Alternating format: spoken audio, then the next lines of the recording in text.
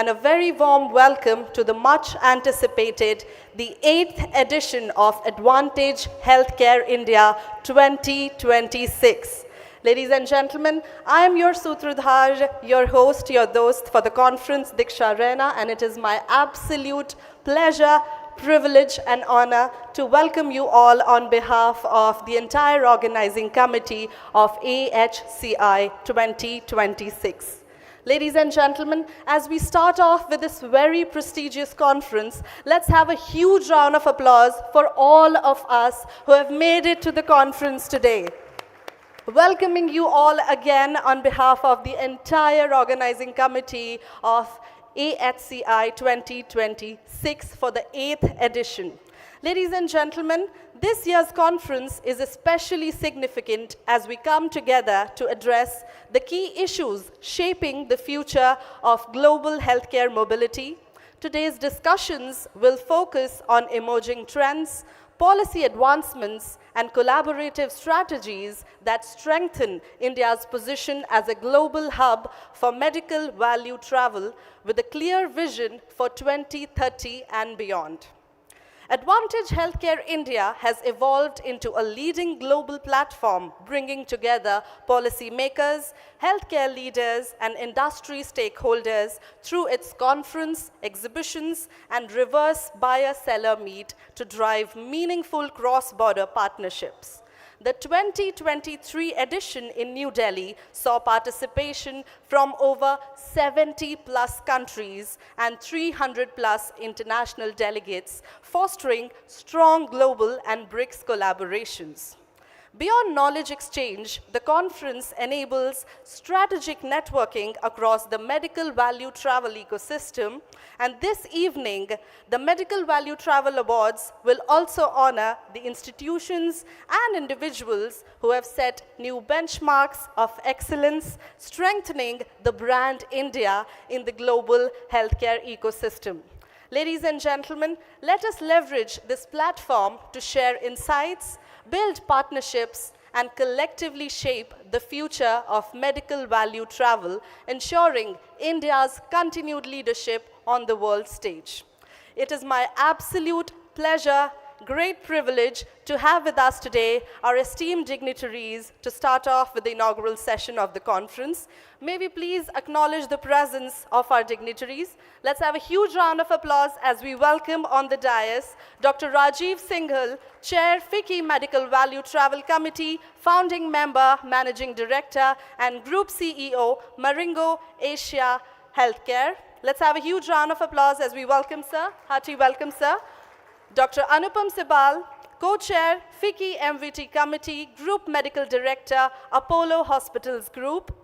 Dr. Upasana Arora, Chairperson, Services Export Promotion Council.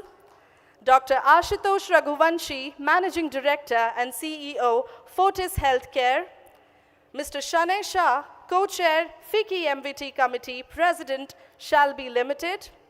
Dr. Narottam Puri, Advisor, FICCI MVT and Health Services, Principal Advisor, QCI Medical Operations, Fortis Healthcare, and Board Member and former Chairman, NABH. A very hearty welcome to all the dignitaries. Very warm welcome, sir.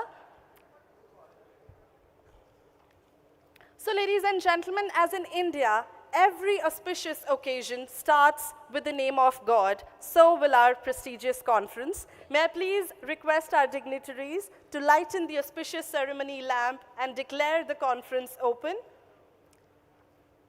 Requesting all our dignitaries to please join us.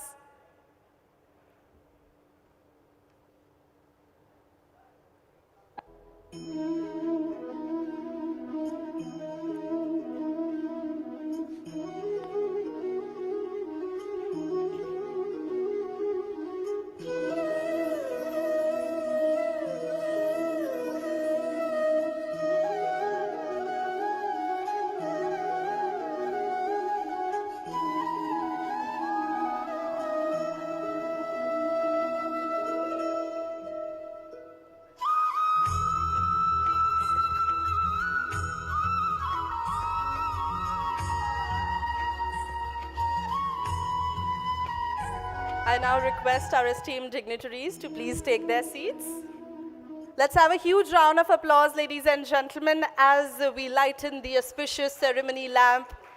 May the light of this lamp bring peace, prosperity, joy, and harmony in our lives. So, ladies and gentlemen, on behalf of the entire organizing committee of FICCI, I again welcome you all to this 8th edition of AHCI 2026. Ladies and gentlemen, to start off and further move ahead with the conference, let's take a look at how we have been celebrating the prior editions of AHCI. Can we have the AHCI AV, please?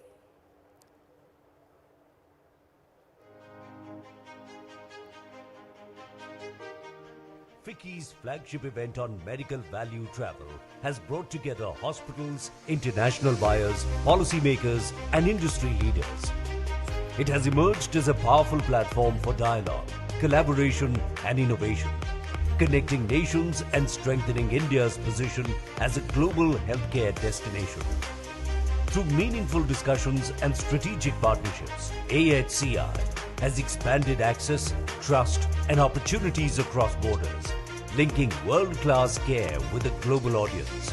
From showcasing India's advanced medical facilities and skilled professionals to highlighting holistic wellness traditions, AHCI reflects the nation's vision of affordable and accessible healthcare for all.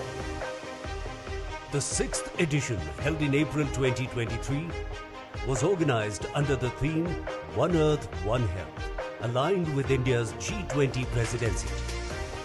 It symbolized unity, wellness, and collaboration beyond borders.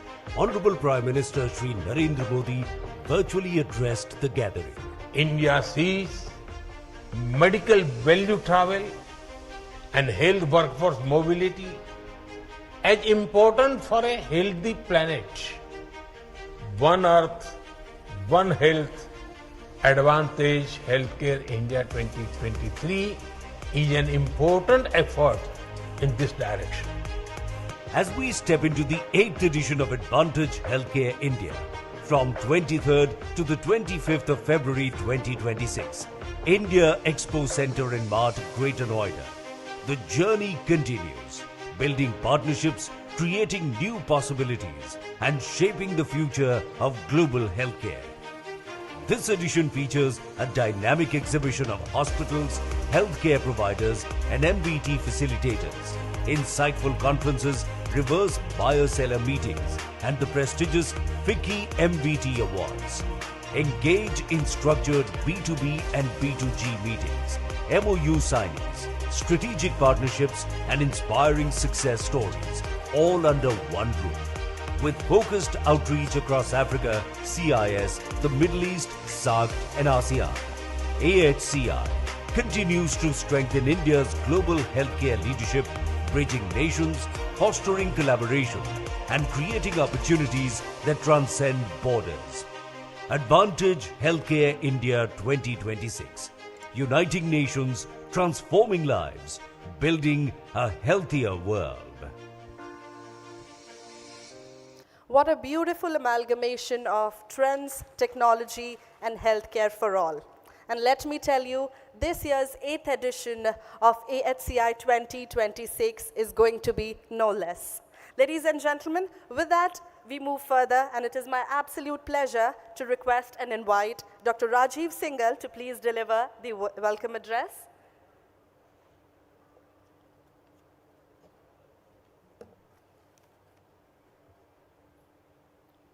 Thank you very much. First of all, a warm welcome to all the dignitaries who have decided to come and be at the Advantage Healthcare India, the 8th edition of Advantage Healthcare India. On behalf of Medical Value Travel Committee of FICCI, I extend warm welcome to all the dignitaries, guests who have come from India abroad, all of you, those who are present for next 2 days of iterations and interactions in this changing world.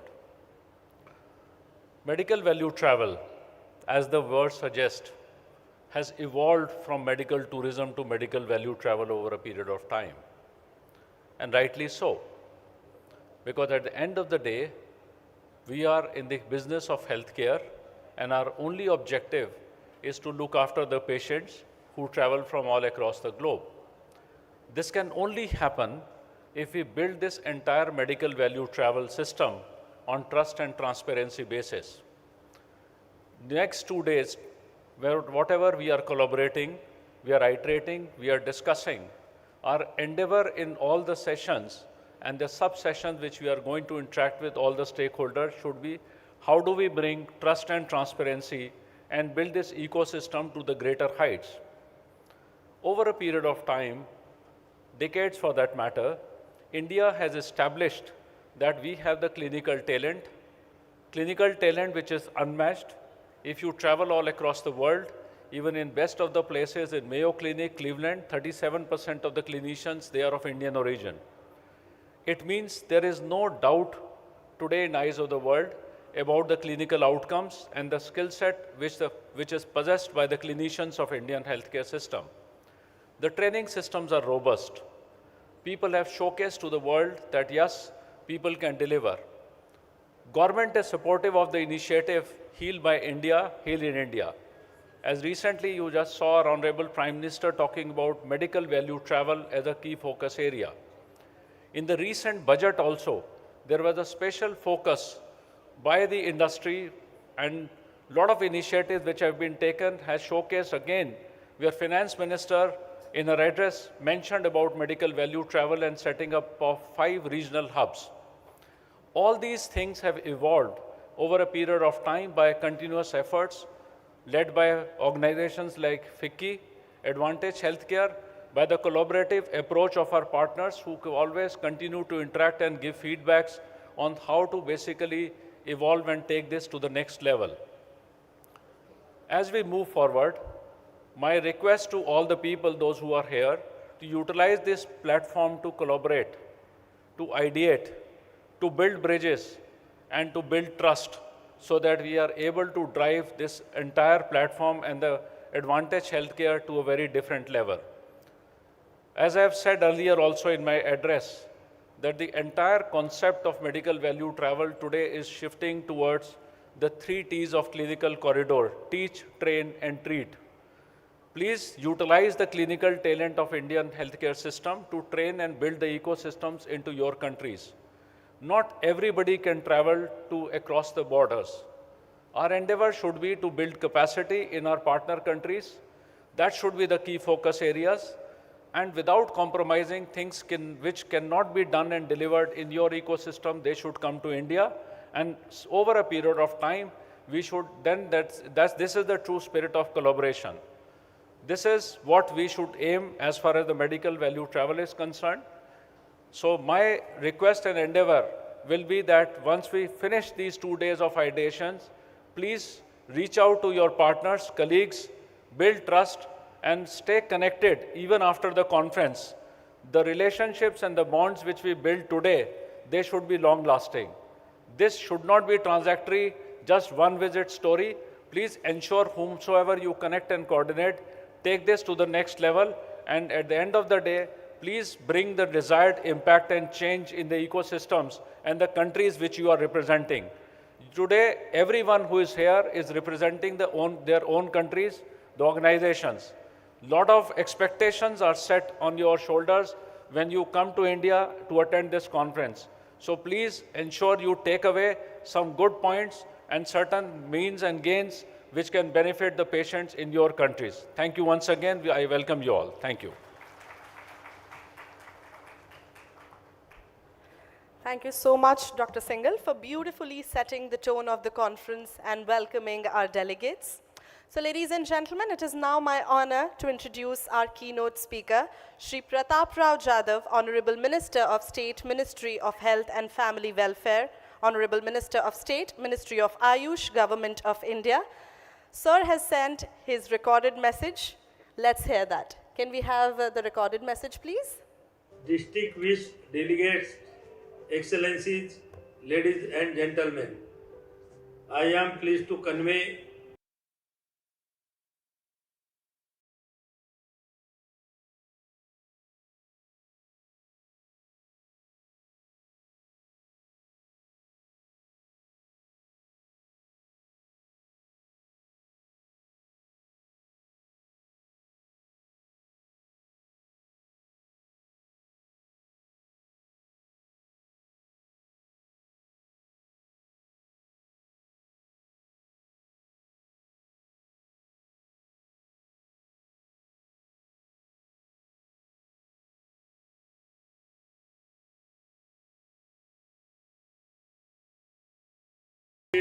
to global engagement.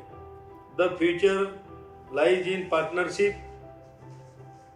We must work towards structured hospital collaborations, academic exchange, joint research initiatives, and digital connectivity that ensures continuity of care across borders. Equally important is India's strength in Ayush systems. Ayurveda, Yoga, Unani, Siddha, Homeopathy, and Naturopathy, which contribute meaningful to preventive healthcare and wellness. When integrated in an evidence-based manner with the modern medicine, this system offers a holistic approach that supports recovery, rehabilitation, and long-term well-being. This integrated model of care reflects India's broader vision, one that values innovation alongside tradition and treatment alongside prevention. Advantage Healthcare India provides a platform to build enduring healthcare bridges, not only for patient mobility but for knowledge mobility, skill development, and institutional cooperation. Under the visionary leadership of Honorable Prime Minister of India, Shri Narendra Modi ji, our Ministry of Ayush and Ministry of Health and Family Welfare, Government of India are working together to develop integrated health research by integrated Ayush systems, the traditional medicine and modern technology. India remains committed to working with global partners to strengthen resilient, inclusive, and future-ready health system. Let us move forward together in a spirit of collaboration and shared progress. Thank you. Thank you, Honorable Minister Sir. On behalf of FICCI, we would like to thank our Honorable Minister for sharing the inspiring keynote address. So with that, ladies and gentlemen, we now move ahead, and I would request Dr. Anupam Sibal, Co-Chair, FICCI MVT Committee, Group Medical Director, Apollo Hospitals Group, to please deliver the industry address. Hearty welcome, sir.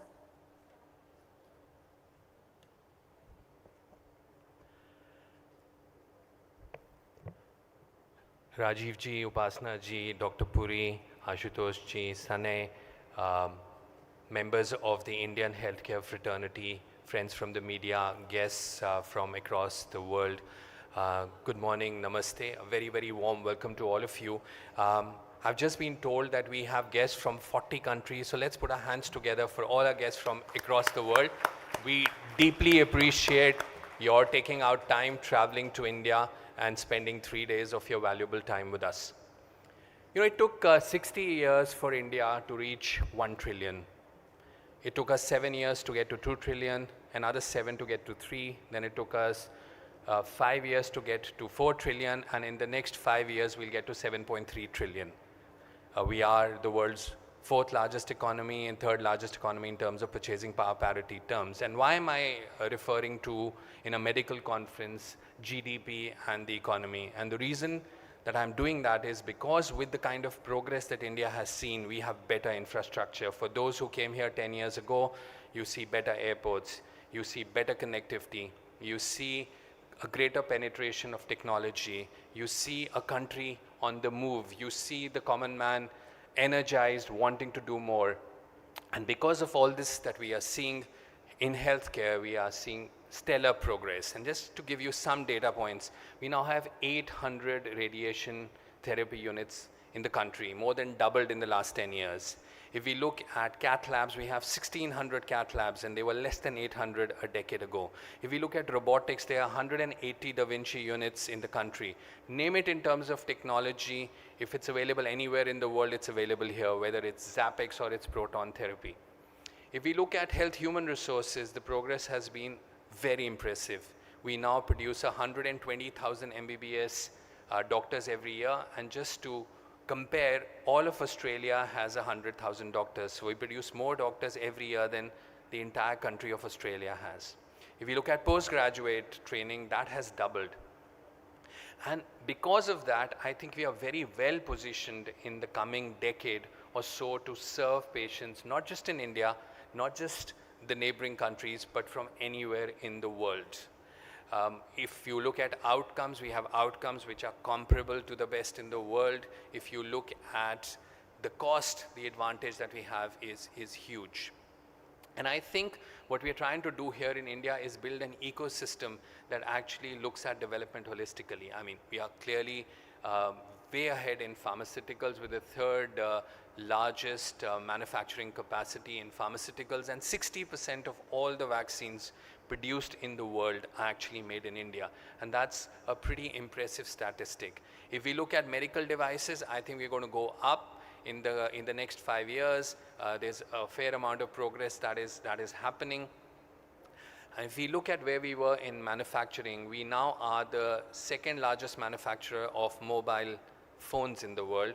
We will be the 5th largest in terms of electric vehicles in the next 4 years. And the same is also going to move on to medical devices.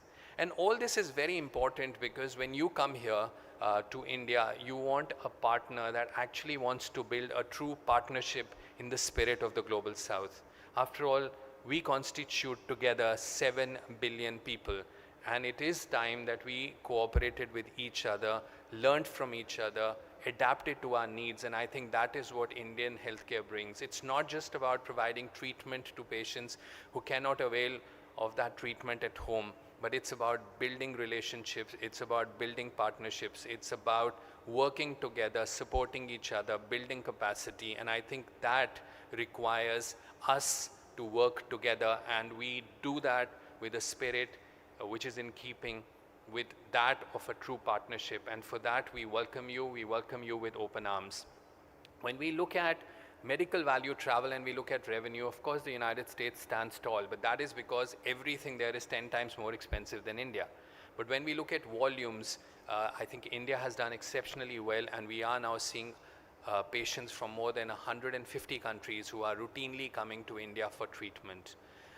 We have several other countries who are looking at this space. We have Turkey, we have Singapore, we have Thailand, and of course in the Americas we have Mexico. But I think what India brings to the table is unique, because I think we have the best of Western medicine and the beauty of Eastern wisdom, Eastern medicine.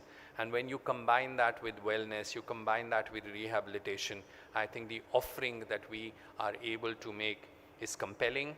The value proposition that we offer with competitive cost and excellent outcomes makes India a very attractive destination. And I think that we will see, like we have seen in other sectors, with better connectivity and easing of the visa regime, better sort of systems for financial transfer for patients, insurance penetration, and overall an improvement in the infrastructure, we will see in the next 5 years India really emerge as the preferred destination for medical value travel. And what is very exciting for us is that as we move ahead in this space, we will build relationships, we will build bonds, we will build partnerships, because I think together we can make a very big difference. We look forward to having a very meaningful 3 days. This conference is just starting when we had a very big conference, the AI Impact Summit, that brought together 86 countries signing a document which is truly unprecedented. So we hope that this meeting will also, in keeping with the high standard we had last week, bring lots of positivity and will enrich each one of us who's a part of this conference. Thank you very much.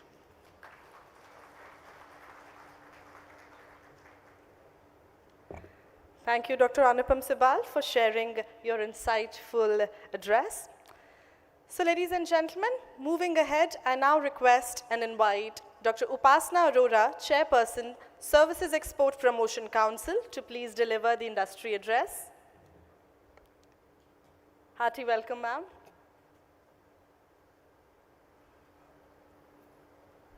Good morning, everyone. Good morning, my dear friends on the dais and off the dais. Hardly anything left for me to speak, everything has been already covered by my dear friends. Because it's a small industry and things are same, but same time I just want to add few things. Like now we are trying to improve more in medical value travel. For those who are coming from different countries, they should feel more comfortable. So for that we are trying to connect you directly from small countries from where you are not getting direct flights. So we are talking to aviation ministry continuously so that more connectivity, patients should feel more comfortable. Same time, visa should get easily and fast for patient. Fee should be reduced for treatment.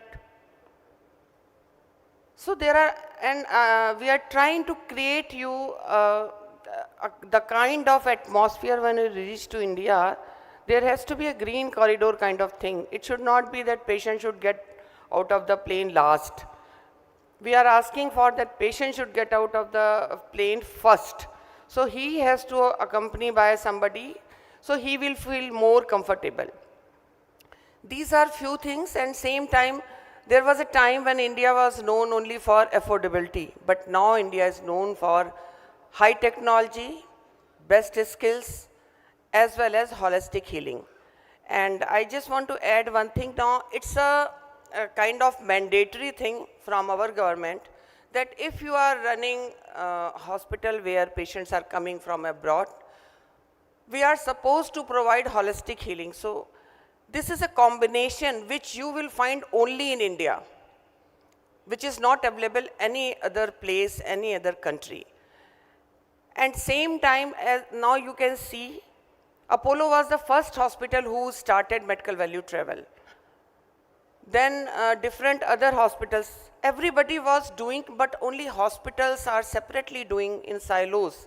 But now, as you can see, we all are sitting together, and now we are doing as a country. So India is a country where you all will get best of the doctor, best of the technology, high-end treatment, and same time, you will find the kind of personal touch India is providing. You will never feel like that you are away from your home, and your journey from your country to my country will be so easy, and we are working very hard for that. Hopefully, within this year, you will find that lots of things have changed in medical value travel, because it is a dream of our Honorable Prime Minister. And when government wants something, that always happens. So with these words, I am always part of FICCI's Advantage Health from 15 when they started. And today it's 11 years, and 11 is a very good number in India. We find it's a lucky number. So I know this conference is going to be very, very successful. And when you are here, you will feel that best of the best things are available. All hospitals who are here and presenting their services, you will find that they are providing high-end technology, cutting-edge technology. With these words, welcome to India.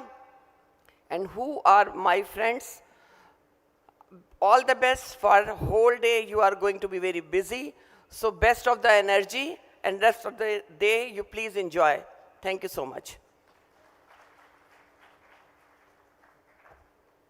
A wise man once said that females are the epitome of positivity and grace, and we just saw an example of that. So let's have a huge round of applause for Dr. Upasana Arora, and thank you so much, ma'am, for setting the tone of the industry address. So ladies and gentlemen, with that, we move ahead. And we are extremely pleased to inform that we have a virtual inaugural address by our Honorable Chief Guest, Shri Jagat Prakash Nadda, Honorable Union Minister of Health and Family Welfare, Government of India. Can we have the virtual inaugural address, please? I'm delighted to be a part of the 8th edition of Advantage Healthcare India 2026, an exhibition on medical value travel being organized by FICCI. I sincerely intended to join you all in person, but due to some other pressing engagements, I could not attend the event physically. Under the visionary leadership of our Honorable Prime Minister Shri Narendra Modi ji, India has undertaken comprehensive reforms to build a resilient, high quality and globally aligned healthcare system. Strong participation of international delegates at this event highlights the expanding global recognition and credibility of India's healthcare capabilities. I commend FICCI for consistently organizing this important international event, which has significantly contributed to the positioning India as a preferred global destination for medical value travel. Medical value travel represents an important dimension of India's healthcare engagement with the world. It reflects our clinical excellence, internationally benchmarked standards, transparent governance frameworks, and unwavering commitment to patient-centric care. Highly skilled medical professionals and modern healthcare infrastructure of today's India offer advanced treatment across a wide range of specialties, including cardiology, oncology, organ transplantation, orthopedics, and neurosciences. The Government of India continues to strengthen the ecosystem supporting medical value travel by strengthening coordination across ministries, regulatory authorities, accreditation agencies, and state governments. We view medical travel as a channel of cooperation that builds confidence and strengthens people-to-people ties between nations. I am confident that the Advantage Healthcare India 2026 will provide an important opportunity to deepen these engagements, explore new areas of cooperation, and collectively shape the future of the global healthcare mobility. I encourage all international delegates and stakeholders who are present here to engage actively, build meaningful collaborations, and explore the vast potential that India offers as a trusted and reliable healthcare partner. Once again, thank you all for giving me a very patient hearing. Thank you. Thank you, Honorable Minister Saab, for your inspiring words and for your continued leadership in shaping the future of healthcare in India. So, ladies and gentlemen, as we reach the end of this impactful inaugural session, I would like to invite Dr. Narottam Puri, FICCI MVT and Health Services Principal Advisor, QCI, Advisor Medical Operations, Fortis Healthcare Limited, and Board Member and former Chairman, NABH, to please deliver the vote of thanks. Hearty welcome, sir. I know nobody wants to listen to the vote of thanks. Everybody wants coffee or tea. So I'll be brief. Good morning, dignitaries on the dais, colleagues and friends. It's a moment of pride for FICCI to welcome you all to this 3-day conclave, and it's a moment of gratitude and pride for me to express a few words, proposing a vote of thanks. First of all, grateful thanks to the Minister of Health and Family Planning, Shri J.P. Nadda, and also to the Minister of State for Health, Mr. Pratap Rao Jadhav. They have shared their thoughts in brief words, and I hope that the message has gone through. To the chair and co-chairs of the FICCI MVT committee, which for many years has been organizing this event of national and international repute and brings bonhomie, thanks for leading all of us. We hope to a wonderful outcome. Equally, the team behind the chair, co-chair, and the committee members. Without you, this wouldn't have been possible. A word of praise and thank you is certainly not amiss. A program of this magnitude is worthless without the participants, and we look forward to meaningful discussions with you over the course of the next 3 days. The organizing team's efforts in getting a good set of volunteers and help and guidance is certainly going to be appreciated. Lastly, a special word of thanks to the members of the interim and you will know about it, the grand jury for the onerous task of picking the awards winners, which will be declared in the evening function. The jury being led by Shri Sudhanshu Pandey, the seasoned bureaucrat of India, who since the inception of MVT has been very helpful and played a pivotal role in areas more than one. To members of the media, the exhibitors, and the entire community of healthcare workers, we thank you from the bottom of our hearts. Ladies and gentlemen, we invite you to teach, to learn, and to enjoy with us over the course of the next 3 days. Those of you who would want to utilize this opportunity to go for hospital visits, some of you have already registered for the 3rd day of the conclave, but those who have not, in case you wish to, you're welcome to do so. Thank you very much. Have a cup of tea and coffee now.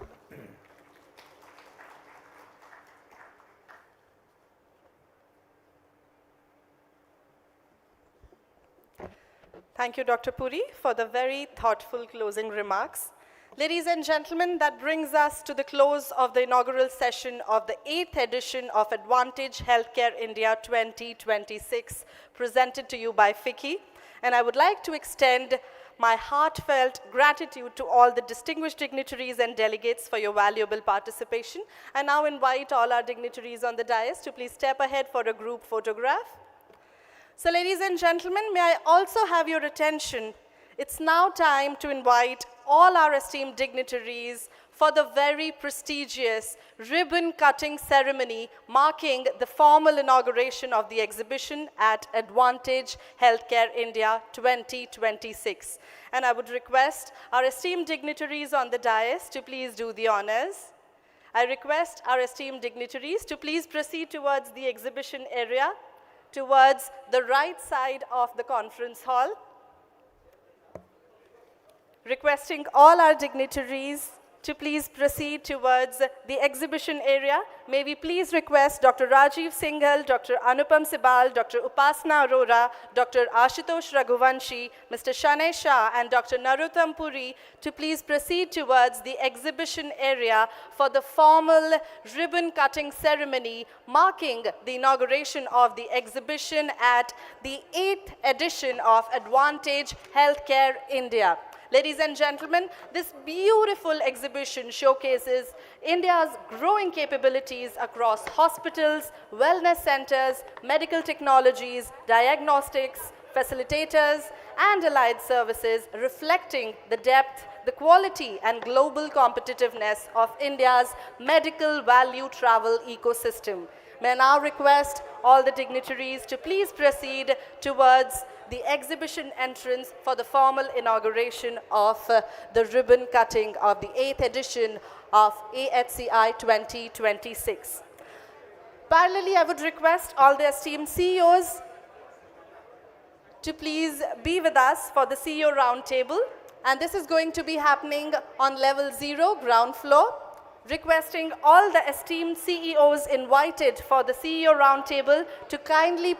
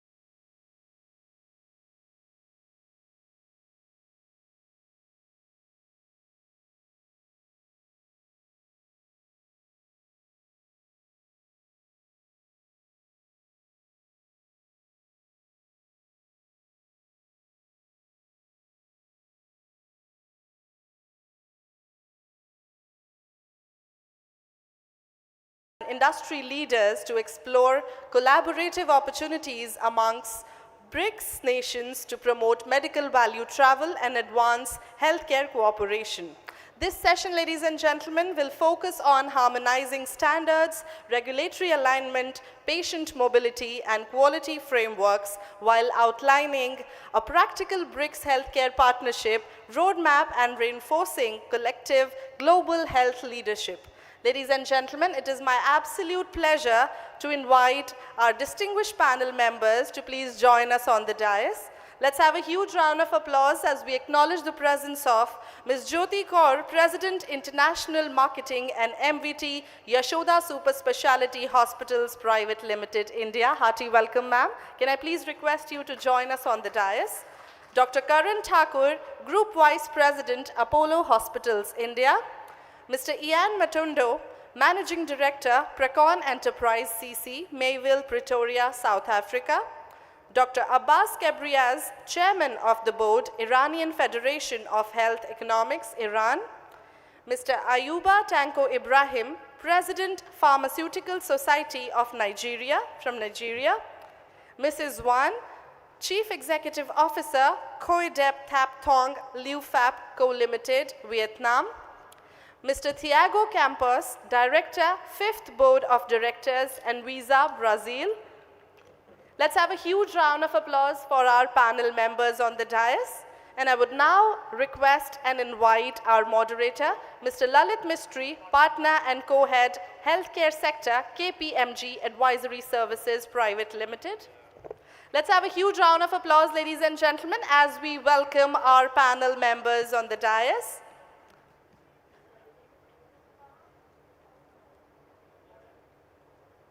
Requesting Mrs. Wan to please join us as well.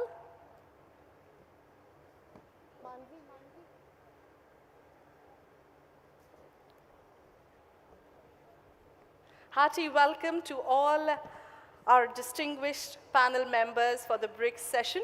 With that, I would now hand over to our esteemed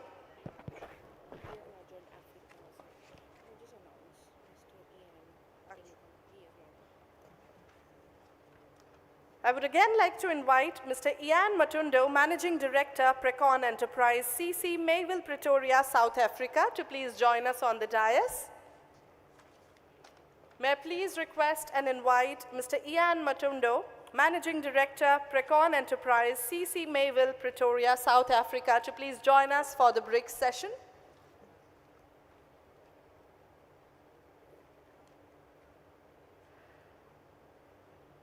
So with that, ladies and gentlemen, I would now hand over to our moderator to please take the session proceedings further. Great. Thank you very much. And a very warm welcome and a good morning to all our esteemed panelists present on the dais today. And to all the industry representatives and the leaders from across the BRICS nations who have joined us today in this session and also being part of this healthcare advantage for next 2 days. It will be great to have you all here. Let us start with the first session of this conference with session on BRICS Health Dialogue, Strengthening the Global Healthcare Cooperation and Medical Value Travel Partnerships. If you know, BRICS nations covers almost 40% of the world's total population, which is a fairly large population.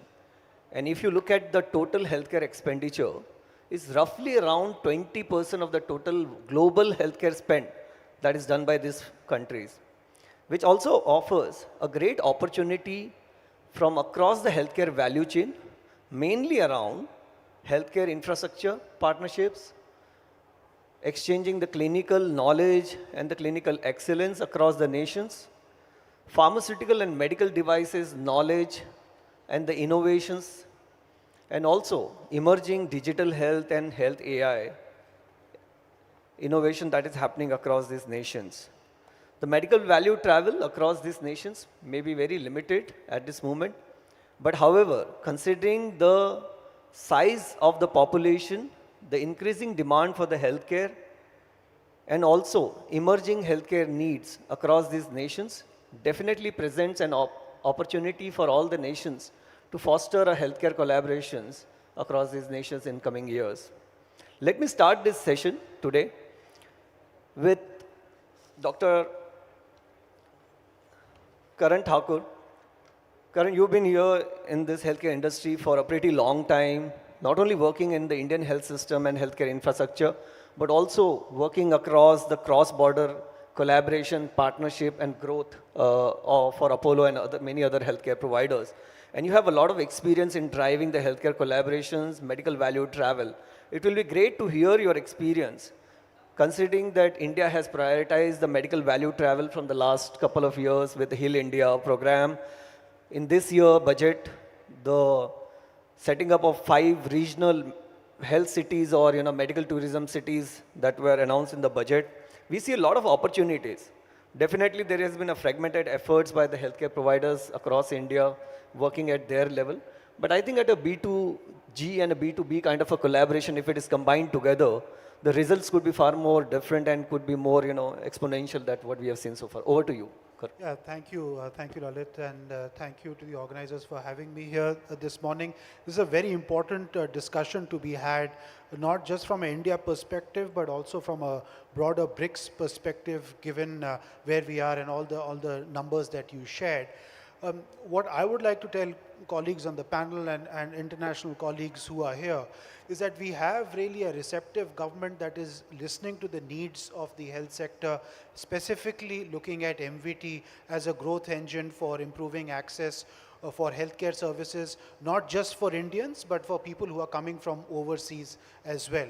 I think today we see MVT not just as a hospital play, but as a national strategic exporter and importer of services and goodwill.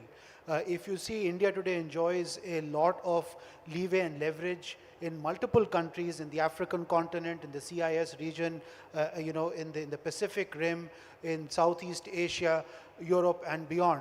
And that is driven primarily by not just our wonderful diaspora that is there, but also because what the health sector has been able to do as a credible partner for you to come and seek medical value travel.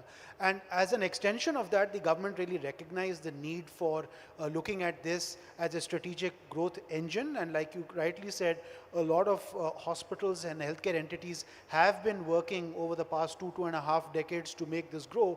But now with government's concerted efforts through a programmatic approach, which was Heal in India, Heal by India, and Heal from India, now gets undergirded and supported by these 5 medical value hubs that are expected to become on stream fairly quickly. And this now helps us create an ecosystem for growth.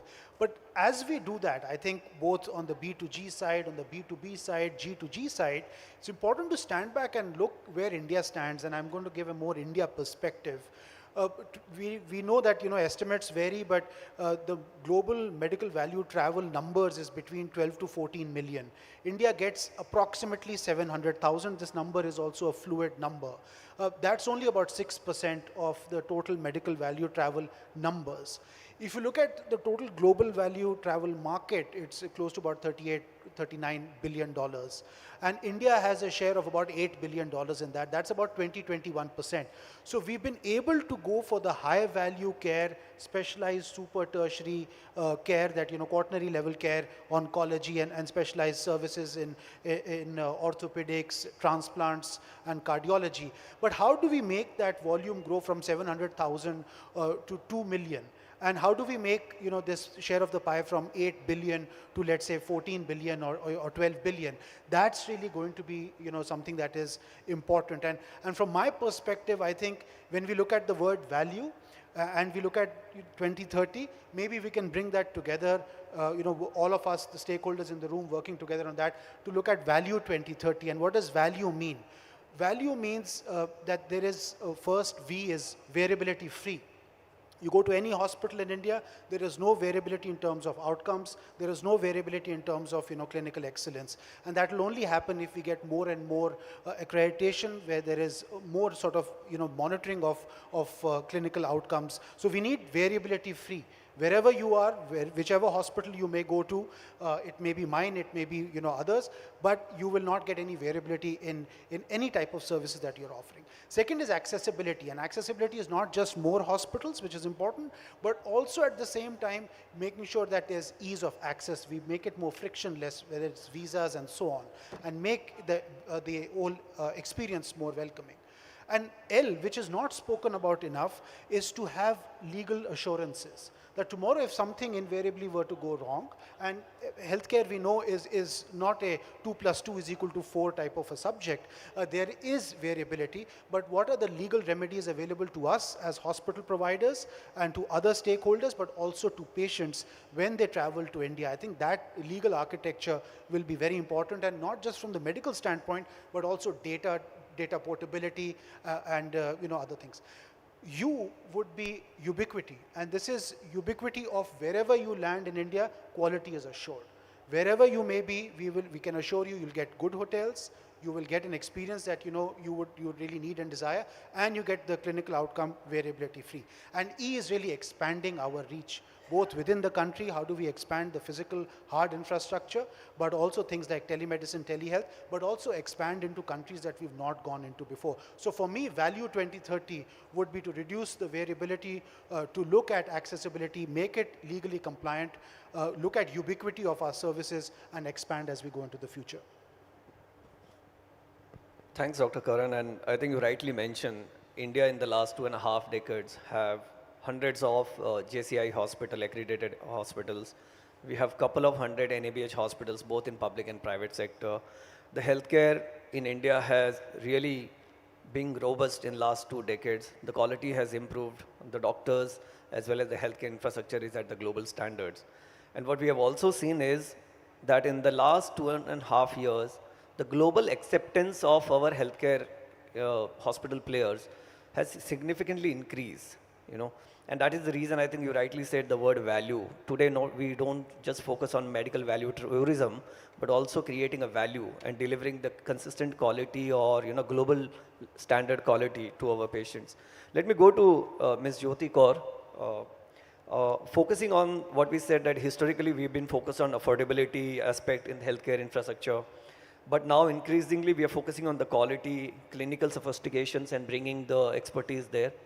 Not only bringing in the medical technologies, the advanced medical technologies from the global, but also bringing in the clinical excellence and the intelligence that India has a capability. And we recently saw in the AI summit, embedding the quality with the technology and the artificial intelligence, and ensuring that we focus on the clinical excellence, not only in India, but how do we drive that across the BRICS nation? Would be good to hear from you.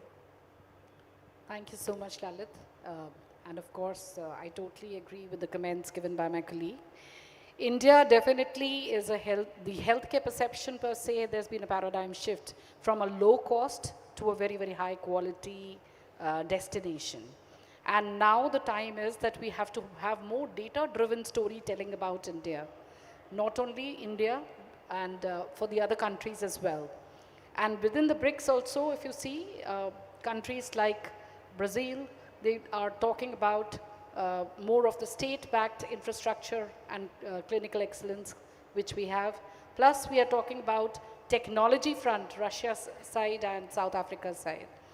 Yes, we need to adopt really good marketing strategies and change our dimensions. We need to definitely be very transparent now as to not only what we are offering, but what has been like the success rate of survival rates in our hospitals, or what have been the repeat patients in our hospitals, or what have been the readmissions, and also about the infection control steps which we are taking in every hospital, which is meeting as per the international standards. Now, we even have to highlight our accreditations, like we have, as rightly said by Lalit, that we have so many JCI accredited hospitals, we have NABH accredited hospitals, but it's time that we need to highlight that as per the international standard scenario. Then we have to have the clinician-led marketing contents. That is, we need to do webinars, podcasts, more to show that what is the level of our clinicians and how well they are qualified and how well they can offer. So these marketing strategies have to be really adopted, and the patient outcome narrations have not got to go through India's simple testimonials. We need to make it more prevalent as to what was the disease they came for, what was the expertise offered by the clinician, and how we came over the problems. All these need to be marketing strategies need to be adopted for that. We need to even showcase, as rightly said by you, about the technology, whether we are using AI, robotic surgeries, or PET CTs, or things like ethos, hypocytes, or bravos, or brachytherapies. These are the par level international, and we are happy to say India is offering that, and even at Yashoda we are doing that.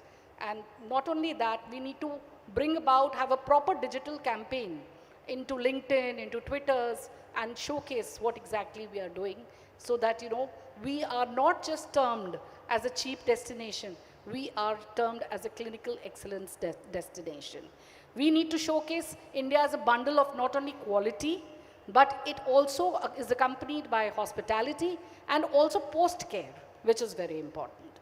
And for that, I think within the BRICS countries, we can organize some specialized programs, especially leading to transplants, then having excellence, clinical programs on cardiology, and we need to, devise these kind of programs between our BRICS countries so that there is more of interaction, more of knowledge sharing.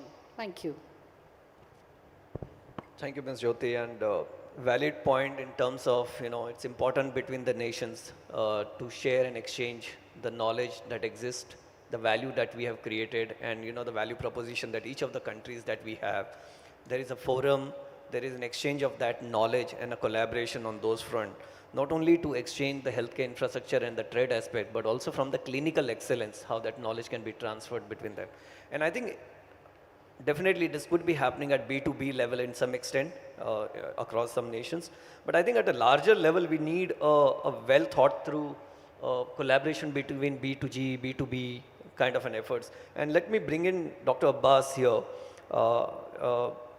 to bring in the perspective on how the BRICS can build a tri-sector innovation ecosystem, especially around government, academia, which is an important element right now, missing right now in this entire MBT aspect, I would say, and the industry that accelerates not only the research, but also bring in the speed to the market for indigenous therapies and the new innovations and collaborations on the clinical side of it. Over to you.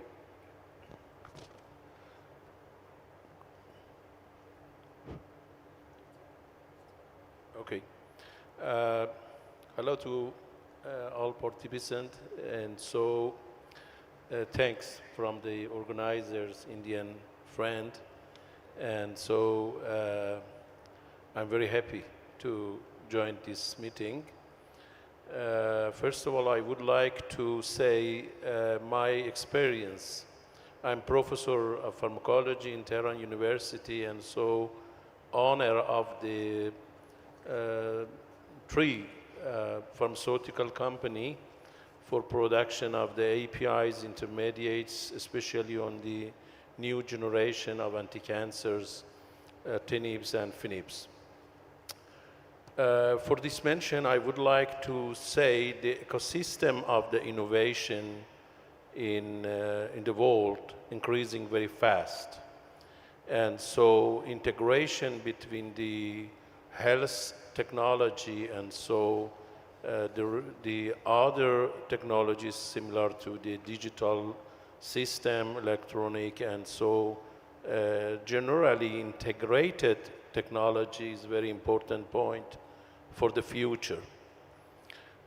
25 years ago, when I established a pharmaceutical incubator in Tehran University, we discussed about this item, how we can develop the ecosystem of the innovation in pharmaceuticals.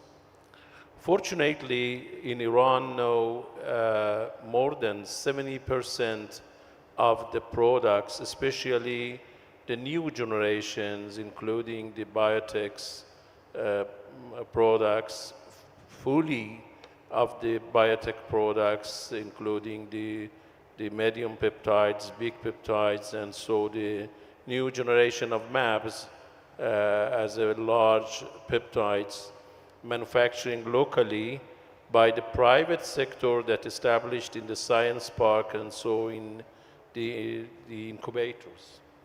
And so the very good capability established in Iran for the clinical trials and so bioequivalencies for as a innovation ecosystem as well.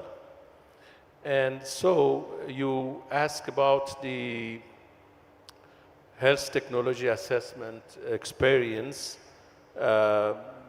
because I'm the head of the Pharmacoeconomy Center, Research Center in Tehran University as well. Fortunately, we established several research studies for technology assessment, especially for the new medicines. I have some suggestion for the ecosystem of the innovation and so the HTA between the BRICS group, because I understood that each country in the BRICS group, they have more advantage, and also message of this meeting is advantage of the healthcare in India and so the other countries, the member of the BRICS. I remember that because the long times ago, I was a technical group of the WHO for the vaccine improvement. And that time I remember that Brazil has a very good experience in the regulations and so especially for the GMP regulations in the vaccine, or for example, South Africa has a very good experience to the regulatory system. I think in BRICS group, we can more make the joint group together to improve and so support together for the training, for the research, for the exchange information together, and to make more accessibility and so to make affordability for patients in all countries that we join together for cooperation. And especially we can help together for the improvement of the rational use, clinical trials, and so on, because a few months ago I had a meeting with the Indian hospital that I found that they have very good experience in clinical trial, especially for the new molecules. And so you know that one of the problem for the countries for cooperation is the registration of the products, and so healthcare system and pharmaceutical companies between us. I think a joint group for the co-inspection together. For example, for the new generation in the personalized medicine, because I had some experience in the personalized medicine in Iran for the new anti-cancers, new generations.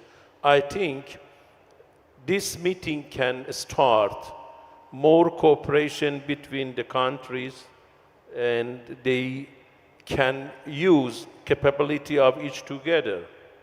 I said some examples from Brazil, some India, and so far, South Africa, and so on, and China as well, and Russia as well. We can, I think, make a joint group between all countries and to support together and use the advantage of each country together. Thank you very much for your time. Thank you, Dr. Abbas. And I think if one of the key agenda or the top agenda for the BRICS nations on the healthcare collaboration would be definitely to have a research collaborations in the healthcare sector. There is a lot of expertise value proposition that each of these countries hold. And I think it's only important for all of us to come together and foster that research, innovation at a very different platform level, moving from an individual nation level, what we are doing at great at our end. I think a collaborative efforts on that level could be really good. What we saw during the COVID time, the entire global fraternity coming together to drive the vaccination for the COVID and driving the new discoveries of the drugs and all that. So I think that's priority in terms of the agenda, I would say. Let me bring in Mr. Ayub.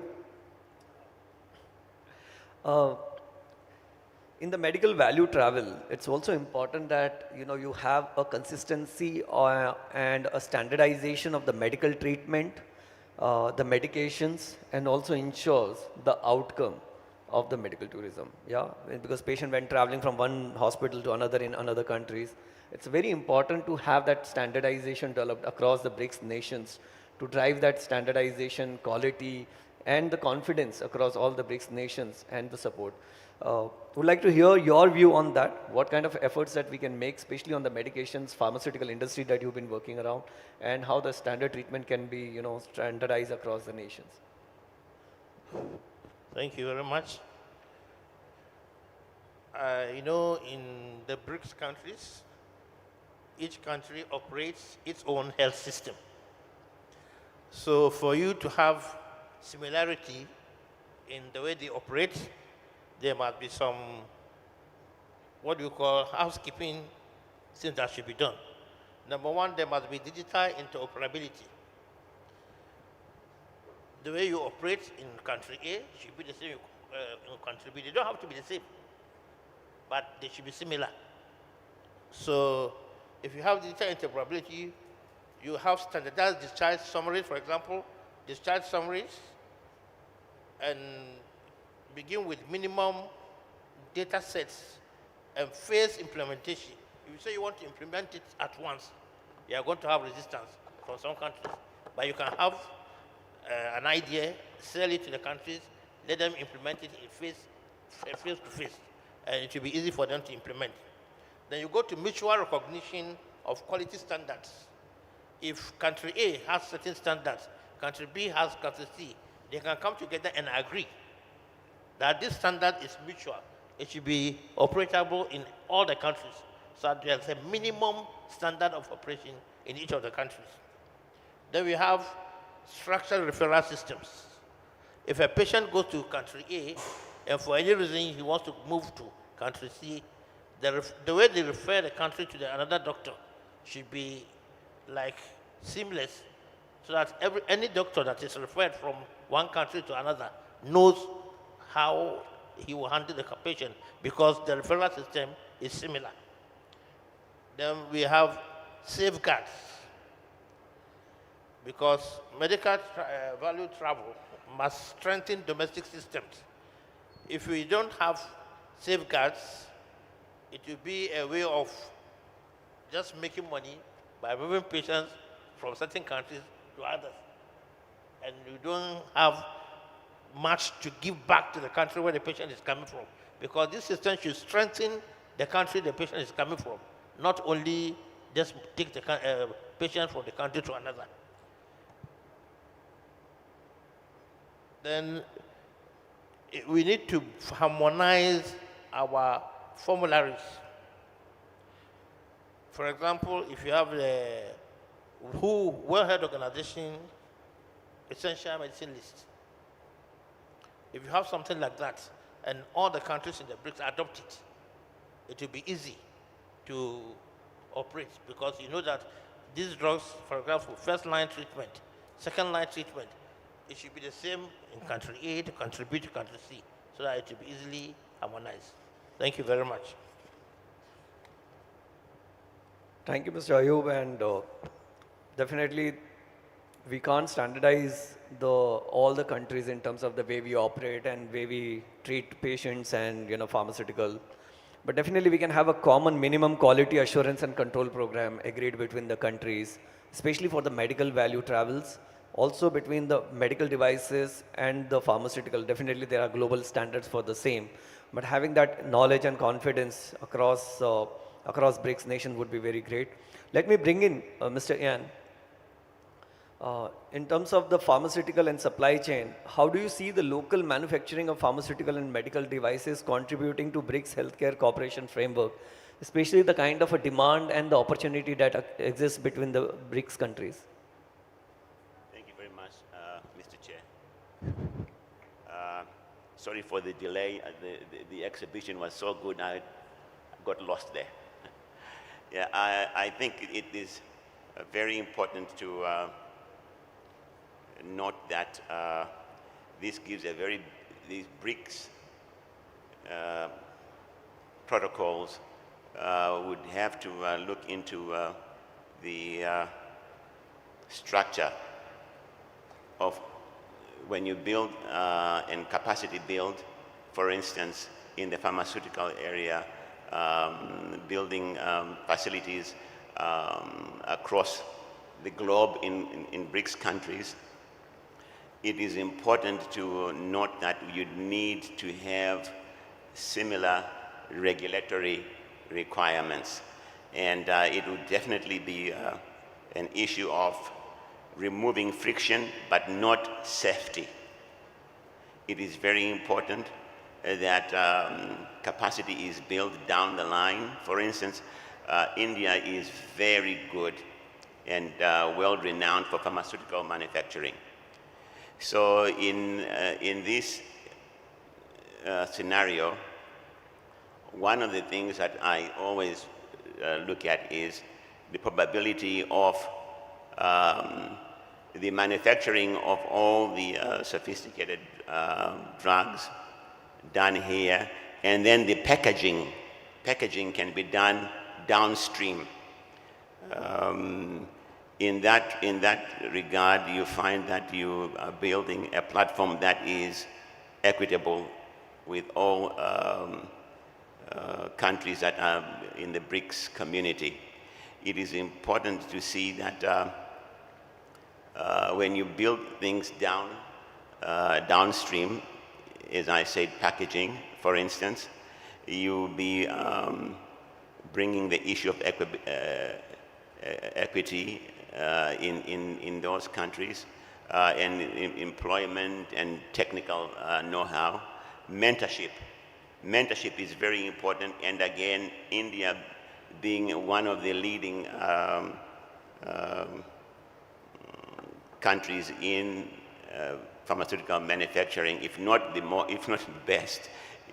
I've been involved with pharmaceutical sector here for over 30 years, and they've got some of the biggest pharmas here. We have, as you all know, we had just came from a COVID problem, a COVID pandemic we had, and in certain parts of the world we didn't have medication.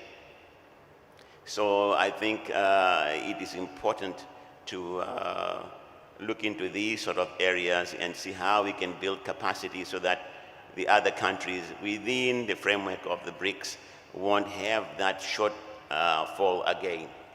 And again, it is important to realize that all the BRICS countries,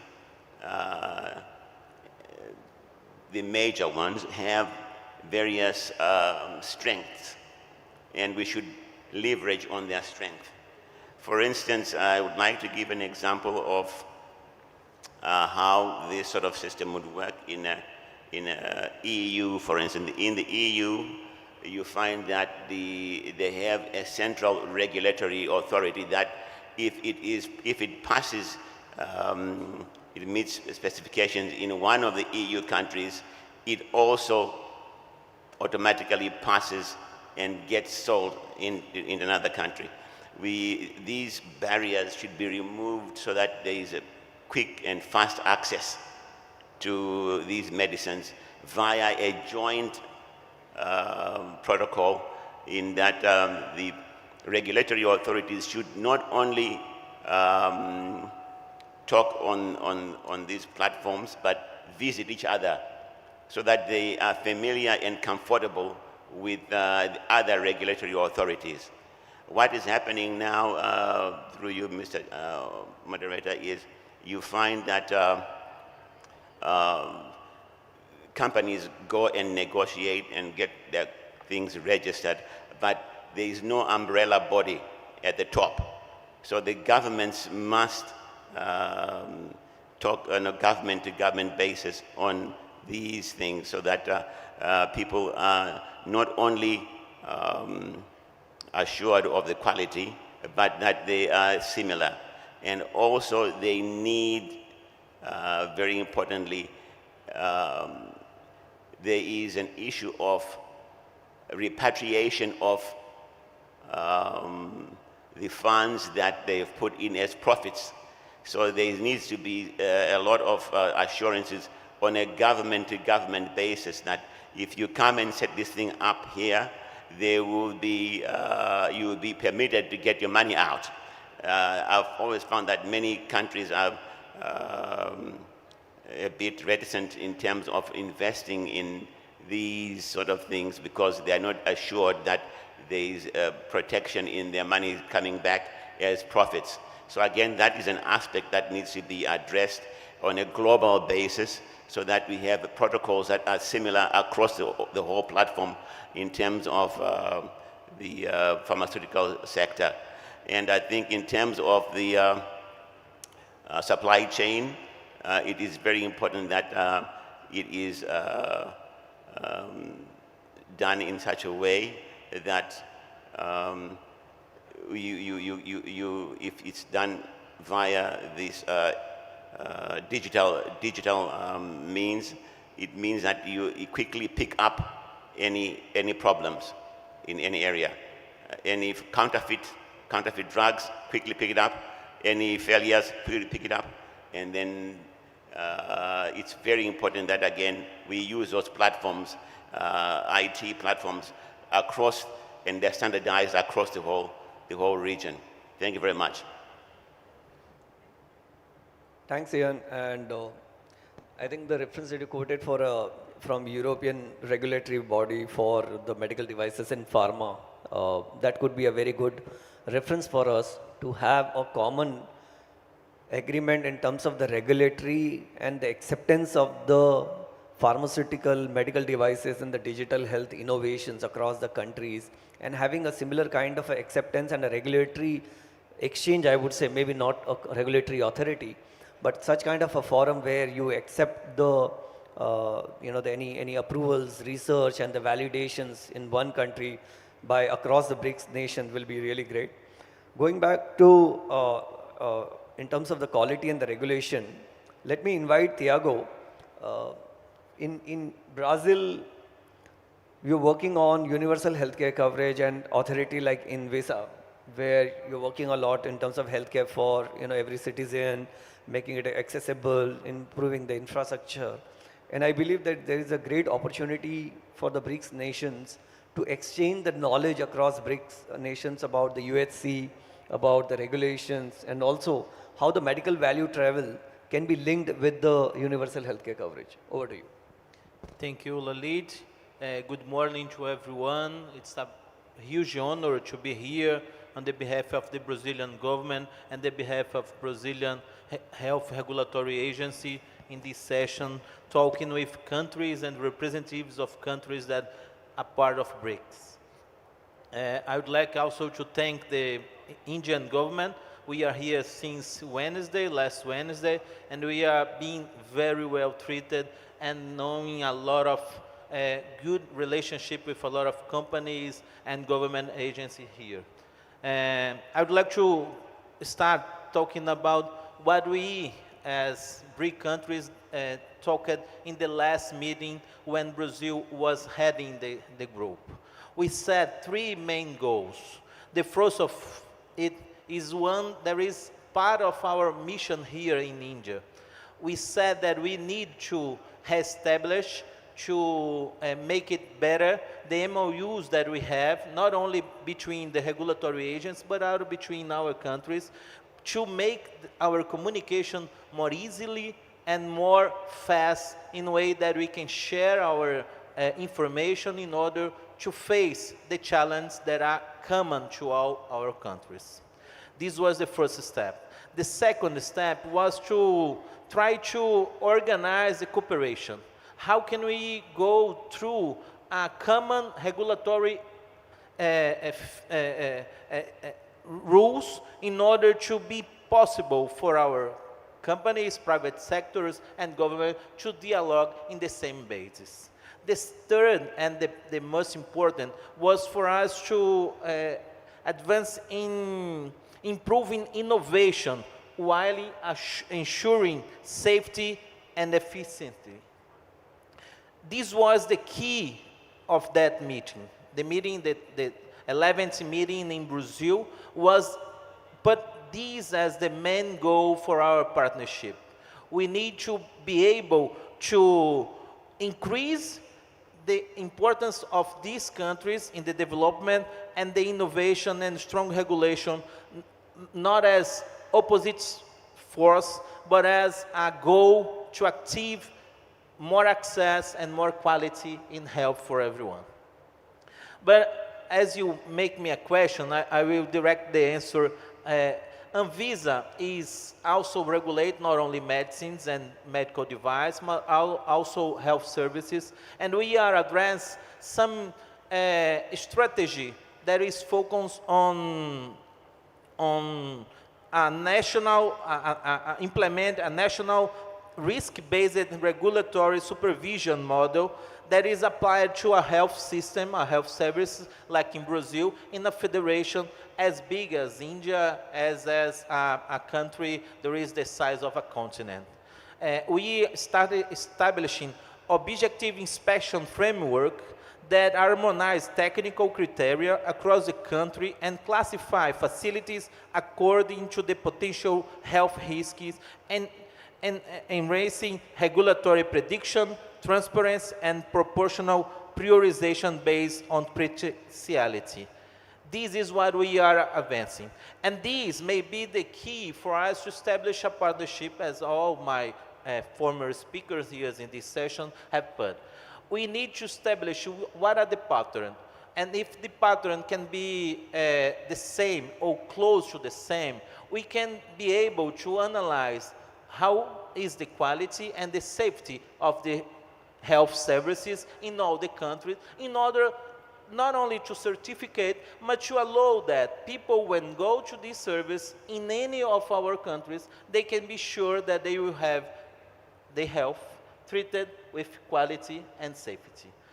This is what we can establish. And we can establish partnership. We have the opportunity to, through BRICS, establish a partnership not only in health services regulatory, but also in all the health ecosystem. I think we have the opportunity to embrace this BRICS initiative to go beyond and go face our challenge with support together in order to be able to guarantee health quality to all the people. That's what I have to say here. Thank you. Thank you, Tiago, and thanks for sharing the experience of the Brazil. And also, I think one point that I take away from your conversation, and you had mentioned this earlier during the moderation session discussion also, was that it's not that the first time the BRICS nations are coming together and putting the priorities across the sectors. We've been doing that for a pretty long time. There are defined priorities and agendas that has been set. And as we pass on the baton from one nation to another, the continuation of those agendas and the priorities and the common goals should be continued from one nation to another, and we should continue to have a priority and a focused approach and interventions to implement that. That could be part of the, one of the priority for the BRICS nations to continue that. Okay, let me invite Ms. Van. You've been working in aesthetic wellness segment for a pretty long time, and we understand this segment is growing segment not only across the BRICS nation but across the globe. And there is a huge opportunity for non-invasive aesthetic procedures and cosmetic surgeries and a lot of other interventions in that segment across the globe. How can we leverage that experience across the BRICS nations to make a global destination for aesthetic wellness across the BRICS nations, leveraging your experience and what you have been doing in this?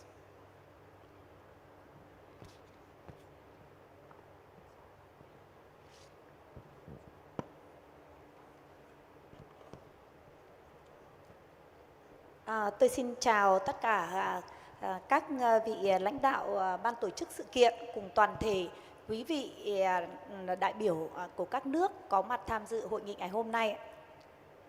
I would like to say hello to everyone joining this conference today. Tôi là Trương Thị Hải Vân, giám đốc công ty Khỏe Đẹp Thập Thông Liệu Pháp và đến từ Việt Nam ạ. I'm Trương Thị Hải Vân, CEO of Khỏe Đẹp Thập Thông Liệu Pháp from Vietnam. Tôi thấy việc phát triển liên minh du lịch y tế thẩm mỹ của các bạn đang phát triển là một điều rất là tuyệt vời, đi đúng với xu hướng phát triển và những mong cầu của thế giới. And I really happy and recognize that it's so wonderful when you're the member of BRICS develop non-invasive beauty because that is a suitable trend in the world. Đến với liên minh này thì mỗi một nước chúng ta có một cái thế mạnh khác nhau. Có nước có thế mạnh về y tế, có nước có thế mạnh về những danh lam thắng cảnh, những kỳ quan. Rồi. And each of member of BRICS has own the strong point, like sightseeing or medical assessment. Có những nước có những văn hóa, xã hội và các phong tục tập quán khác nhau. And diversity of culture. Thì tôi nghĩ rằng cái việc chúng ta liên kết với nhau để phát huy thế mạnh của từng đất nước. Nhanh. Thì sẽ mang lại nhiều lợi ích cho cộng đồng, cả về chăm sóc sức khỏe, cả về chăm sóc sắc đẹp, cũng như là thu hút được nguồn ngoại tệ từ các nước đổ về. Bản thân tôi thì làm về mảng tạo hình thẩm mỹ khuôn mặt và cơ thể bằng tay không xâm lấn. Và tôi cũng đã kết hợp giảng dạy với nhiều các hiệp hội ở trên thế giới. Tôi hợp tác với tổ chức Fabia là hiệp hội làm đẹp và chăm sóc sức khỏe ở châu Á và cũng đạt được những cái giải thưởng. Đó là sáng tạo đột phá về tạo hình thẩm mỹ, làm đẹp khuôn mặt bằng tay không xâm lấn. Cũng như tôi hợp tác với tổ chức Global Casta và với một vai trò danh hiệu là Crown Master để đào tạo những cái vấn đề về liên quan đến tạo hình thẩm mỹ trên khuôn mặt và cơ thể bằng tay. Và cũng là một Master của ISO 17024 của Mỹ. Thì tôi mong muốn rằng với mảng tạo hình thẩm mỹ khuôn mặt và cơ thể bằng tay không xâm lấn được chia sẻ với các bạn ở tại liên minh của chúng ta, để mong rằng nhiều người được học hỏi về một cái phương pháp chỉ làm bằng đôi bàn tay, không phải phẫu thuật, không xâm lấn, nhưng đạt được kết quả khác biệt ngay sau mỗi một lần. Và khi chỉnh hình cơ thể được cân đối thì khí huyết sẽ lưu thông và người ta đẩy lùi các cái vấn đề bệnh tật rất là nhanh. To showcase BRICS relationship, I believe we need three types of cross-border partnerships. Firstly, a clinical collaboration between leading aesthetic centers across BRICS to standardize protocols for injectables, lasers, and regenerative treatments. Secondly, share technology platform, basically AI-based skin analysis, teleconsultation, and outcome tracking. So patients can start consultation in their home country and continue treatment abroad seamlessly. Thirdly, co-branded excellence centers where BRICS physicians co-train and co-practice Positioning BRICS not as low-cost alternatives, but as innovation-driven aesthetic hubs. So in her experience, more than 20 years in this sector, she already joined the FABIA Association. It means Federation of Association in China, or Global K-Start. So she would like to contribute her experience to develop this sector in BRICS communities. Yeah, that's all. Thank you. Chúng tôi muốn là được nâng cao chất lượng trong điều trị và chăm sóc sức khỏe, tìm kiếm những nhân tài để đào tạo và đào tạo chuẩn, chất lượng cao. Thì đó chính là cái niềm mong mỏi của những người bệnh khi tìm đến với liên minh. Khi sức khỏe, sắc đẹp được cải thiện tốt thì họ sẽ chính là những người truyền thông cho liên minh được phát triển rộng khắp trên toàn thế giới. So she would like to have the courses to share the experience, and then the clients, the patient will get better result, and they will become a great marketer for our communities. Thank you. Và tôi còn một nguyện vọng nhỏ nữa, đó là muốn đề nghị là chúng ta có thể gây quỹ của liên minh để thứ nhất là giúp cho việc đào tạo về cái mảng về chăm sóc sức khỏe và sắc đẹp theo đồng bộ của liên minh đưa ra. Cái thứ hai là có thể tài trợ một phần nào đó cho những cái bệnh nhân mà chưa có đủ điều kiện hoặc biểu hiện khó khăn, thì người ta được tài trợ một phần nào đó trong cái quá trình họ đăng ký các cái dịch vụ của các liên minh ở các nước. And I would like to suggest whether we should build a BRICS foundation for training, supporting, and support for the clients, also for those who got difficulties in treatment. So that is the good way to give back the communities. Thank you. Great. Thank you, Ms. Ma'am. Okay, let me go to Karan, and as a last question to all my panelists, in terms of looking ahead to BRICS 2026, what concrete actions would you recommend to ensure that BRICS become not only a medical value tourism region, but also a global benchmark for integrated, equitable, and innovative healthcare collaborations? Yeah, thank you. And I think the comments and the wealth of experience that we've heard from the panel is a good starting point. I think if we were to look at three broad areas, one is on harmonization of standards of care. I think that is something that, across the BRICS nations, we can work towards. It could be hospital standards, it could be treatment guidelines, it could be outcomes and disclosures. I think if we can work together to do that, it'll give a lot of confidence for citizens of our countries to really, and not just BRICS, but the BRICS Plus now, because that's an expanded group of countries that form the cohort. The second would be really on capacity building.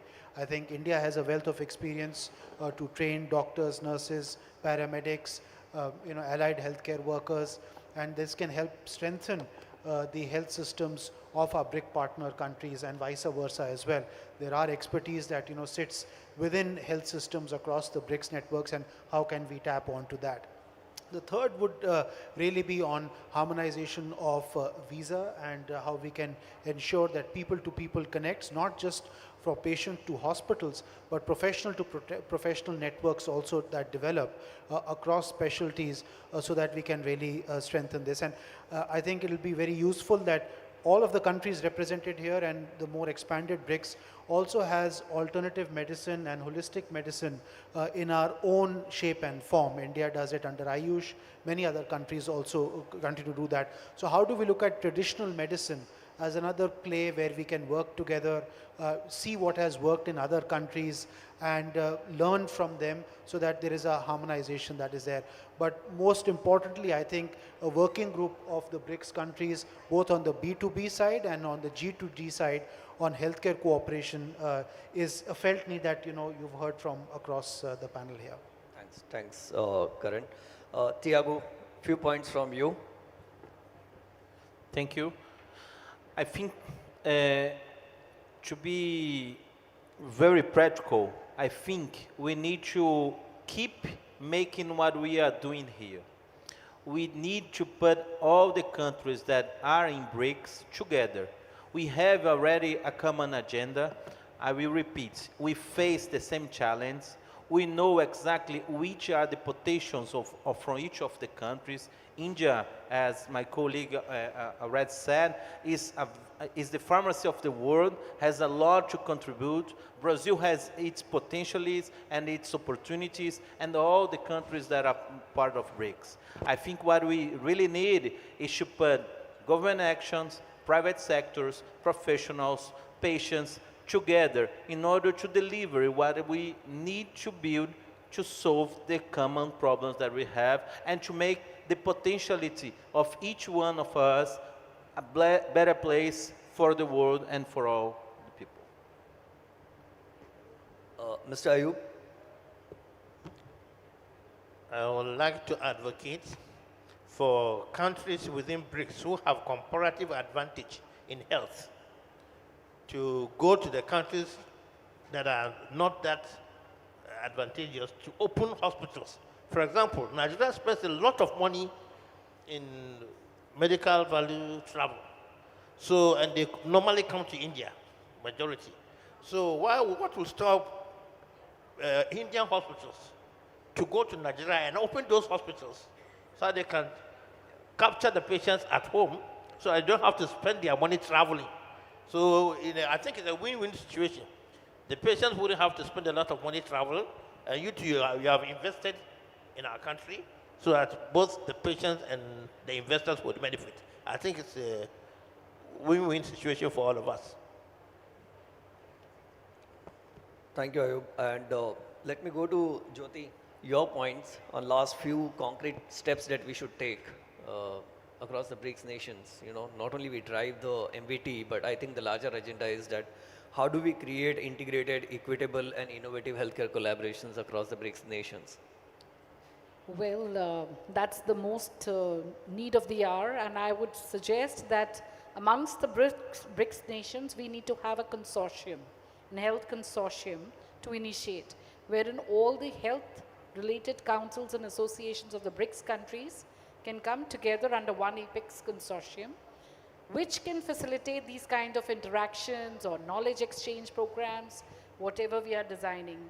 And of course, the need of the hour very, very imperatively is, of course, having an AI structure, how we can facilitate each other between the BRICS countries, how we can build up an AI governance system, how we can have the AI formulary setups where we can exchange the existing AI models between our BRICS countries is the need of the hour, because tomorrow to give a patient at the end of the day a reliable, more precise care, this is something which is very important, I feel. Thank you, Jyoti. Dr. Abbas, your last remark and maybe your concrete steps. How do you see this getting into an actionable plan? Mr. Lalit, I think your role is very important for the continuation of this work. I think we should make a working group and so continue. The main subject that you choose, the subjects was very good. Health tourism, harmonization, innovation ecosystem, AHCI studies, and so on. I think we need to share the responsibility of each session. For example, I'm ready to share HTA studies that we had in Iran, and so we can share information with the others.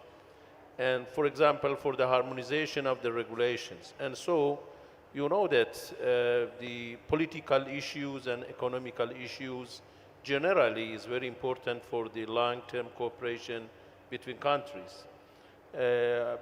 My final suggestion is to a continuation of working group, the sharing of the responsibility, and everybody can get the responsibility for each session, and we can continue work together. Thank you, Dr. Abbas. Let me go to Ms. Van. Thank you.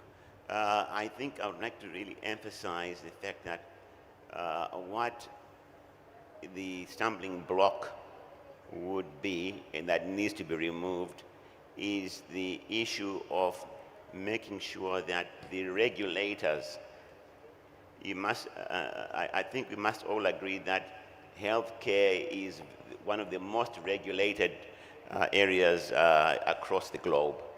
So it's important to get the regulators to talk to each other. There need to be facilitation of people coming to visit, for instance, from South Africa, the regulators here, and vice versa, etc., all the countries, so that we come up with a common platform on how we move forward, so that our protocols are not disjointed. So this is a very important aspect if we're going to move forward. There needs to be a meeting of the minds in terms of standards across the board. And it also with the issue of the value travels, health value travels, it's important that these are paired up by attachments, mentorship, for instance, and also making sure that when people travel for healthcare, that when they go back home, there is that meeting of the protocols in the care, aftercare, so that these two systems talk. The two systems will talk.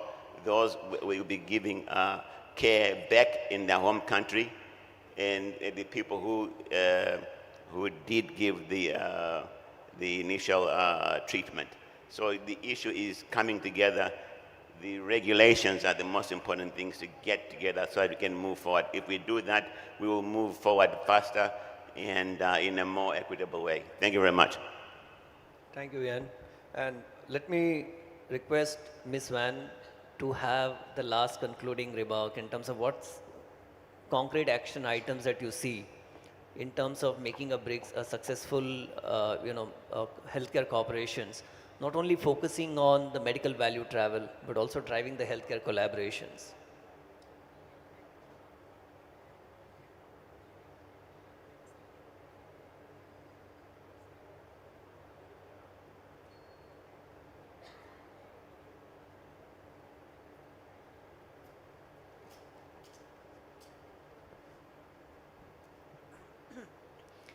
Theo ý kiến của tôi ấy, thì các nước mà có những cái thế mạnh gì thì chúng ta sẽ phát huy về cái mảng đấy. Và ví dụ như tôi thấy ở đất nước Ấn Độ này của các bạn là một đất nước là Phật Pháp nhiệm màu, thì ví dụ những cái mảng du lịch về tâm linh thì sẽ thu hút được rất nhiều người trên thế giới đến nơi đây ạ. Và để cũng là được thăm nơi đất Phật, là nơi Phật đã thiền định và đạt thành chính quả. Rồi ví dụ như ở Việt Nam của chúng tôi thì là có rất là nhiều cảnh đẹp, rất là nhiều kỳ quan ở trên thế giới cũng đã được UNESCO là công nhận. Thì cũng là một nơi mà thu hút rất là nhiều khách đến vừa du lịch, nhưng đồng thời ở Việt Nam chúng tôi cũng có những về y học cổ truyền, thì cũng là chăm sóc bằng tay hoặc là xoa bóp bấm huyệt châm cứu thì cũng rất là nổi tiếng. Ví dụ như mảng thế thì chúng tôi cũng có thể là phát huy được rất là mạnh mẽ. Và chúng tôi cũng là những người đại diện cho Việt Nam được đến dự hội nghị lần thứ 8 của Liên minh. Thì chúng tôi mong rằng là cũng sẽ được đóng góp một cái phần nào đó cái công sức của mình cho cái công cuộc này ạ.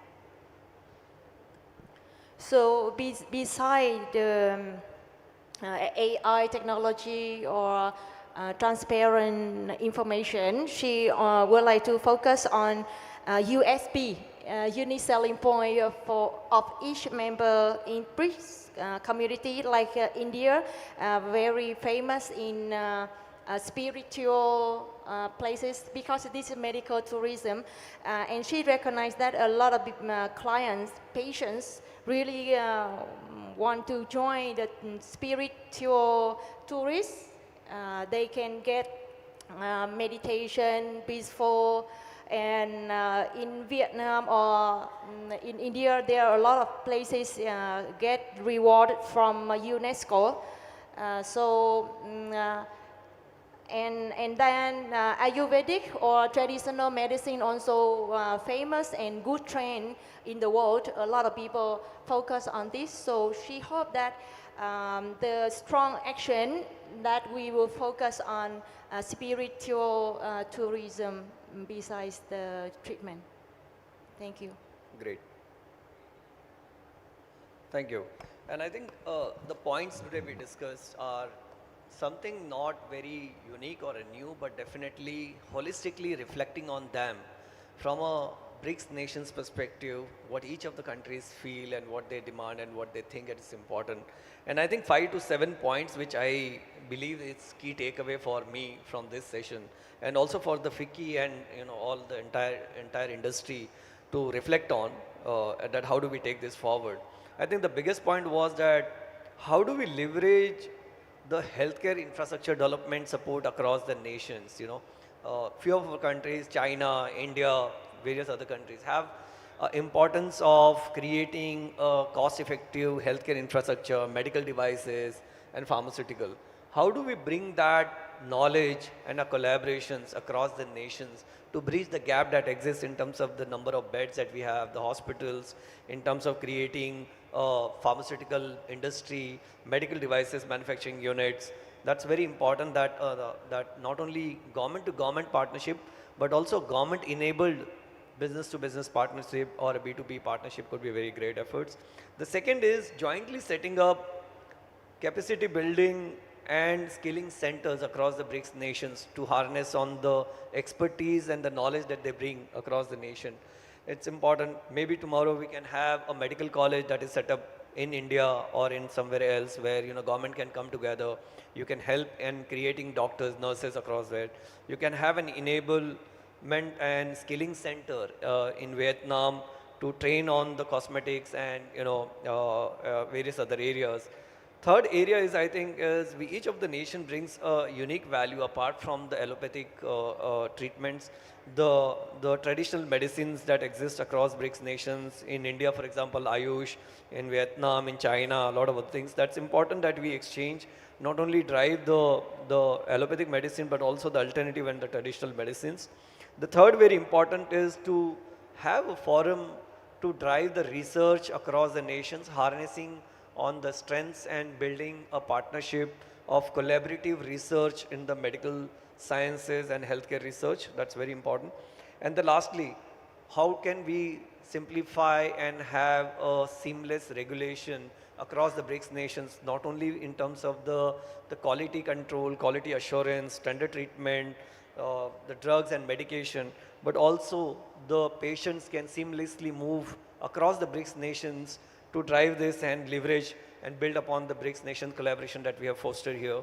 And I hope that we not only discuss all these points in the annual forums, but also have some actions and concrete steps towards this. And definitely government, industry, and the industry bodies like FICCI and all of us are responsible and should participate in making this happen. I'm very thankful to each one of you for your time and being present here, and to all our audience for being a great audience and trying to help us to fill this hall today and being a very patient listener. I'm thankful to you all, and over to you, FICCI team.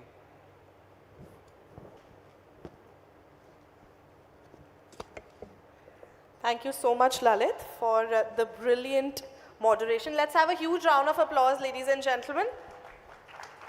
And with that, I would like to thank our panel members for the brilliant panel discussion. And I would like to invite on the stage Madam Manvi Tiwari, Deputy Director, FICCI, to please present the mementos and certificate of appreciation to all our panel members. Can we have the mementos, please? I request our panel members to please step ahead. We would like to start off with Ms. Jyoti Kaur. I request. Let's have a huge round of applause, ladies and gentlemen. Thank you, madam. It's always a pleasure hearing you. To Dr. Karan Thakur.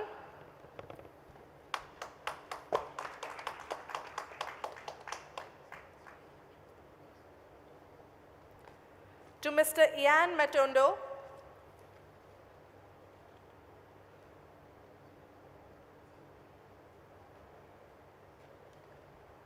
I request all the panel members to please join us towards the center to collect their mementos. Dr. Abbas Kebriaz.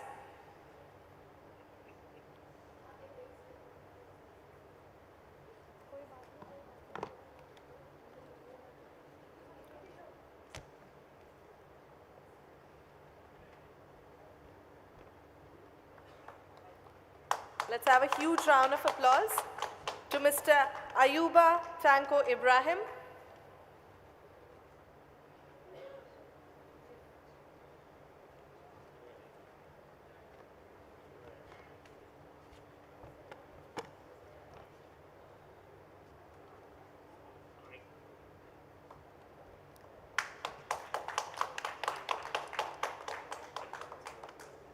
To Mrs. Wan. Can I please request Mrs. Wan to join us? Can we have the memento, please?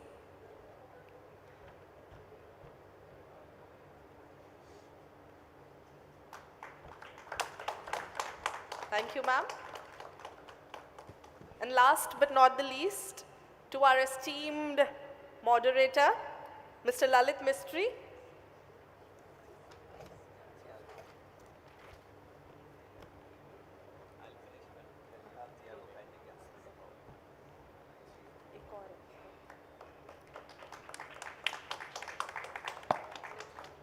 And to Mr. Thiago Campos.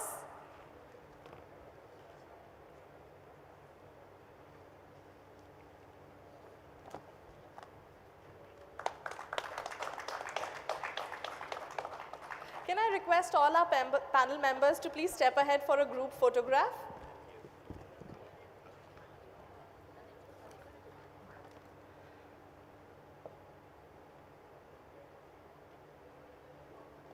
Towards the center, and I would also request Manvi to please join us for the photo.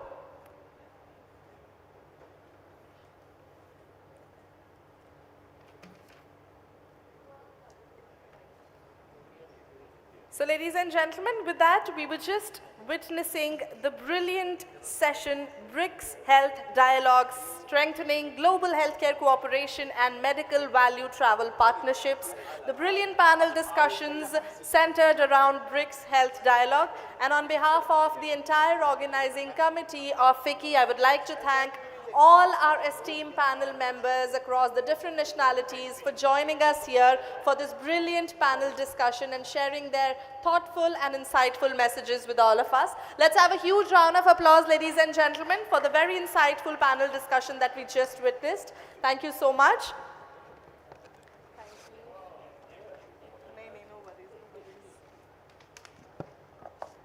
So ladies and gentlemen, with that, we will now be starting off with the next session, which is going to be Plenary Session 1, centered around India as the global leader, Vishwa Guru in medical value travel, the roadmap ahead. This is again going to be a very interesting panel discussion. We'll just prep the stage up and we shall be starting in a few minutes from now.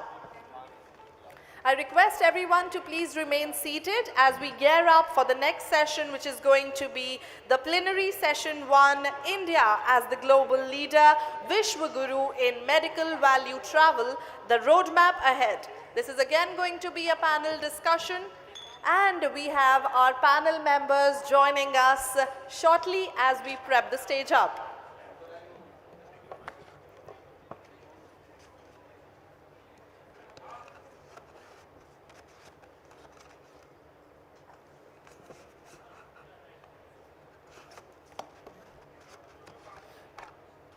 I request our lovely audience to please remain seated as we are about to start with the next session, which is going to be a plenary session centered around the India as the global leader, Vishwaguru in medical value travel, the roadmap ahead. I would request all of you to please remain seated as we are about to start with this session in a few minutes from now.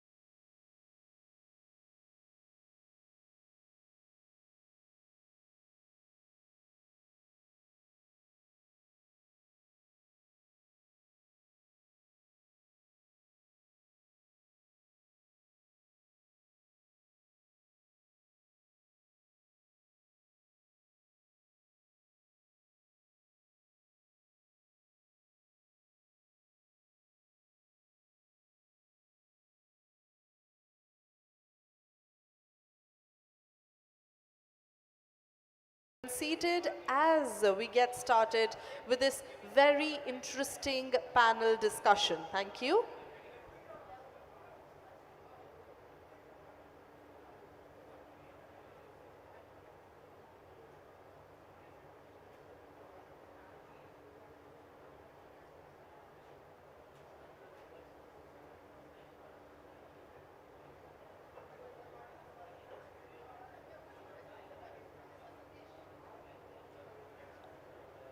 Do we have Miss Manju Sahni here with us in the hall?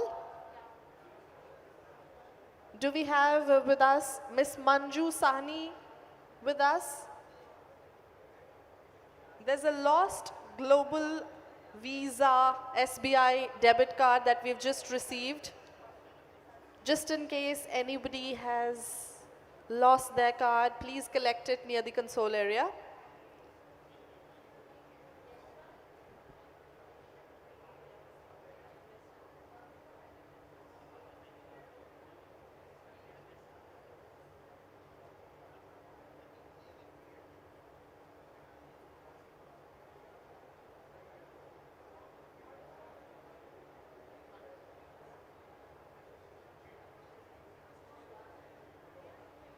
We've just found a Global Visa SBI debit card. Just in case someone who has lost it, please collect it from the console area.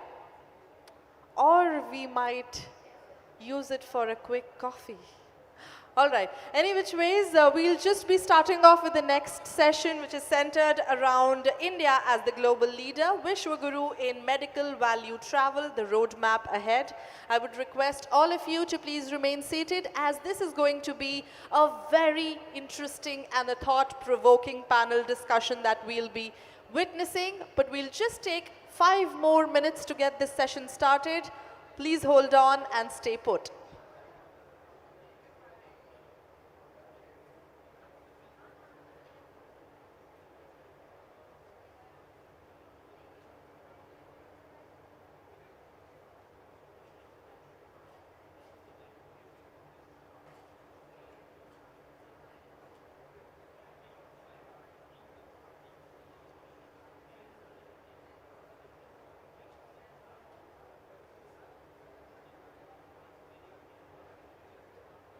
All right, so I just got an intimation that our panel members are right on the elevator and they'll be reaching in the conference hall any moment from now. Once they're here, we shall be bang on starting the next panel discussion. All right, I just see our panel members walking in for the panel discussion now. So we are all good to start off with this session. All of them have entered the conference hall, so let's get started with this panel discussion.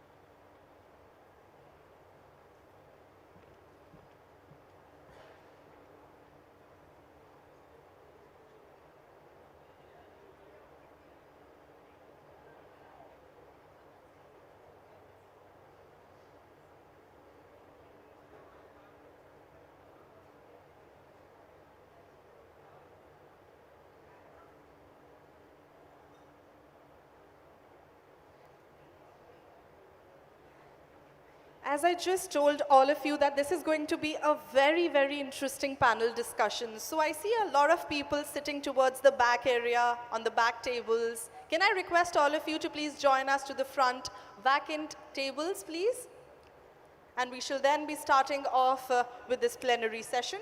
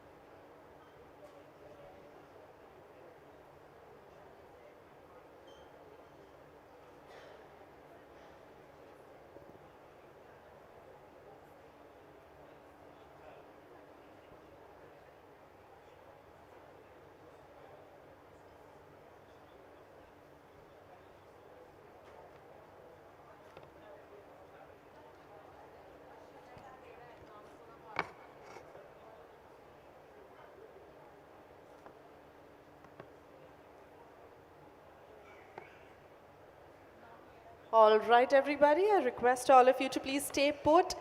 Our panel members are almost here, our moderator is here, and we are almost on the verge of starting with this plenary session 1, the very interesting and thought-provoking panel discussion. Just allow us a minute so that we can gear us all up. All right.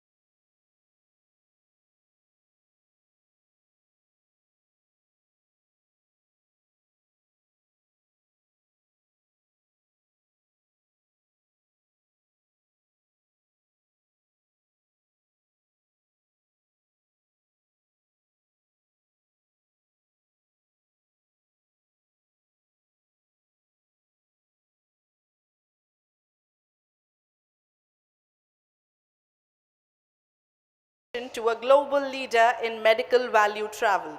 Ladies and gentlemen, this session will deliberate on how coordinated government-industry action, global partnerships, trade facilitation, tourism integration, and strong institutional frameworks can position India as a global standard setter and leading MVT hub.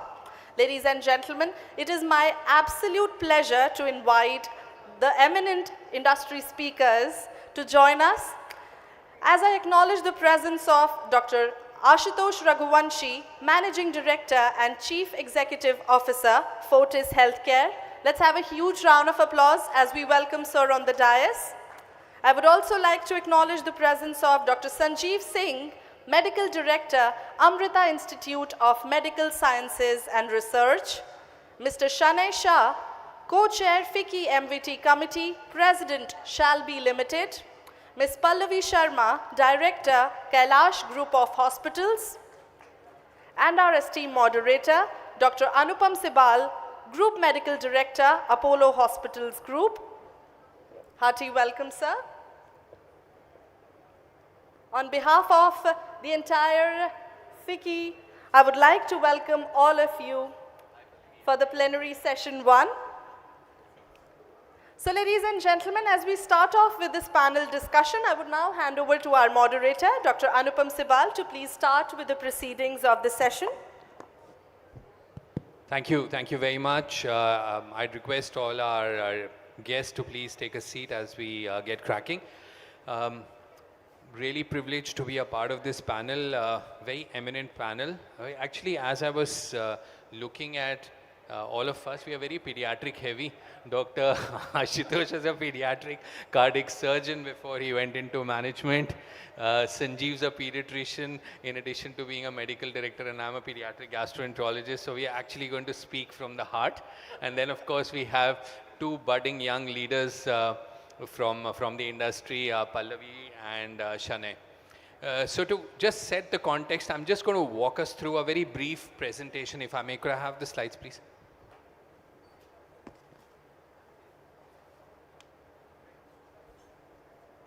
Can I have the presentation, please? Thanks. So the panel discussion is about, can India become a wish guru in medical value travel? You know, India has launched satellites for more than 35 countries, including the United States. We have the ability to launch more than 100 satellites in a single mission. And our Mars orbiter mission was the first mission in the world to be successful in entering the orbit of Mars in its maiden attempt. We understand frugal innovation. I don't know how many of you saw the film Gravity, made in 2013, cost $100 million, but our mission to Mars cost only $74 million. A year after Gravity was made, a film called Interstellar was made, and that cost $165 million. But guess what was the cost of India's Chandrayaan mission to the moon? $75 million. Why am I talking about space technology? The reason why I'm talking about space technology is when a country decides to partner with another country, or a family decides to go to another country for treatment, they look at three things, just like you do in space technology. You look at expertise, you look at technology, and you look at cost. So if we look at expertise, you know, there is some amazing doctors, physicians, surgeons, experts who really provide cutting-edge medical expertise. If you talk about technology, if it's available anywhere in the world, it's available in India, whether it's Proton, Zap, the latest version of robotics, and so on. If you look at volumes, that's important because you can have the technology, you can have the expertise, but unless you have the volume, you're not going to constantly get better at things. So this is just data from last year. 320,000 joint replacements, 300,000 plus open heart surgeries, 28,000 robotic surgeries, and if you look at solid organ transplants, 27,000. And it's not just about numbers, it's about numbers in complex areas. So India performs 11% of the world's solid organ transplants, 12% of the world's kidney transplants, and 12% of the world's liver transplants. And it is also about giving hope to those with little.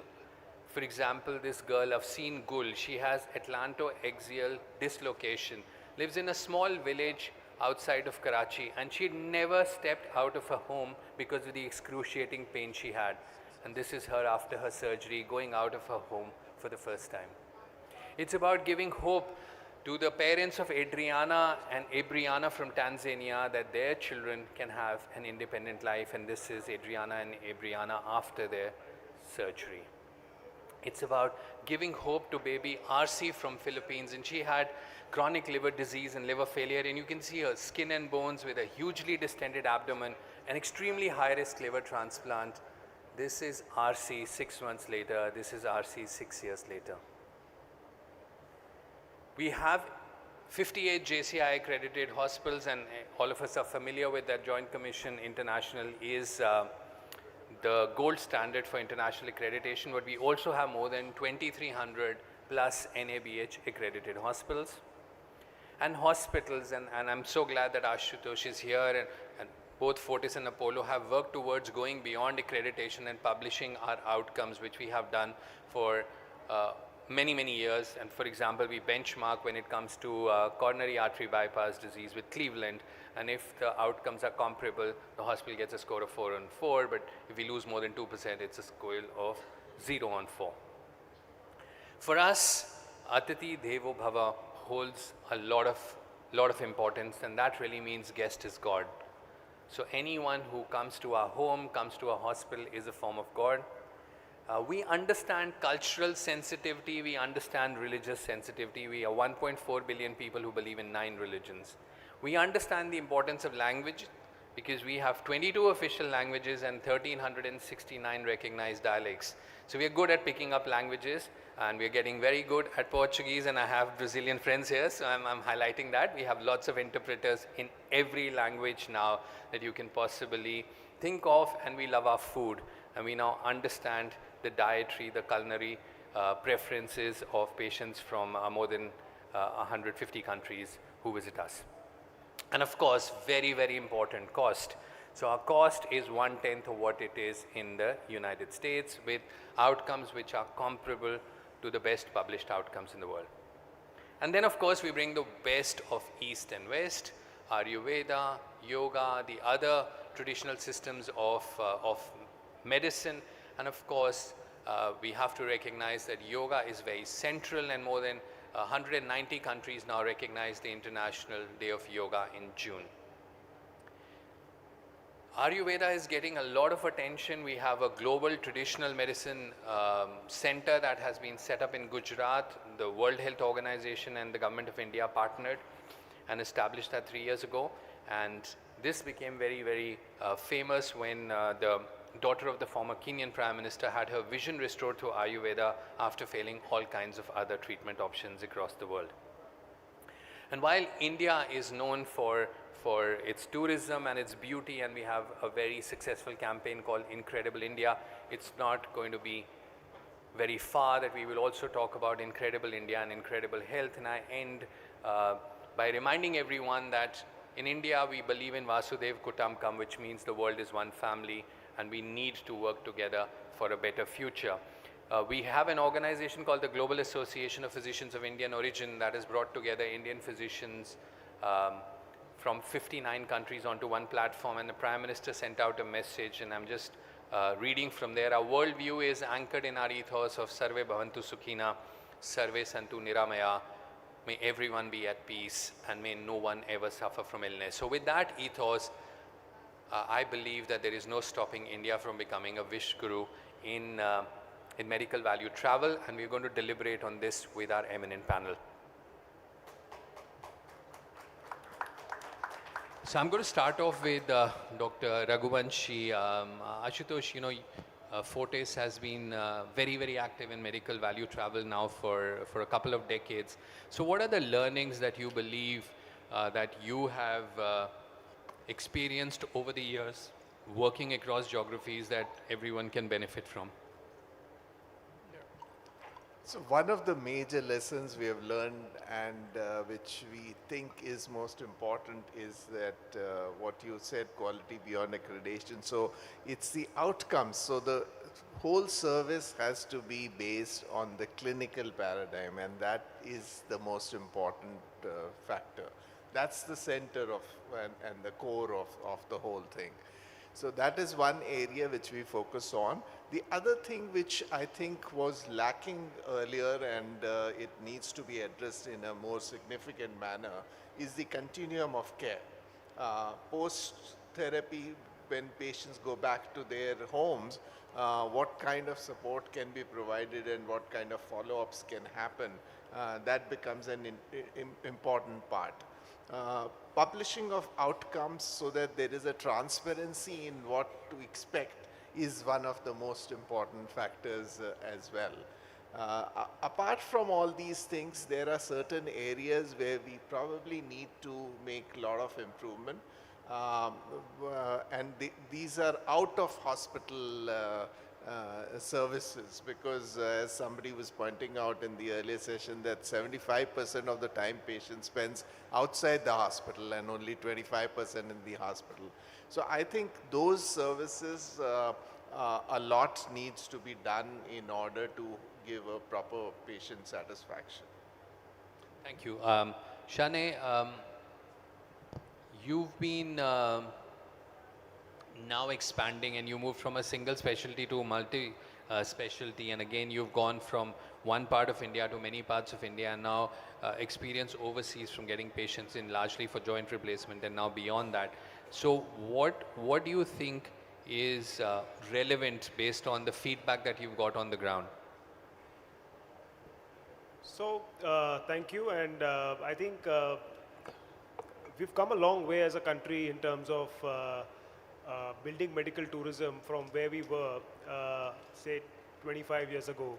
And I would not say we were the first movers, because there were countries in Southeast Asia which had, which have been doing this for the last 3+ decades now. But I think we've had a great catch up, and the trade-off of cost to clinical outcomes in India is extremely strong, and I think we have really taken, a lot of hospitals have, including Shelby, have taken advantage of the same. I feel there are areas where, we can build on. We do believe that, medical value travel is an ecosystem with tight coordination between not only hospitals but also airlines, hotels, insurance companies, etc. So, sometimes I do feel that a lot of times we work in silos, and, we can work better together. The second one I would say is, the transparency of outcomes, in the sense that as a nation we can have, a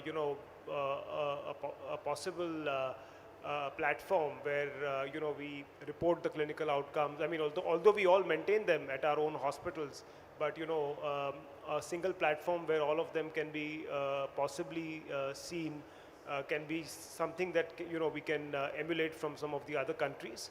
And lastly, I think what I would like to add to what Dr. Raghuvanshi said, and I completely agree, whereby we do need to kind of have and provide the continuum of care. A lot of us have been doing it and will be doing it, but the idea to either partner with local physios, rehab centers, as well as local partners, and whatever can be done from our hospital to provide the post-treatment care. Thank you, Shannon.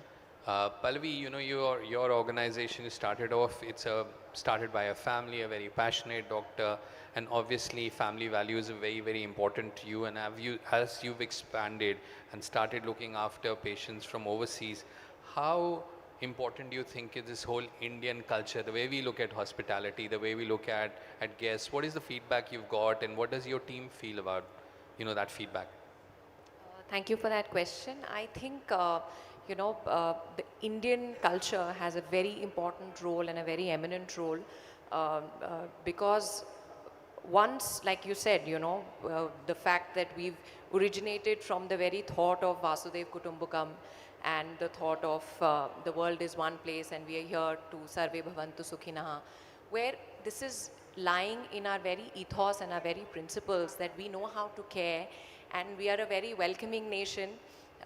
You mentioned in your statistics very clearly that we have the diversities from across so many countries, so many states, so many languages, and so we understand the fact that care goes along with compassion. And while we talk about AI, we talk about technology and expertise, it is very important to coherently build and connect it with the Indian culture, which is so welcoming.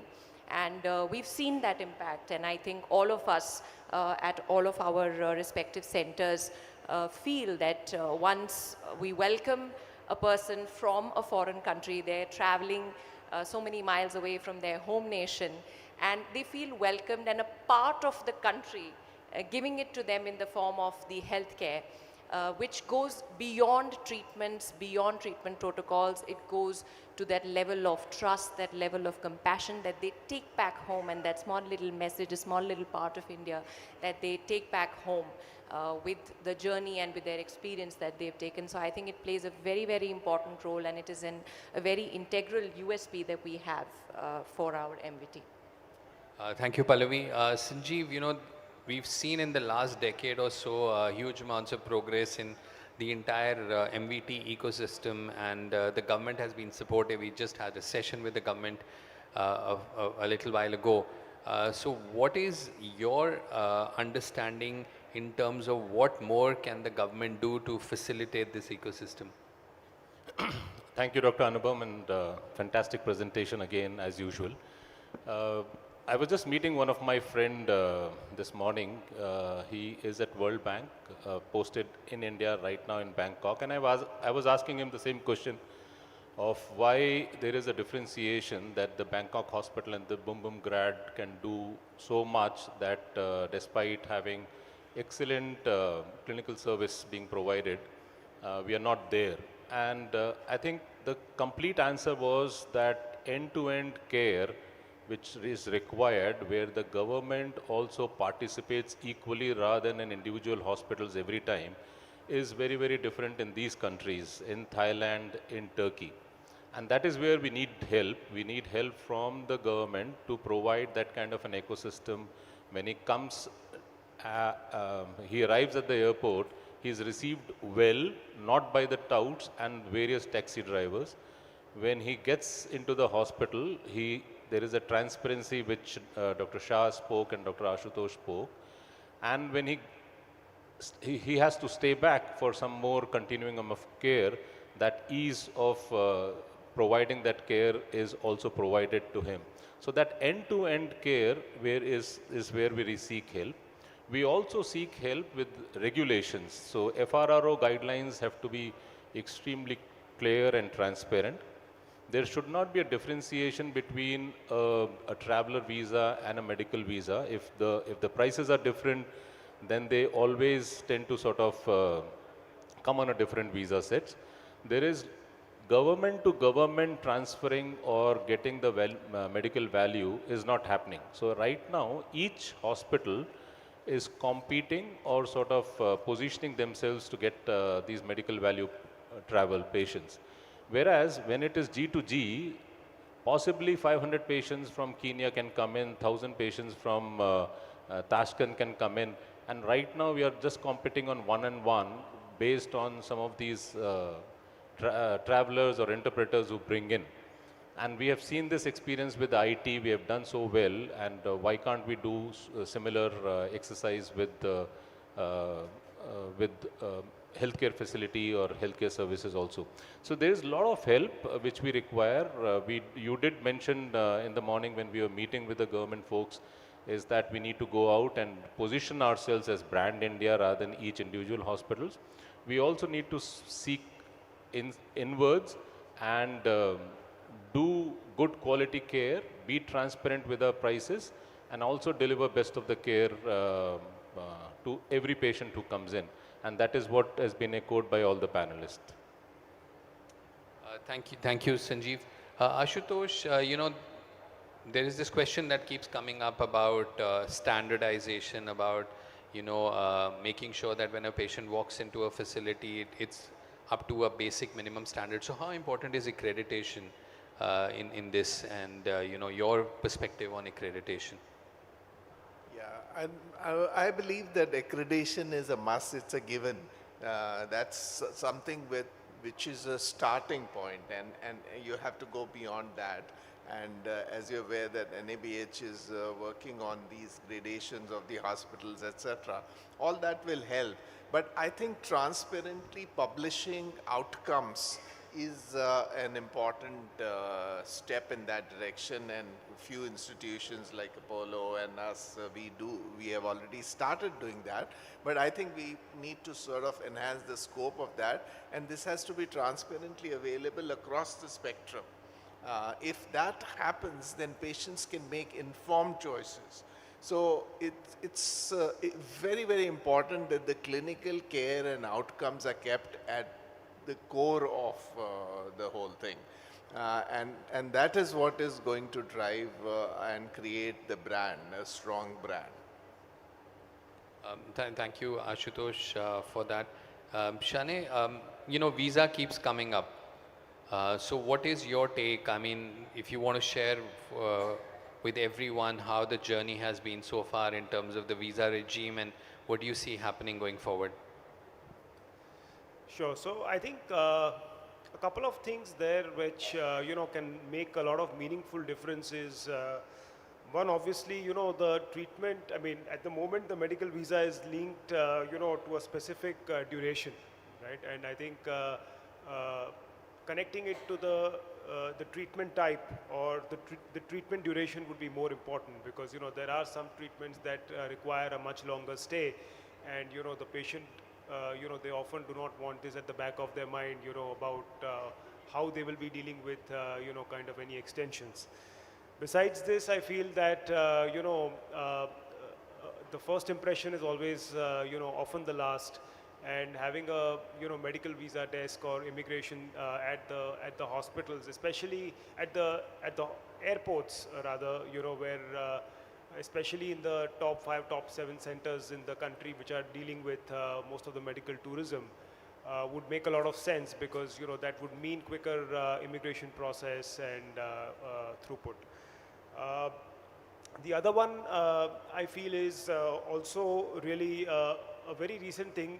Again, we have a lot of NRIs and OCI card holders visiting India for treatment, and often they come just for visits to India and then they decide to get treatment, but unfortunately there's a lot of formality that they have to go through, and often it's not very easy to get the permissions timely.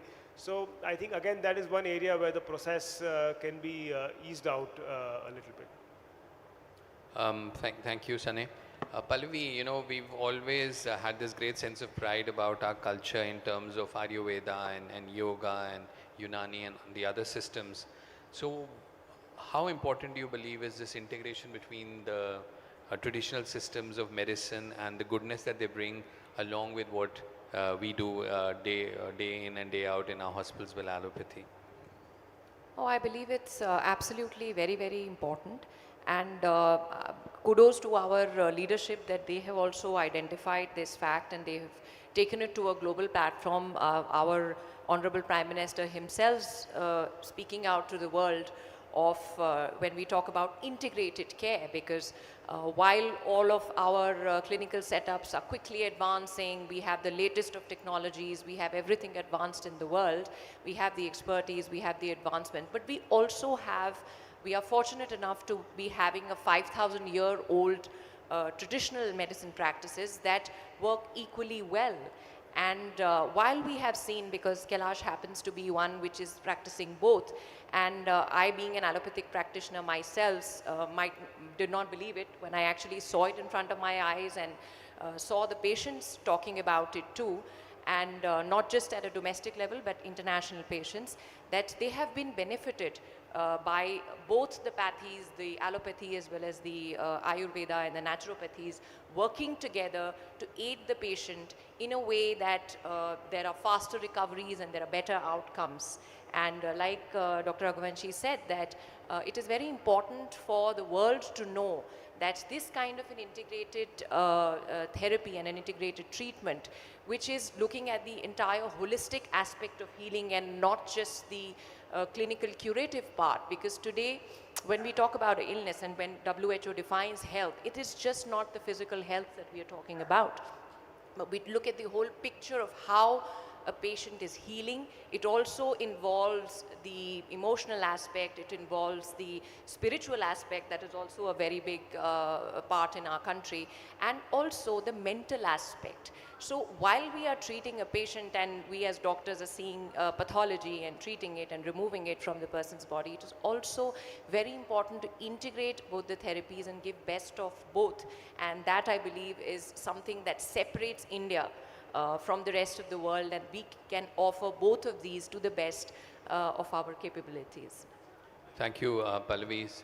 Sanjeev, your adopted home is God's own country, Kerala, and Kerala did some amazing work with tourism. Basing, your thoughts on what you saw in Kerala with tourism, what do you believe are some of the roadblocks that need to be removed if we are to go down that route and get medical value travel, that kind of importance? So I think first and foremost is who is the MyBAP of medical value? So is it the Ministry of Commerce? Is it the Ministry of External Affairs? Is it the Ministry of Health and Family Welfare? Who is the owner? Is it FICCI? Is it SEPC? Now it has been rolled on to Quality Council of India. So I think that clarity should be very, it's a critical decision which needs to be done at the highest level. Once that is done, I think we need to learn from various good successful practices, and you definitely mentioned about Kerala. Kerala on an year-to-year for the last almost 1.5 decades have been running a health tourism program every year. And they don't promote modern medicine, but they also promote traditional and Ayurveda. And Ayurveda is just not massage there. It's practiced in a purest of the sense, and it is protected. And most of the medical value travelers are coming for Ayurveda treatment because they see value. The documentation may be poor, and maybe modern medicine people are still sort of questioning it, but then there is huge trust in that, and there is a benefit which is palpable. Again, it is important that in Kerala, when they do a state health tourism program, they bring in lots of insurance network people. And these network, it's not just the translators and not just the government, but the insurance network primarily from the UAE and GCC, that they come in and they interact with the hospital, they interact with the government, and then they make it very comfortable for the patients to come in. Government has adopted an ease of doing business, and I think that is where it is very critical, and that is what Kerala also did, a single window approach for these patients who come in. Because again, across 14 districts, there are many Ayurvedic centers, many modern medicine, fantastic hospitals. But then the ease of doing business is owned by them, and they make the life comfortable. Dr. Raghuvanshi brought in the very important point of the data and transparency. I think that a dashboard where it is reflective of all the outcomes, so that they gain the confidence that when they come in, the mortality rates, the morbidities, the infection, the surgical complications, and everything is sort of available to them, will give a lot of trust and confidence when they come in. Thank you. We have a few minutes which we wanted to save for a Q&A. So if anyone has any questions, any comments, any suggestions, just please, we have a microphone that is available. Just raise your hand. Yeah. Thank you. Just introduce yourself as well, so that'll be great. Hi, myself Parthasarthi. I am the founder and CEO for a company called Mom Pharmacy. So we are trying to deliver medicine on minutes. So my question is like, what is the biggest challenge in medical tourism? So is it like lack of digital or lack of awareness? Like what is exact problem? Ashutosh? Yes, so I don't think there's any lack of awareness. India is very well established as a medical tourism destination, which provides quality care, and the prices are one of the lowest in the world. Okay. So those facts are established and are well known across the geographies from where India receives patients. Okay. But there are some challenges which are more in terms of the infrastructure, etc. And of course, if some kind of a digital framework or a portal platform is developed through which patients can access and communicate with the hospitals, that would be a great thing. Okay. So any suggestion to develop this kind of product? Like I think the government is looking at it, and the ministry is looking at creating a portal they're just trying to finalize the mechanisms as to how it is going to work, who's going to govern it, etc. Okay. Thank you. Thank you, sir. Please. Yes, of course, Sanjeev. I think two quick points. One is a coordination among all, public and private, and thinking big. We are right now thinking by each agent who brings in patients, thinking big of making it as a brand India would be two important steps. Please. Yeah. Hi, everybody. So this is Dr. Abdurrahman from Iraq.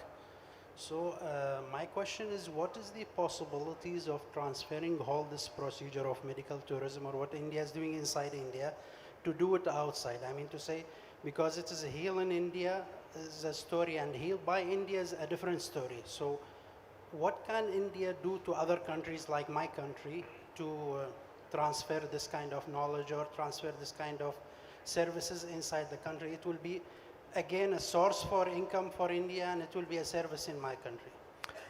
Thank you. Thank you for that question, if I might, and then I'll request any of the panelists to chip in. So we're actually looking at 3 programs. What is Heal in India, which is really where Advantage Healthcare comes in, patients come here. Then it's Heal by India, and that has several components. One is about our medical expertise going outside. So we produce 120,000 doctors every year. We produce about 80,000 postgraduates. There are doctors of Indian origin in nearly 60 countries.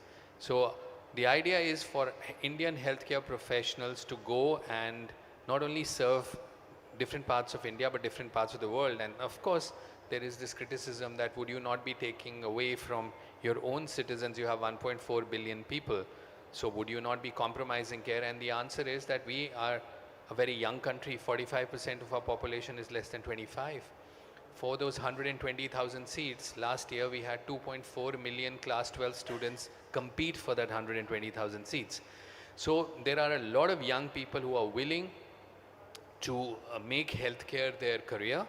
We have the ability over the years to produce not just enough for us, but for the aging global population. As countries age, for example, Japan has a huge need. 25,000 nurses is what they've requested.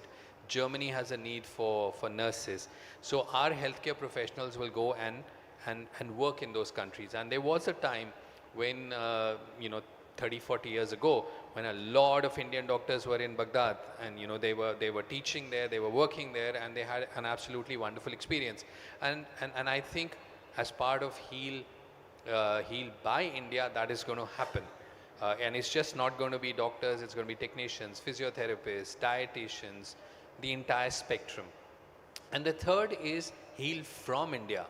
And Heal from India is where care is provided locally in each country, but it is sort of delivered from here, which is about continuous monitoring, it's about tele-ICUs, it's about tele-pathology, it's all about tele-radiology, it's about tele-cardiology, tele-ophthalmology, because we have to realize that as medicine gets more and more evolved and more complex, there is always going to be a shortage of key specialists. For example, there'll be always a shortage of intensive care doctors, but you don't really need to have so many intensive care doctors, because you can actually have a tele-ICU and you can look at 20 screens sitting in your office and monitor. So Heal from India is the third component that is becoming very, very important. Anyone from the panel wants to comment? Yeah? So, yeah. Please. So yeah. my point is there any platform who gather all these things out? I mean, those people who are going to work outside, actually they are getting disconnected from the system. My point is that reverse medical tourism, is it possible to happen somehow? If not medical tourism, or some of these the medical institutions here in India, they can find another opportunities in those countries, and it will become basically a joint venture, and it will be better to actually serve those countries, because in my country we don't have enough actually sometimes manpower in many aspects. So we can be easily, it will be a win-win situation. This is it's happening. It's happening. I think all of us have collaborations overseas where we are either giving management expertise or giving clinical expertise or getting human resources deployed there. So what you were saying, is seeing more and more traction in different parts of the world as India emerges as a very important hub for healthcare delivery. Now, just to add, Brazil, we came here with President Lula and we signed some tech transfer with some of the Indian pharmaceutical industry that are going to transfer technology to do biological medicines in Brazil in partnership with a lot of public labs. So we are addressing a policy in Brazil in order to make it profitable for India pharmaceutical industry to go to Brazil, transferring technology in order to make us not dependent on that technology. So there is a lot of opportunities here.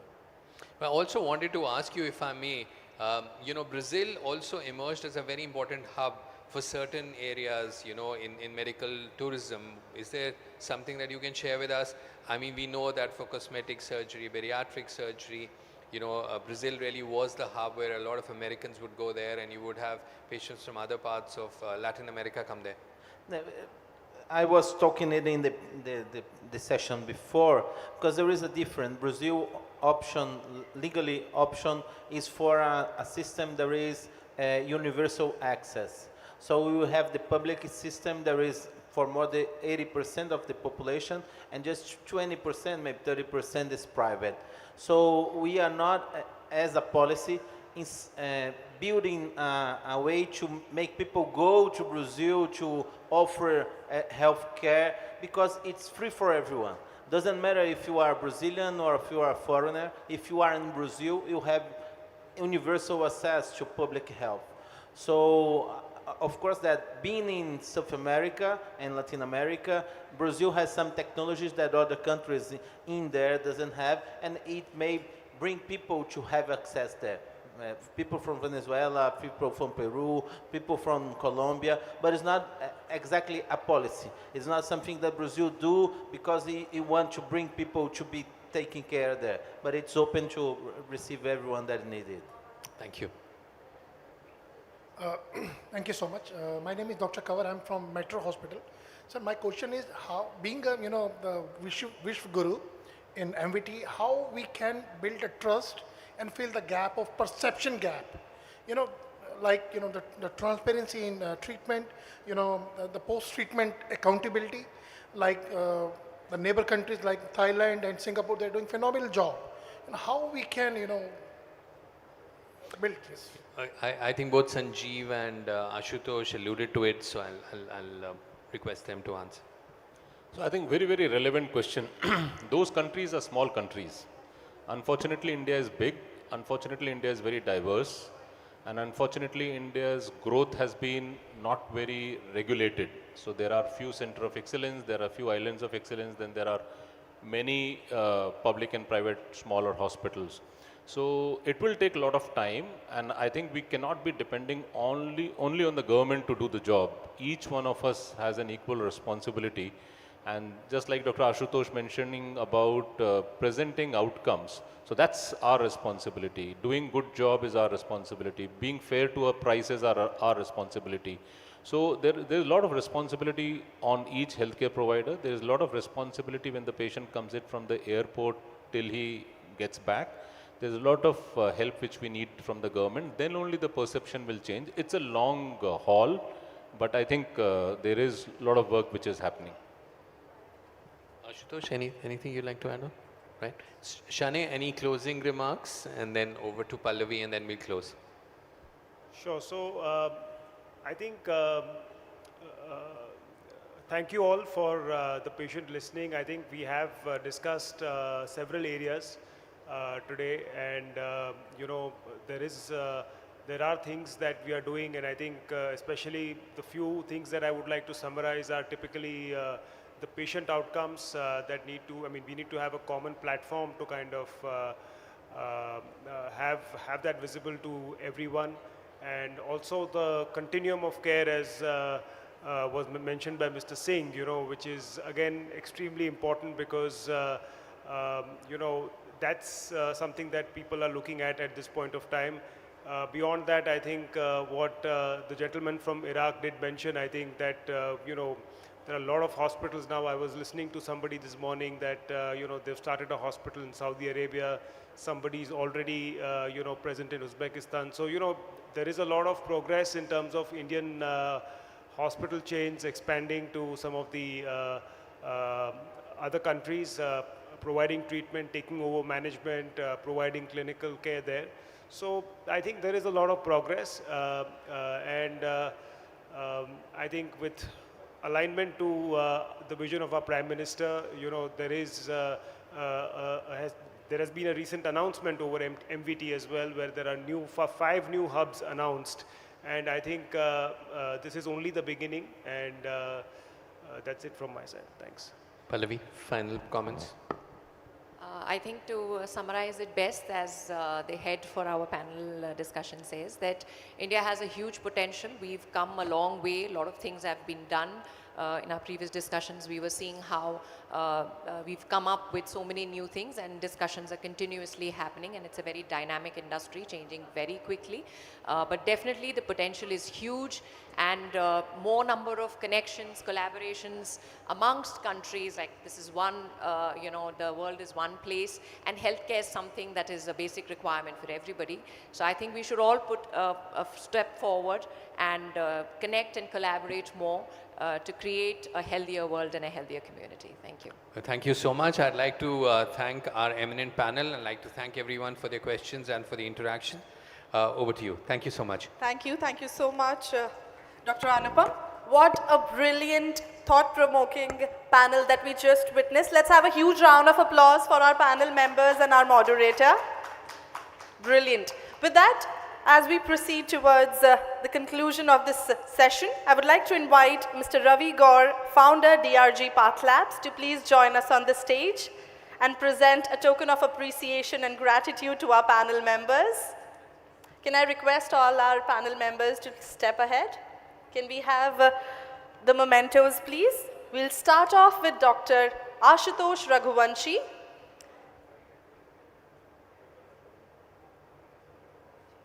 I request Mr. Gaur to please present the memento and certificate to Dr. Ashutosh Raghuvanshi.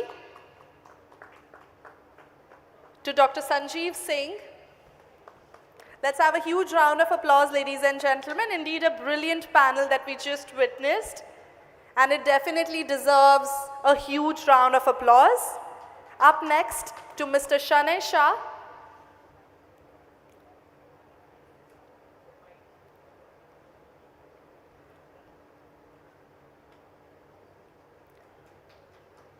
To Ms. Pallavi Sharma.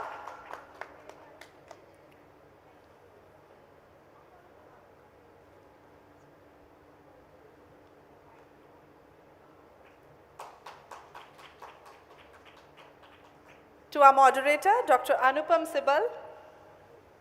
Indeed, fantastic moderation of this thought-provoking plenary session 1. I now request Mr. Gaur to please join our panel members for a group photograph.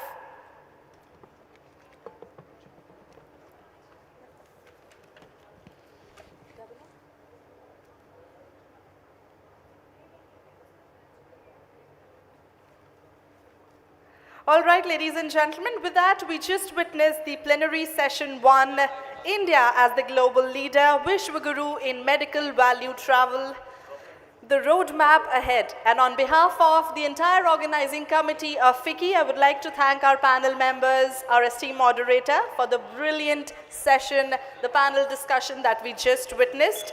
So ladies and gentlemen, with that, it's time for lunch now. And I would request all of you to please proceed towards the lunch area for quick lunch. I will see you back again at 2:45 p.m. sharp for the next session, which is going to be plenary session 2, centered around digital pathways empowering seamless healthcare access for global patients.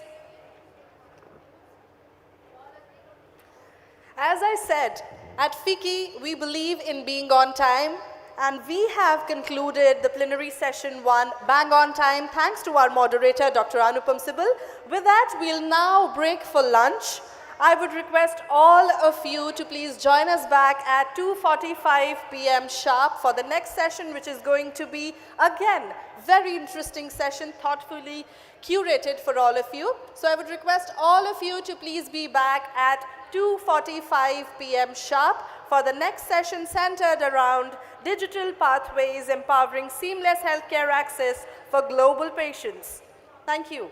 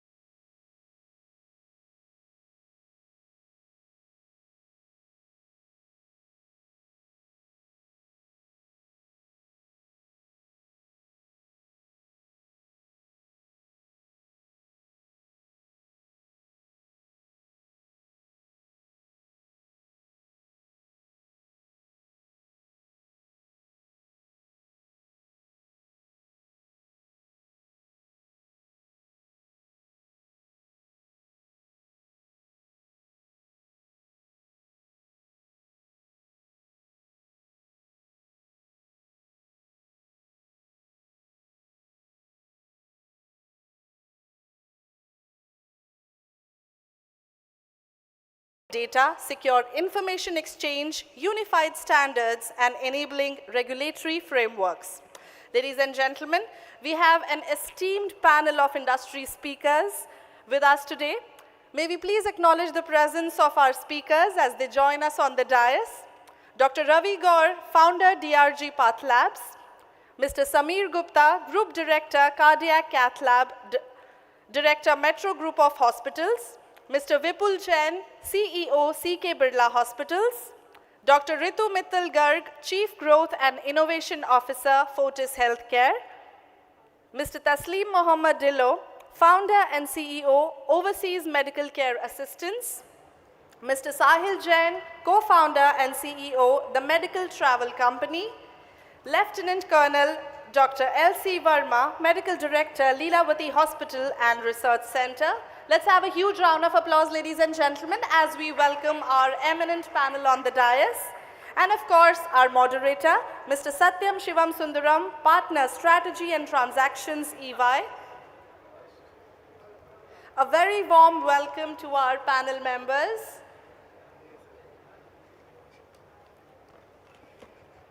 So ladies and gentlemen, I'm sure all of you have been waiting to hear our eminent panel members for this session. So without further ado, I would now hand over to our moderator to please start with the proceedings of this plenary session. Over to you, sir.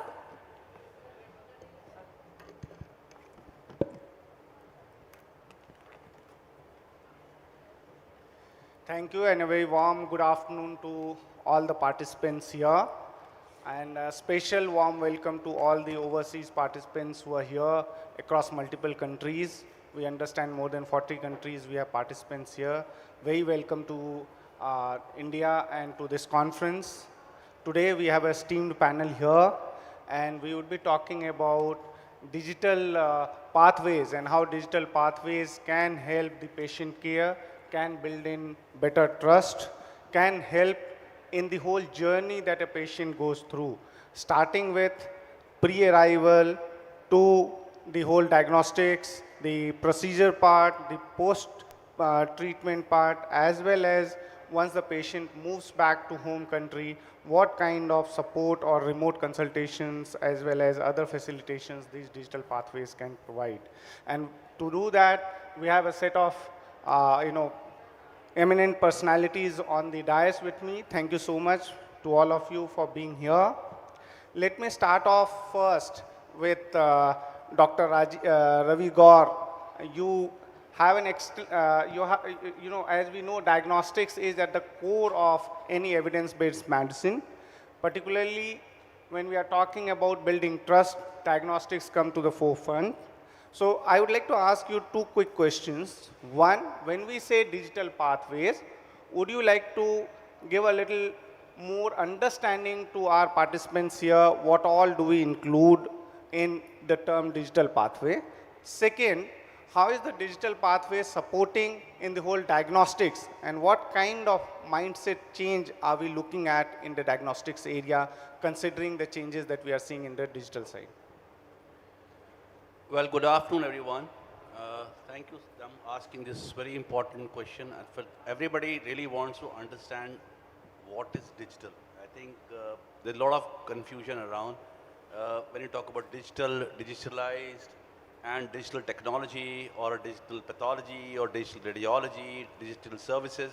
I think when you come to healthcare, the very definition of digital pathway is like you have to have the complete journey of the patient. Right from, the first connect, afterwards, how does the patient moves from there? Like first step is something you can say discovery. Patient probably understand what kind of a symptom they have, then they read about it, then they book online, whatever the contact.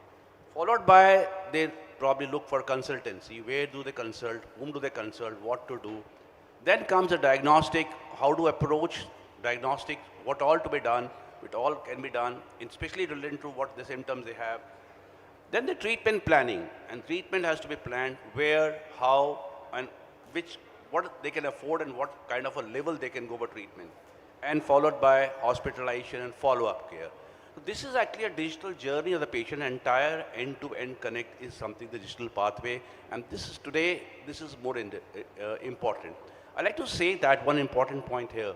Today, especially when we talk about the hospitals, and especially the hospital decision makers and the planner and promoters, they probably focus on the world-class infrastructure. We have best room, best technology, best doctors. But I think from patient-centric, they should be looked from the, you can say institution-centric, or maybe a structure-centric, or facility-centric. They should now be a patient-centric.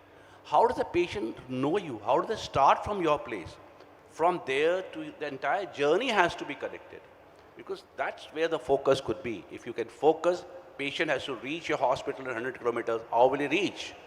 They have entire thing can be probably tracked, connected, integrated, and till the patient is charged back. That's what we mean by digital pathways in healthcare. This is my understanding, and I think this is what we are looking for, especially when it comes to the global healthcare, because otherwise everybody work in silos here and here and here and there.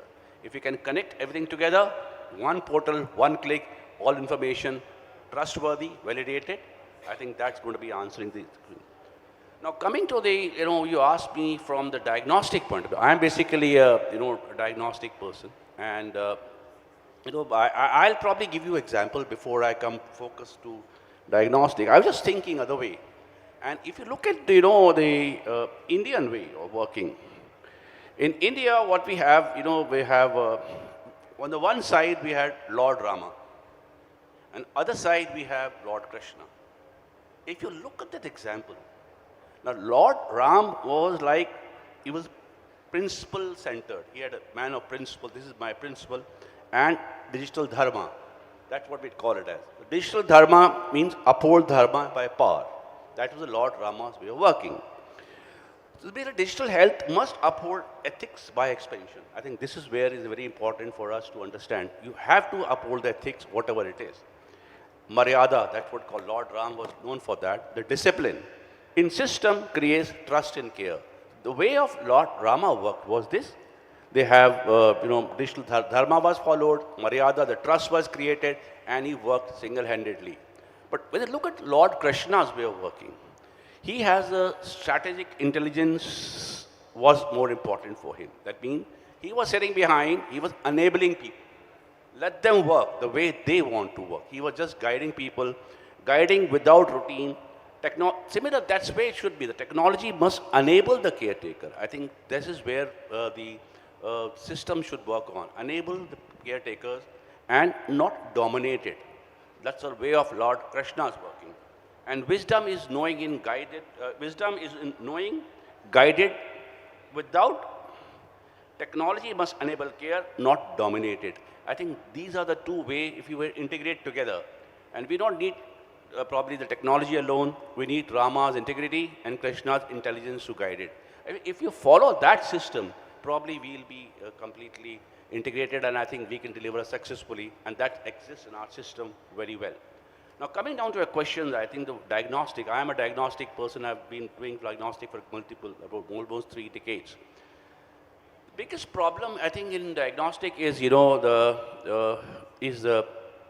interoperability. Technology comes later.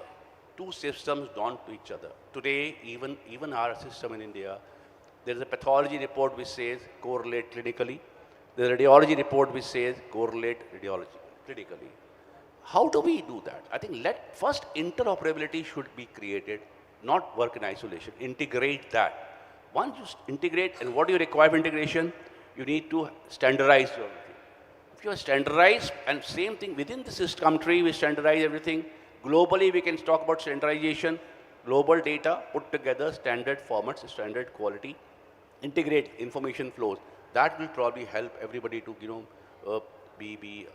go to a center wherever they are, and probably, without repeating test, fast and quick diagnosis will help. Now, this is, and it is very well known, the integrated diagnostic. Today is an era of, we all define something called turnaround time, TAT. TAT means moment sample comes to my lab, from there report is delivered. I think that era is over. TAT has to become CAT. What is CAT? clinical action time. Action taken when sample given and the clinical action has been taken. You might have done the test automation, 1 hour, 2 hour, point of care, whatever it is. But if it is not delivered, if the clinical action has not been taken, I think is of no use. So this in technology exists, we should work on that, and this is another area probably we'll be able to create good systems so that right from the globally, wherever they are, why do you have to repeat the test? Then, of course, certain AI-driven platforms, workforce upskilling, and quality and cybersecurity. These are very, very important points. I am sure many of our experts will talk on these points. But one message I like to probably give here, I think when you use of artificial intelligence, and that's something which I want to little explore, take 2 minutes more on that. All the digital pathways, I think we need to utilize that component of artificial intelligence. Definitely is going to play a very, very important role. But beware, let us also, not really be everything to be done by artificial intelligence. AI, I'm repeating, I think maybe some forum I also spoken about it. AI stands for artificial intelligence. AI also stands for actual intelligence. Now, what is it? By using AI, you're augmenting your actual intelligence. That is what it is, simple. Now, same technology, if we're using the same technology in all digital pathways, whatever it is, or AI using, unless you use your actual intelligence. If you're using it, you can augment and make it an awesome intelligence. Again, that's AI. If you don't use it, it can convert into awful intelligence. That's again an AI. I think this is where I think our digital pathways are very, very important. Integrate, talk well, and diagnostics is going to be a hub, center, and especially with the high-end technologies, high-end diagnostics, molecular, genomic. I come from a chain of Onquest laboratories where we are the pioneers in cancer diagnosis, bioinformatics today. So much of data is available across, but unless it's intelligently integrated into your system, into the process, this is not going to work. So this is something which I like to say, because if you have these kind of processes and systems in place, and so this probably you can have a seamless integration. That will help patient, and the trust will develop. Otherwise, you have 10 centers, 10 location, 10 same test repeated 10 times. It doesn't create a problem. So it's time that globally we integrate, standardize, come together, and make sure that the pathways speak to each other, and trust and the care is delivered. Thank you so much, Dr. Gaur. That was really interesting to hear the different definitions of AI, and you bringing in the patient centricity in the middle of the digital pathway. Among us, we also have a practicing clinician, so I'd like to move to Dr. Sameer. Since we talked about patient centricity, so let me come to you, and also AI. How do you see this digital pathway, particularly which is AI enabled, supporting the whole patient care and building in more and more trust, particularly in the context of international patients? Yeah, thank you. AI is right now the buzzword, right? Everybody talks about it. But let me tell you how I see AI going in the future. Now, when I look back at my journey, when I was in medical college, which was not too long ago, but it's still been 20 years. So when I was in medical college and I had to learn and I was doing my internship, I see a patient. The patient has got a pneumonia, right? So I have to use my rote memorization that I've done. What are the symptoms of a pneumonia? How do you treat it? What is the testing you do? Then what medicine you have to give? How does one medicine interact with the other medicine?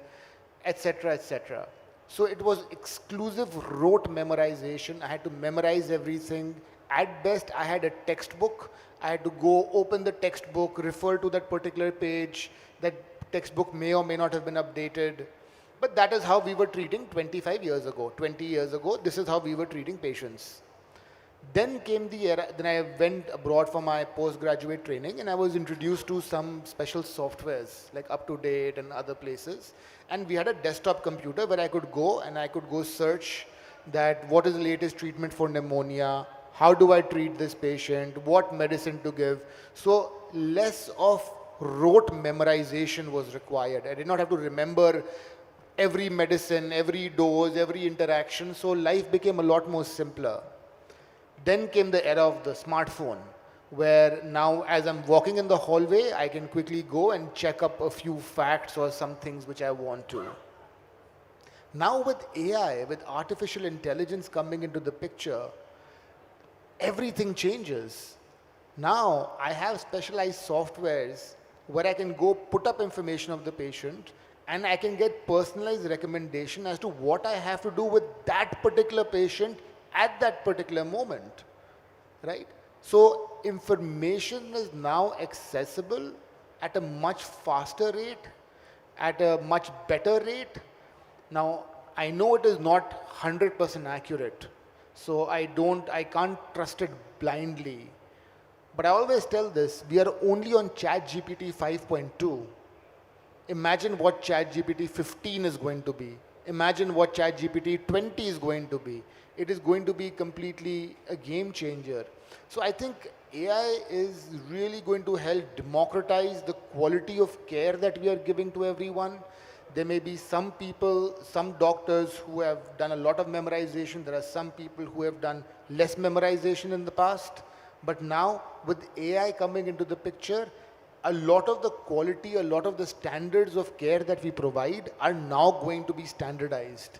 That is the way I look at AI and technology, that it is going to democratize treatment, it is going to democratize diagnosis. Now, getting the clinician to use the AI, that is a separate story. You know, trying to convince them and trying to teach them and making sure the accuracy is good, that is a completely different thing.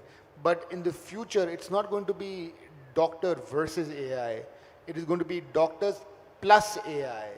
So that is the way I am looking at it. Thank you so much, Dr. Samir, and I'm sure that also helps you in terms of interacting with patients who are multilingual, particularly dealing with multilingual patients and other facilitations as well. Yeah, so I think with all these new softwares which are coming out for treating patients across the globe, right? I mean, the other day I was using, previously I would use, when we get people from across the world, and from Afghanistan, from Uzbekistan, from Africa, from across the world, normally I would use Google Translate. So I would go write something on Google Translate and give it to them. But now, with all these different, these glasses, the Ray-Ban glasses that have come out, the Meta glasses, you can get real-time translation when I'm talking to a patient. So that is incredible. I mean, when I used to talk to a Hispanic patient in America, and there was a special phone I had to pick up. With that phone, I would call a translator up. Then the translator would translate for me. But now, with AI and technology, this is completely changed. I can talk to anybody I want, wherever I want, however I want, in any part of the world, in any language. So, it's incredible what is happening. And I think it's just here to improve patient care, to improve access to healthcare. And I think this is just here to stay. And it's a very exciting time. Thank you so much. So if I could come to Mr. Bipal, since we heard Mr. Samir talking about in the earlier part of his discussion around digital pathways, bringing in consistency, bringing in trust, bringing in reassurance. Now, given all that you bring in with the digital pathway, how do you imagine patients also getting reassured and feeling the reassurance, trust, compassion along with that digital pathway? Because it's a lot more standardized now. And with the standardization, the compassion part might be missing. So with leaders like you, how do you bring that in? So, good afternoon, everybody. Glad to be here and share the thoughts along with this esteemed panel. There are 2 or 3 elements that have evolved in the last few years, right? We started with operational effectiveness. When digitization started, we said, okay, it will be easier, it will be faster, it will be more convenient for the patient.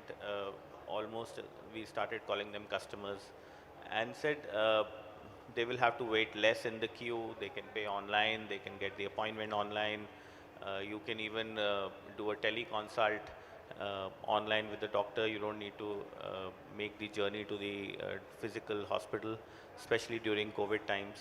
So the whole operational effectiveness and efficiency was the first phase. then we moved and we said digitization can also significantly enhance our clinical outcomes, right? So we used to then have digital MRIs, we used to have now AI enabled radiation which can replan your radiation therapy within a matter of few minutes instead of a day. So that whole clinical effectiveness was the second phase. I think what we are going towards very quickly is this whole, and I'll pick the term very consciously, is democratization of intelligence with AI, right? Which is democratization of medical intelligence, clinical intelligence with AI. And especially in the context, in the morning we were talking about medical value travel, how patients from across the globe have multiple choices, and one of the key gaps which we should address going forward if we want to become a bigger player in the global landscape is more trust and transparency. And if I put them together, which is democratization of intelligence and the aspiration of trust and transparency, comes in very well, right? I'll give you an example. If one of your patients, domestic, which is an Indian or an international patient, has a certain condition, 5 years back we used to do a Google search, and we would then go to a Mayo Clinic website and read through the page and understand, yes, this is my symptoms, this is the possible diagnosis, this is the possible line of treatment. Now, there are patients who come to our Gurgaon hospital who would have put all of this on a chat GPT, would have got a very intelligent answer, almost 95 to 98% correct answer. And they are questioning the doctor saying, why is my line of treatment this and not that? Because the Mayo standard theory or the stuff written on a certain website versus a customized answer by an intelligent agent which probably can crack a medical exam better than a doctor today is fundamentally giving a lot of power to the end customer, right? And this can build trust and transparency. So if the doctor also says the same line of treatment, or the doctor is humble enough to say, I will consider this line of treatment as well and give you the comparison between the two of those, I think that will build the trust and transparency for international patients especially, right? And I mean, apart from, as I said, the automation, digitization to intelligence, those three phases of technology, I think this is the most exciting phase. And it's not an easy phase. I must tell you, while ChatGPT 5.2 and 5 other engines are there, we as healthcare delivery providers do not have enterprise grade solutions, right? What I mean by that is, today you go, you want to get an MRI done, you will ask anybody, oh, Siemens MRI is very good, GE MRI is very good, you know. The Philips cath lab is the market leader, and that's the best cath lab you can get, and so on and so forth. You will not hear a market leader or an enterprise grade solution in software, right? Even the biggest in the world, which is the Cerners and the Epics, the number 1 and number 2 software providers in healthcare, are still developing their AI modules effectively. They still significantly have human in the loop. We'll probably continue to have that for the next decade. So with the lack of enterprise grade softwares and solutions, most of us are partnering with, let's say, startups, right? I mean, startups because they are 1, 2, 3-year old. Some of them are extremely promising. They are supporting the doctors in, as Dr. Gaur said, augmenting their intelligence, right? So they are really supporting the doctors in that, significantly limiting the time for diagnosis, especially for time critical things. Like for stroke, we do this pilot where we can do the interpretation in 2 minutes versus it would take 15, 20 minutes. many such early warning systems, etc., right? I think it'll be useful if in the next few years we form and go towards enterprise grade solutions. In the interim, maybe for the next few years, we as hospitals and doctors will want to collaborate with one another so that we are learning from each other's efforts and time spent, and focus on things which work and are delivering that support and that intelligence. So that is one big element, I think, but largely I'll come back to the whole point of saying this is probably the most exciting phase. I would rather encourage people to leverage the public domain AI solutions and get intelligent answers for you yourself, get it cross-checked and ask the doctors. This will build trust. Thank you, Vipulji. So if I could move to Dr. Ritu. We did hear Vipulji talking about how the patients have changed and have started becoming more and more aware and coming with intelligent questions with AI support. Now with the service provider side also changing from brick and mortar hospitals to a digital to now a virtual hospital, how do you see as a leader in terms of driving the whole ecosystem and managing this whole transformation as we move forward? Yeah, thank you, Satyam. So I think post-COVID, everybody thought that teleconsult is going to go exponential. We all thought that the era of physical consults is over. People are going to just, get onto the telemedicine and it will just take the world by storm. However, the reality has been quite a little different. I think world over, the kind of scalability that was expected has not happened.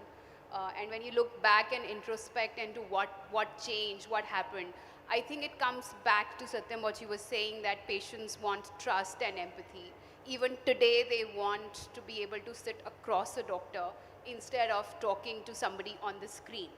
And I think there are two things to that. One of that is, I think the workflow has never been very seamless. So if a doctor is not joining on time, if the connectivity is not good, if the interface is not good enough, the doctors lose interest, the patients lose interest, it just becomes patchy, and then it gets used only for select use cases. So maybe for a follow-up after surgery when you're going back home miles away, you would be okay to have a transactional follow-up through digital media.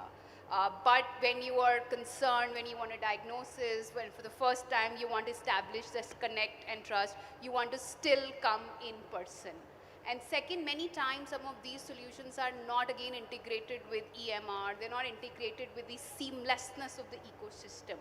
So as I see it, I think with AI, with maybe in few years a hologram of a virtual doctor who's lot more real, who's lot more, I would say humane, look like, would probably come in as a complement, but I don't think it will get to a completely virtual hospital.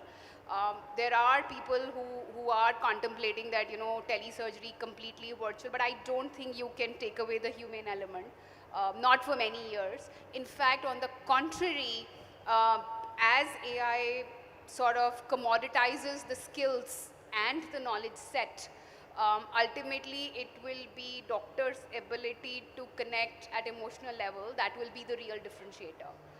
Because, guess what, the diagnosis and everything will be aided significantly through AI. And while yes, people spoke about some of the softwares and the AI layer is not completely in today, but it will. I mean, it's a matter of time. I don't think it will even take a couple of years. In half of the things like radiology, pathology, it's already there.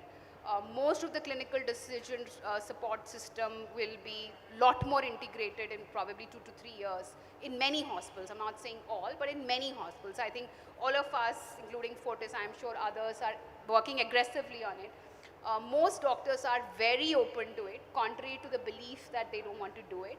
I think most of them, once they start hooking onto it, they realize that it just improves significantly, your errors go down, you're able to pick up things that you might have otherwise missed.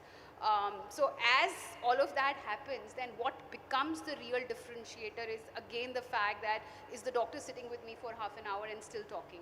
Am I able to do that? And in my view, there will be two things that will happen. Some of it will become consolidated into the ecosystem so that when patient does a follow-up consult, everything sits into the EMR, so there is a workflow which is continuous. And second, it's there in the background, and yet, that human connect remains significant. Thank you so much, Dr. Ritu. I'll pick up the next with Dr. Verma. So we did hear all our earlier panelists talk about use of AI, augmenting the clinical decision, supporting the facilitation of patients and things like that, right? With the kind of movement that you see in the next 3 to 5 years, what are those key principles that you see leaders should adopt to in order to ensure that AI does not become our master in terms of decision making and still is just an aid? That's one. And second, across the care areas that you see, care pathway that you see, where do you see a larger transformation in the next 3 to 5 years? Good afternoon, everyone. First of all, I thank the FICCI and the organizing committee for putting up such a wonderful event here. I thank Satyam and others for this panel discussion. I think my co-panelists have spoken about all the aspects of digitization or digital transformation, including the AI and the cutting edge technologies, which have already been into the system or which will be coming soon to affect the healthcare and the patient care. I really like Ravi sir used one word, digital dharma. I think that is the crux of all the principles we should follow and which will cover the digital transformation. And as a leader, what principles we should look at, the guidelines and the values, so that we do not succumb to this digital transformation and we do not end up making the AI and the other digital tools our masters. I'll use one quote said by someone that integrity without knowledge is weak and useless, and knowledge without integrity is dangerous and dreadful.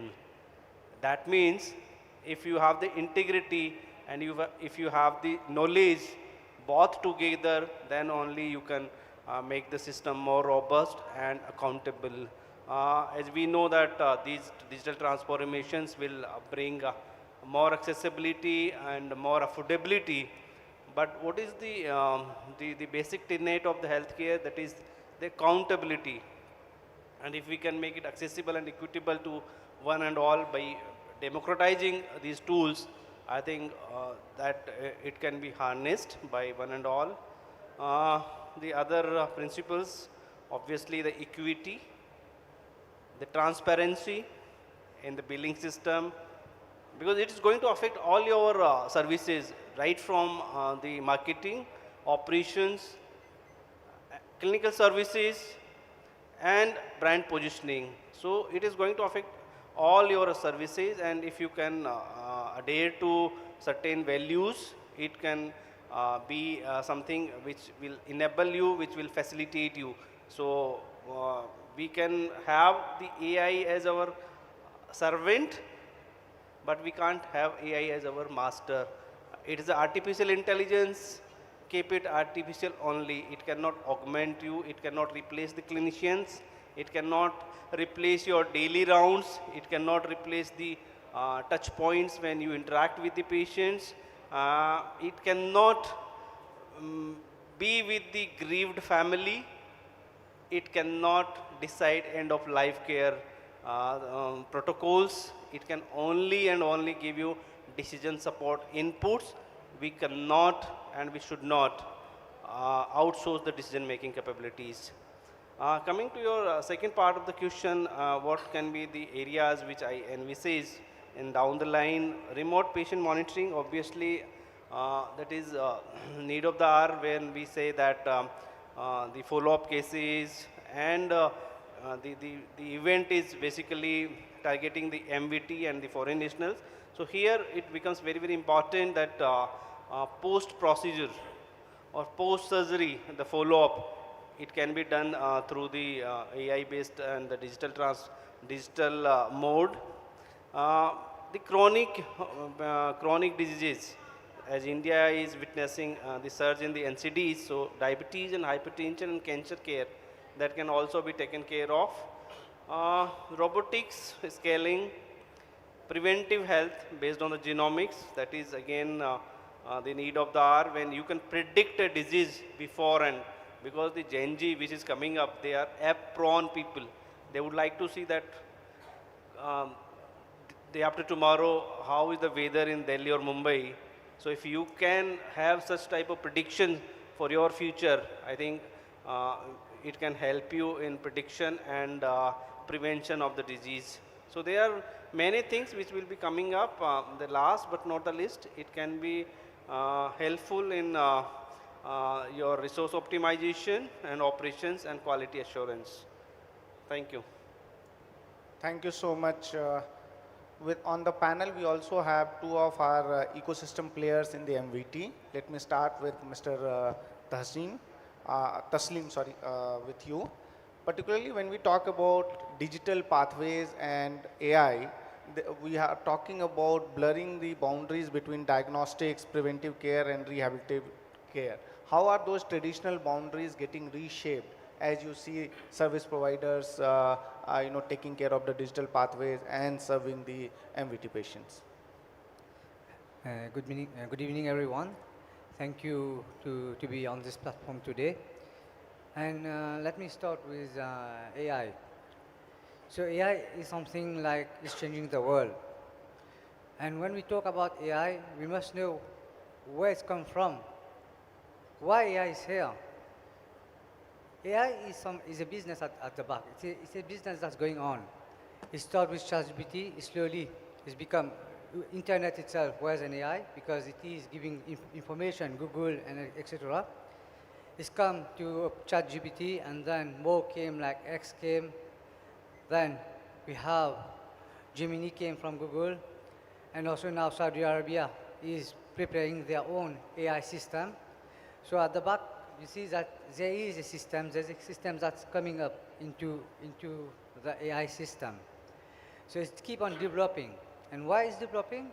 Because it provides information to the people around. When we talk about the digitalization and also about the previous before AI and now how AI is coming to help in MVT, definitely it's helped a lot. It's helped a lot in create the infrastructures, in system, or even the documentation of our patient. AI is become part of the life of the new technology, the new life, we can say. And at the end of the day, when we build something and we learn by AI, creating something from AI, and try to bring it into our system, it's perfect the system. It makes the system run much more well. And when we come to AI system, in developing the system, how far we can trust AI, and definitely when we come into the line of our patient, before coming into the office, before coming where to go, which hospital to go, which treatment plan to come, they already have the research, they already read about everything, because AI is in the phone. And for us, as facilitators to the client who need to come for a treatment in India or other places in the world, we have to be transparent to them. We have to show them the real world.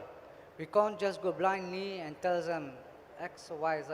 We have to really use our knowledge, combining to AI, right? Mean that we have to know our subject before telling anything to a client, before traveling, or before booking a ticket, before giving them the choice of how to travel with air medical escort, with the stretchers, with oxygen during the flight. Because everything is now with internet it was easy, like Google, but now with AI it's within seconds. Like I give an example, we have Gemini, we have Google AI, we have so many AI company. And like I said, I was in conference few months ago, so in Saudi Arabia. So Saudi Arabia is building their own AI now, which means the countries itself are developing the AI technologies so that they can be in the market of AI, artificial intelligence. And for us as MVT to make sure that our client choose the best treatment, choose the best way of service in India or other country, we have to be transparent, we have to know our roles and duty from the beginning, and even the question will come toward when a client will ask us that he just checked with on AI about this treatment, about this hospital, about the price, about international price and domestic price. So all these are written on AI. So AI play a very important role in our new world, and this keep on developing. Last week itself, I had our CPD point for nurses, so I'm a nurse in Mauritius. So I had to tell them about how we have to save ourselves, right, legally and ethics, because a client, our patient, they will know everything through the AI. Even in the hospital, they will read about the treatment the doctor is giving to them. So it engenders our clinical outcome. The doctors and the nurses should know much more better about their work and ready to answer the question when the patient is asking. So AI forms part of our life, and we have to be integrated to them. Thank you, Mr. Taslim. If I can turn to Mr. Sahil. We did hear panelists talk about how digital pathway and AI could aid and support the whole patient care. You having the experience of the medical value travel ecosystem in a larger context, what are the other dimensions of patient care or patient interaction with the environment would you like to see the digital pathway cover?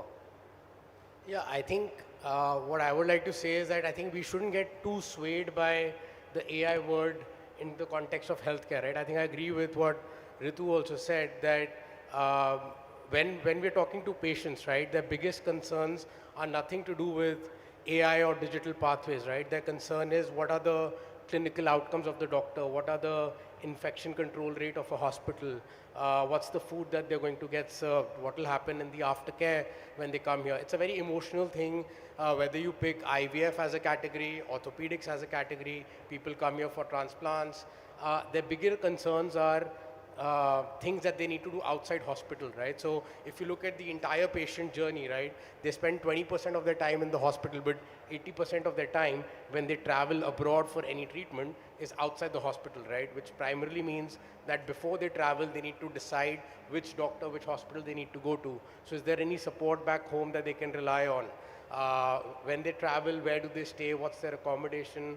What's the food that they're going to get? Is there any physiotherapy going to be happening over there post-recovery, right? So those are questions which AI is not definitely answering, right? What AI or digital pathways can do is help us optimize and integrate all these different infrastructure or logistics points to make it smoother as a flow for the patient. But ultimately, I think today where we are as a country from a medical tourism perspective, first we need to figure out how do these different players or infrastructure players talk to each other, right? Right from the point when the patient lands at the airport to the point where they're picked up, to where they go and stay, to the point where they are inside the hospital, there is no single point of contact or channel through which they can, proceed through the entire journey, right? And that is why we at the medical travel company are trying to solve for it, where we can be that single thread who takes care of the patient from the home country to when they land in India, to their journey within the hospital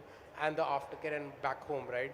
I think from an overall perspective, we need to start building of these, start to think about how we build these different infrastructure layers and how do we integrate them. I think once we do that, that will elevate the patient experience to the next level. And I think we need to take a leaf out of what some of the other countries have done. And, for example, Korea, Thailand, Turkey have built brilliant infrastructure outside of the hospital networks to market themselves to the world. So while I know that the doctors in India are the best, the clinical outcomes are the best, still those countries are able to market themselves better because of the overall experience that they're able to deliver for the patient, right? So I think if we can start focusing on giving that overall experience in India, which includes a bit of hospitality, it includes a bit of integration with diagnostics, as Dr. Ravi said, a bit of emotional counseling that is required, let's say, for IVF patients. So every category will require different things, right? But if we can build that infrastructure and give that sense of peace to the patient when they travel to India, I think that is where we will win and will be able to take on other sort of competitive countries where a lot of medical tourism is happening. So I think that's where we are headed, and this is the most non-AI part of the business, and this will be the core, I feel, right? Like Dr. Sameer said, with AI coming in, it's going to democratize the quality of surgeries. When you take a knee replacement or a hip replacement, I think most doctors will deliver equivalent clinical outcomes in the times to come, right? What will differentiate is the experience before and after that, right? And that is where I think we need to focus on and build that clarity, that how can we come together as an industry and work on that. Thanks. Thank you so much, Mr. Sahil. I think that's a great point. How do we include the larger patient experience in the digital pathway? Before, as we move towards the closure of this, I'll take another 1 minute for each one of you, and if you'd like to add anything, given that we just have a few minutes left, please feel free. We can start from that end and we'll continue towards this. One last sentence around any aspect that you think you would like to re-emphasize. I think all the points have been covered. Only thing is like as healthcare is evolving, so many things will be coming up, be it the AI or the robotics or the genomics. Now new thing is coming, the predictive analysis, prediction of the diseases. So my the take home message is AI is going to be there. Make AI your servant, tool, facilitator, and utilize AI to augment your own intelligence. Don't leave the decision making capability to AI. Take AI's decision support inputs and utilize it nicely. Thank you. Since this is a medical value travel conference about international tourism, I would like to just reiterate, I think you can see from the panel that we in India have an excellent quality of doctors, infrastructure, and even the entire patient experience that people like Sahil are creating. So I think we are at the right place to give world-class healthcare to the world. So if any of you are at the cusp or you're thinking, should I get my treatment in India or not? I think I can almost assure you that, we use AI, we have the best infrastructure, best doctors, and we are the hospital for the world and the healthcare place for the world. No, I think absolutely I agree with what Sameer said here. I think an analogy that, we always give is that India has become the tech hub for the world in the last 10, 15, 20 years. It was the call center hub from 2000 to 2010. It was a tech hub from 10 to 20. I genuinely feel the next decade or two will be around healthcare, and India is well poised to be the healthcare hub for the world with some of the best clinical outcomes at fraction of the cost compared to the Western world and the patient experiences that we now envision on giving them. So I think this next decade belongs to Indian healthcare, and we just really need to capitalize on it and build on it. Well, my thought is very simple. The thing we are talking about medical value travel. I think a patient, when he travels to us, travels through clouds. So I'll probably like to say let's follow the principle of cloud. And what is that? The C-L-O-U-D. The C stands for connect every stakeholder. L, link every documentation, lab report, radiology, clinical history should be all linked. O is optimize with intelligence. You unify patient journey right from what he's saying, right from at that point of time, the consultation till patient is going back. And D is delivery continuity beyond discharge. I think this is the principle of cloud, and if you're flying through clouds to us, I think we need to follow the principle of cloud so that the patient journey is not cloudy. They enjoy the clouds and they probably have a good time going back. I just echo, I think, what most of you have said. I think just the backdrop of AI Summit, which ended up having the world's movers, shakers descend on India recently, and I think it's put back India on the world map. Considering combination of the human capital as well as a very large credibility of Indian clinicians and the healthcare ecosystem, I think there is no better time for India than to really, really accelerate our efforts on medical value travel. The credibility on the tech side, the healthcare side, the clinician side is all there. I think onus is a lot on us as healthcare providers to have that differentiator and deliver the best quality outcomes that we continue to do, backed by technology and empathy. So we are all set. I think we have our work cut out for all of us here. I'll say across the world, if you travel to hospitality, right, Indian hotels offer probably some of the best hospitality I have personally experienced. And hopefully we will be able to solve the convenience issue that the MVT partners are saying and provide that end-to-end kind of convenient, comfortable, integrated experience for the patients. We already have fantastic clinical talent and outcomes. I think the element of trust, saying both the clinical and the operational elements are taken care very well. The trust can be developed by using information and intelligence now available online. So I would encourage patients and intermediaries who are supporting patients to actually leverage these online intelligent agents. Compare the notes.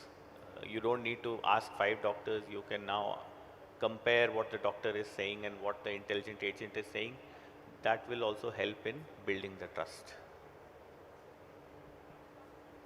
And yes, since 2018, I've been to India for my first patient here, and the system have changed. And now, what we said, we are using the AI for our patient. Our patient also using the same. And I would like to say final words that India is the best in the world. I've been sending patients to other countries, Saudi Arabia, to Malaysia, to other countries, which I'm still working. India remains the best for the world, and the best where also India is healing the world outside African region. You know, Africa need India for treatment. And what is happening nowadays is not only patients coming to India for treatment, but the doctors in India, the big hospital here, they're investing the doctors and sending them to Africa and educate the doctors locally. And this is what is happening, and this is the future of how India is helping the world, and how all the big hospitals which we're working with are helping the world in Africa and saving the life and try to bring whatever the knowledge they have. And with AI, definitely it makes the life much more easier for our patients, and also choose which hospital they have to go. And I will say that, yeah, we will be here for a longer time, and will definitely keep on growing our Indian service. And thank you very much for all the hospitals that have been supporting us and all our patients. Thank you. Thank you so much to all our esteemed panelists, especially for condensed summary that you have provided towards the end. I am sure all our participants here have benefited from this discussion. Thank you all the participants here, especially coming here after lunch and being alert and listening to us actively. We hope that, as you talked about towards the end, that both Heal in India and Heal by India is mutually rewarding to all of us.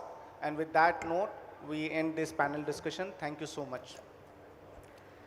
What a brilliant panel that we just witnessed. Let's have a huge round of applause for all our panel members and our moderator, and thank you for wrapping it up on time.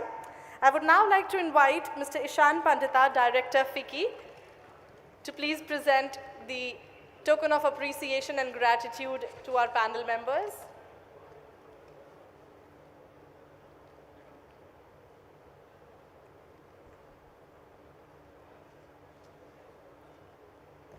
I please request our panel members to step ahead.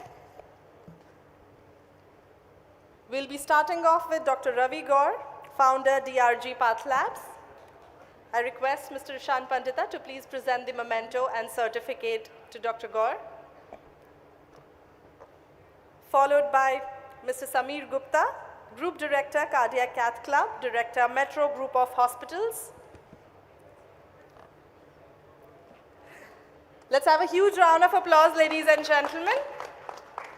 Followed by Mr. Vipul Jain, CEO, CK Birla Hospitals.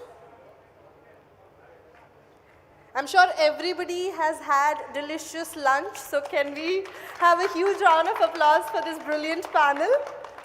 To Dr. Ritu Mittal Garg, Chief Growth and Innovation Officer, Fortis Healthcare.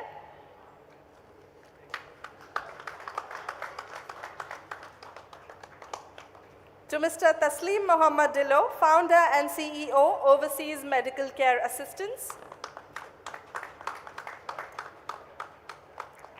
To Mr. Sahil Jain, Co-Founder and CEO, The Medical Travel Company.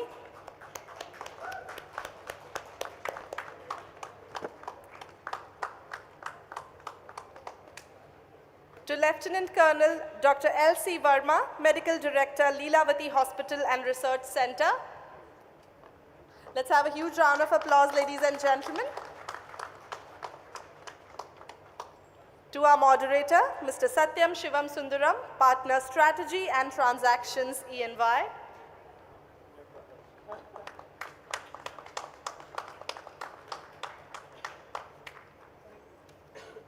Can I now request all our panel members to please stay put for a group photograph? So ladies and gentlemen, with that, we just witnessed the plenary session 2, Digital Pathways Empowering Seamless Healthcare Access for Global Patients. Indeed, a thought-provoking panel discussion. I would like to thank all our panel members and our moderator. Thank you, Mr. Rishan. So with that, we'll now move on to the next session, but we'll just take a moment to prep the stage up.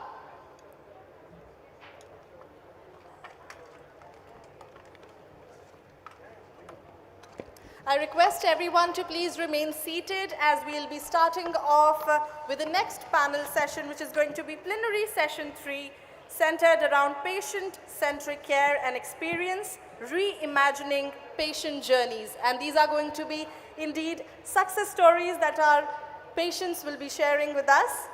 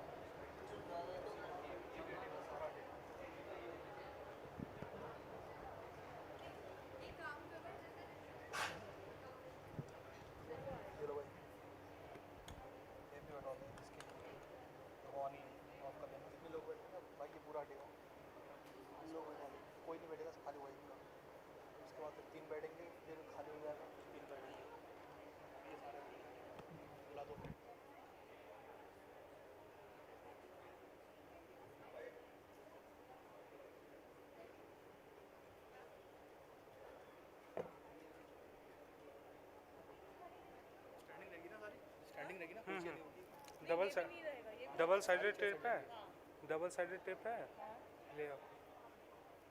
उन्होंने बोला आपकी मर्जी है, अगर वहाँ पे लग सकता है तो लगा देना, वरना टाल देना।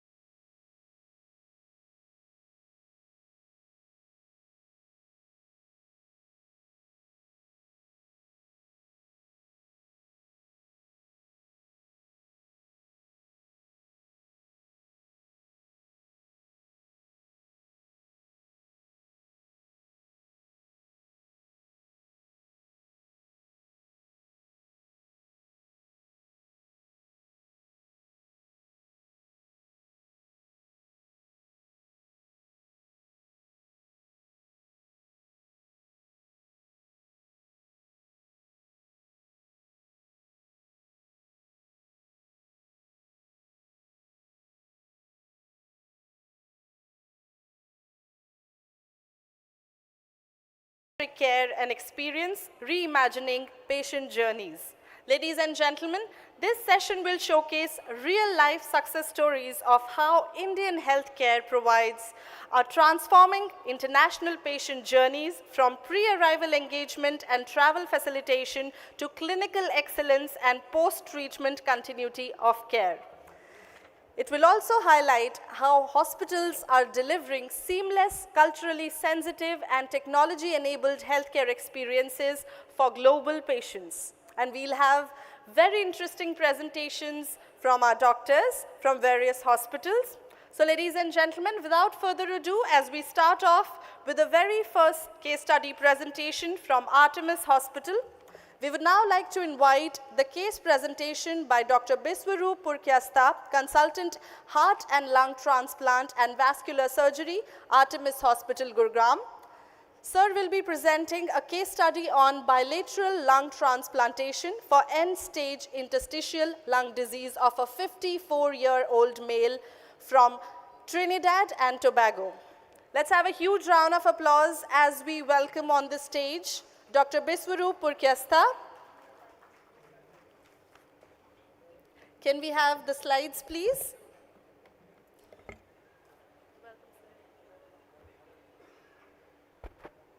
Hello, hi. Can the slides be shown, please? Sure, hi. Hi, a very warm good evening to everybody present here, respected colleagues, members from the healthcare fraternity and everyone else here. So this is a story about Mr. John Mulanthiel. He's a 54-year-old guy from Trinidad and Tobago. I mean, we would not be able to locate where it is, barring the fact that, you know, Brian Charles Lara is from the same island, plays a bit of cricket for those cricket enthusiasts. So this is a 54-year-old guy, father of 2 daughters, who's had ILD or interstitial lung disease for the last 4 years, who's been recently worsening so much so that he is now oxygen dependent, restricted to his daily activities, and requires a lung transplantation. So we're very thankful to his healthcare facilitators who got him to India in the first place, and to Artemis, which is a nascent heart-lung transplant program in the Delhi NCR region. A brief history of this gentleman: he's breathless on exertion, which has been more severe for the last 1 year, completely oxygen dependent, so much so that he has to do his daily chores while connected to an oxygen concentrator, on steroids, nintedanib, the usual malady for these people with connective tissue disorder, basically, and fibrotic hypersensitivity pneumonitis for the last 4 years. No other systemic illnesses, apparently a very fit guy, someone who's otherwise looks very healthy. But then comes the challenge. He's someone who's immunologically quite active. So his HLA class 2 antibody alleles show very high MFI or mean fluorescence index running top of 10,000 for at least 6 different alleles. And in transplant parlance, this means that these are patients who are at a very high risk of rejection. I mean, transplants have 2 bullets to take. So the first one would be rejection, the second one probably infection. 54-year-old guy, reasonable blood counts, all mentioned here, normal hemoglobin, normocytic, normochromic, smear, good kidney functions, good liver functions, nothing abnormal to look at. Quite a fit guy, good cholesterol levels, probably better than most of us in this room here. Good blood sugars, good HbA1cs, good thyroid function test. A routine prostate management meant that prostate examination meant that he is kind of quite low on his PSA, which is done for every male more than 50 years as per our transplant protocol. So everything fits in the jigsaw puzzle nicely. Cultures and sensitivity is all clean, perhaps because he's lived in the island nation. Most of his cultures have turned, have returned a negative thing, except for his urine giving us some mixed commensals. So far the story looks very nice. All clear, all green, stool, OB cultures, no pathogenic organisms at 48 hours. Now here comes the challenge.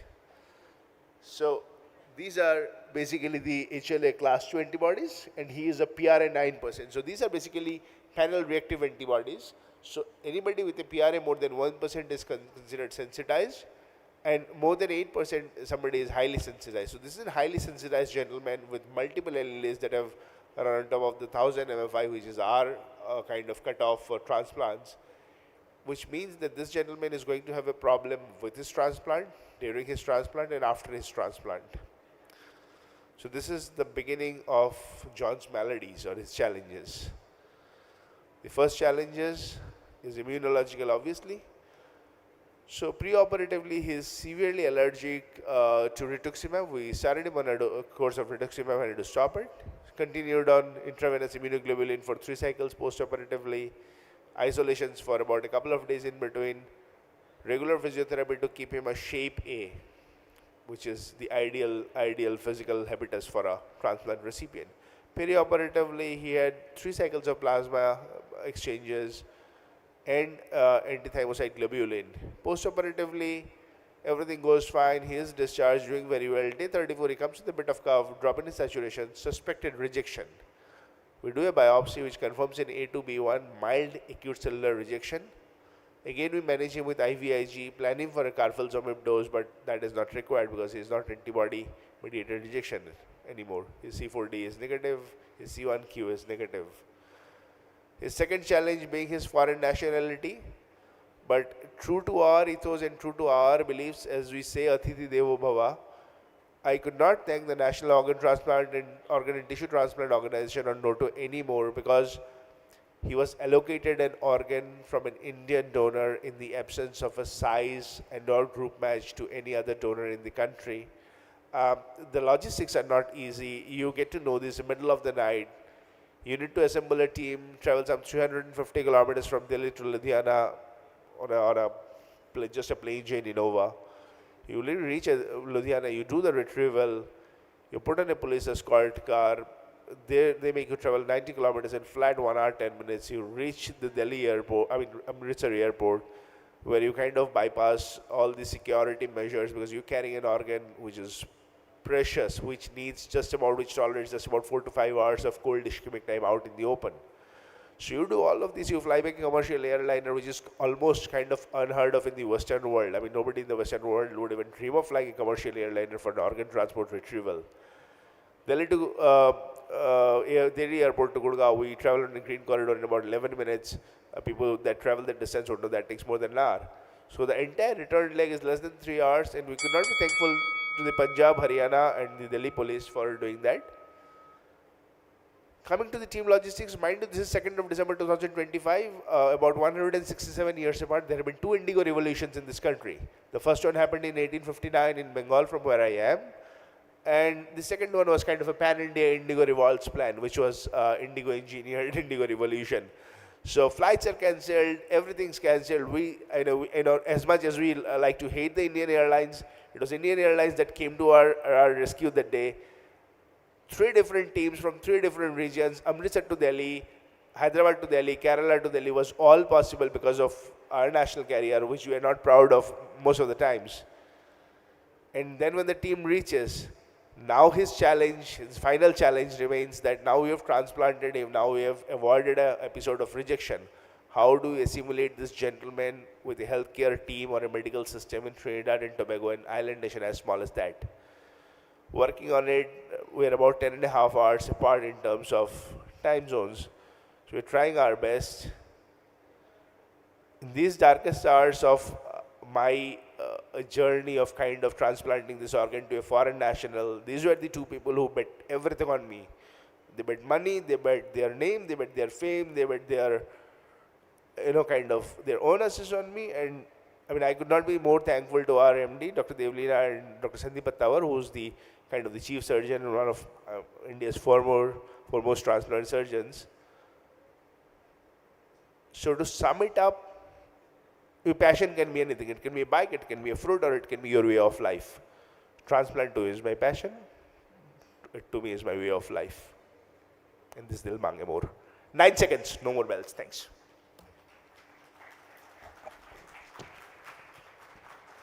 Thank you so much, sir.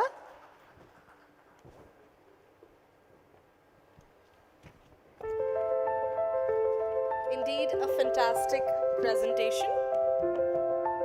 2nd December 2025. a life-saving lung was flown from Jalandhar to Artemis Gurugram through a carefully coordinated green corridor.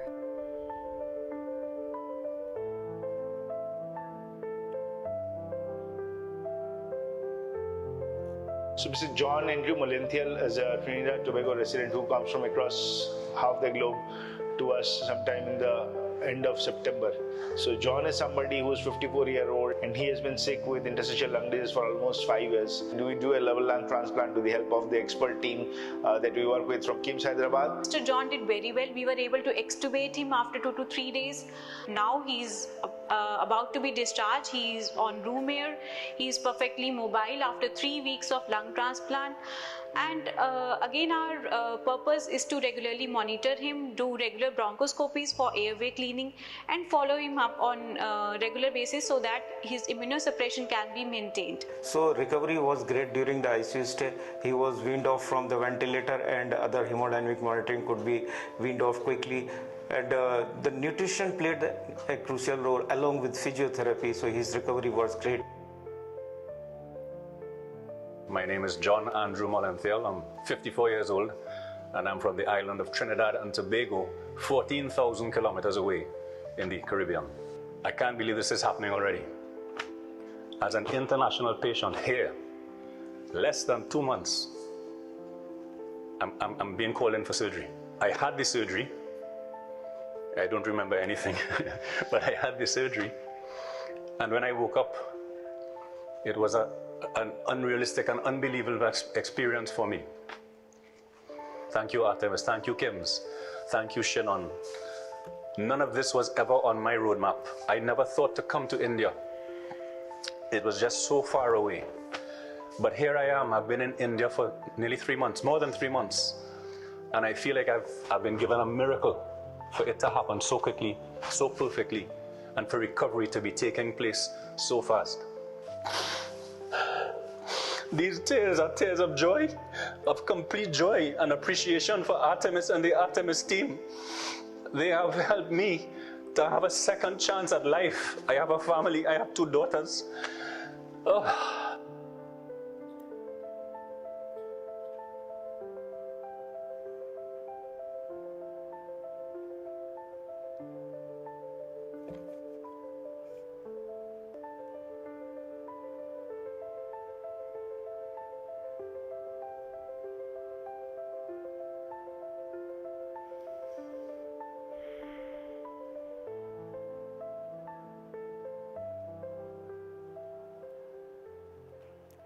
What a beautiful video message. Let's have a huge round of applause for Artemis Hospitals and Dr. Biswaroop Purkyasta and the entire team. While the patient is not here with us right now because his visa expired, but he has sent us a recorded message. Can we have the AV, please? This is what freedom feels like after days and days in quarantine and isolation. Little walk outside, fresh air. Kind of, but it feels good. Feels good. Isn't it beautiful to hear and see such beautiful testimonies? So with that, we now move on to the next one.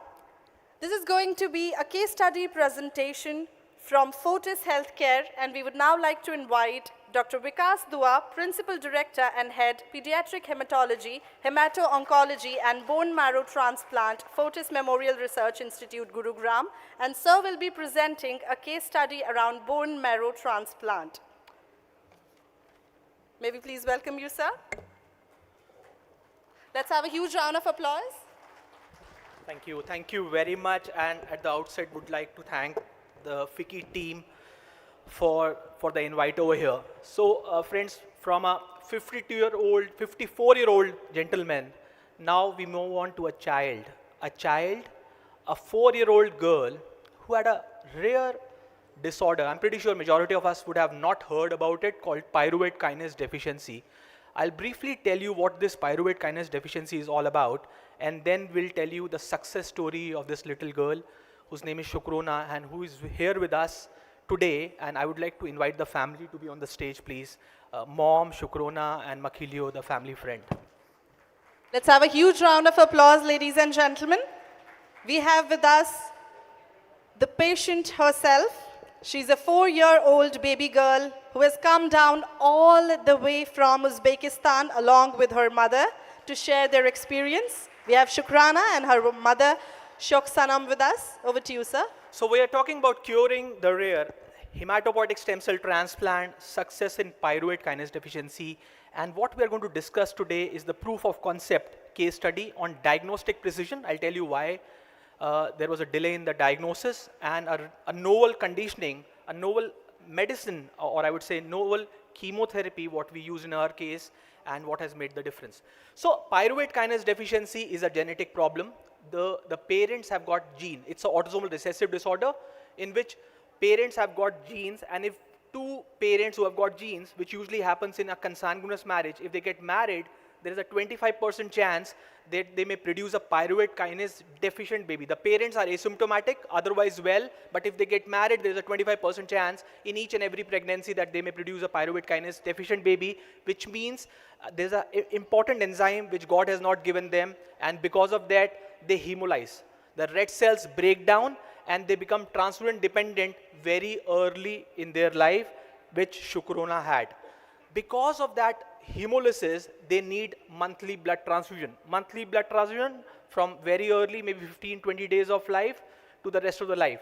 And because of the monthly blood transfusion, they get iron overloaded. Each and every unit of blood carries 126 milligram of elemental iron. They get iron overloaded. Iron goes to the liver, to the heart, and that causes mortality in majority of cases. Majority of kids die by the age of 20. And they have to be dependent on blood transfusion, and because of the hemolysis, they have gallstones till the time they live. So what is the management? Management till date, which has been described, is a supportive care in the form of blood transfusion. Sometimes you can get a splenectomy done, get rid of the spleen. There's a new medicine, mitapivat. Mitapivat is recently been approved by FDA just 2 years back for the treatment of pyruvate kinase deficiency, but it's hugely expensive, cost in crores of rupees, and it has to be taken for the rest of the life. Is there a curative path? Yes, there are few case reports from the West and from Asia itself on the role of hematopoietic stem cell transplant. You get rid of the defective red cells which are being produced from the marrow, and with a healthy donor, and the patient can become transfusion independent. And this girl, who is now 6 years of age, came to us at the age of 4, was diagnosed at the age of 1 year to be having low hemoglobin, and in their home country in Uzbekistan, somebody told them that the girl has got thalassemia. Thalassemia, I don't know how many of us know, but India is the thalassemia capital of the world. It's also a genetic disorders, autosomal recessive disorder, and the child is transfusion dependent from 6 months of age. But a diagnosis of thalassemia at an age of 1 month is never been heard of. So when they came to us with a hope of getting a transplant done for thalassemia, first we thought, is it really thalassemia? At the age of 1 month, from the age of 1 month, she's been getting multiple blood transfusions, and now 4 is been iron overloaded.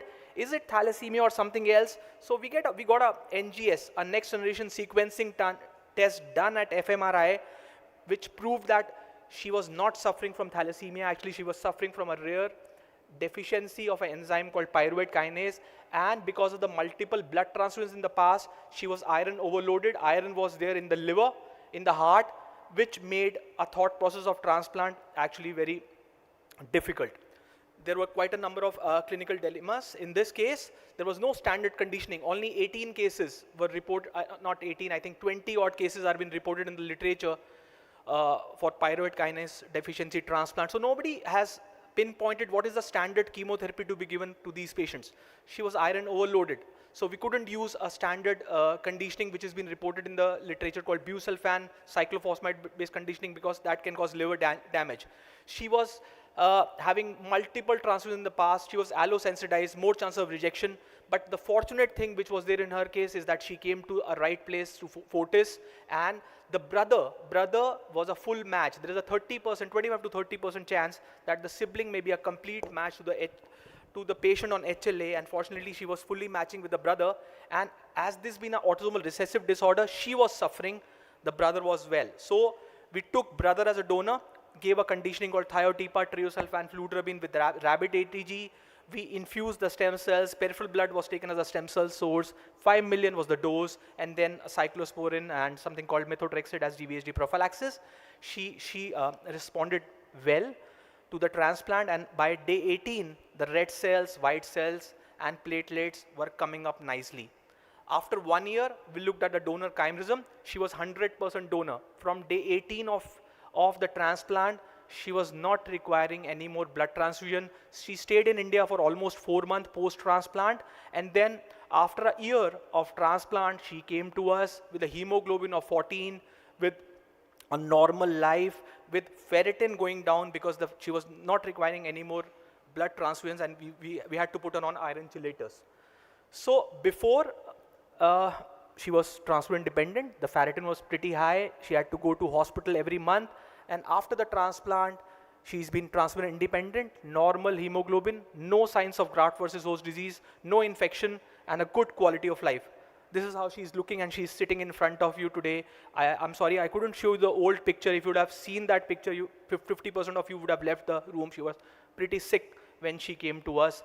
And there are around 24 cases which are being reported from the world on a literature on transplant in pyruvate kinase deficiency. 16 from Europe, 8 are from Asia, but the catch in this case is from Asian continent, the transplants which have been done were done very early when the patient was not iron overloaded, and all 8 patients, 100% survival from Asian centers is been reported, whereas from the West, surprisingly, just 65% survival has been reported. And this is the first successful case, I would say, in the world who has gone a transplant with a triosulfan thiotepa fludarabine based conditioning with a ferritin of close to 6,000 and severe iron ore overload in the liver. So the learning points are transplant before 10 years is still carries a better survival outcome. A conditioning called triosulfan thiotepa fludarabine is highly effective, and outcomes are heavily dependent on the center's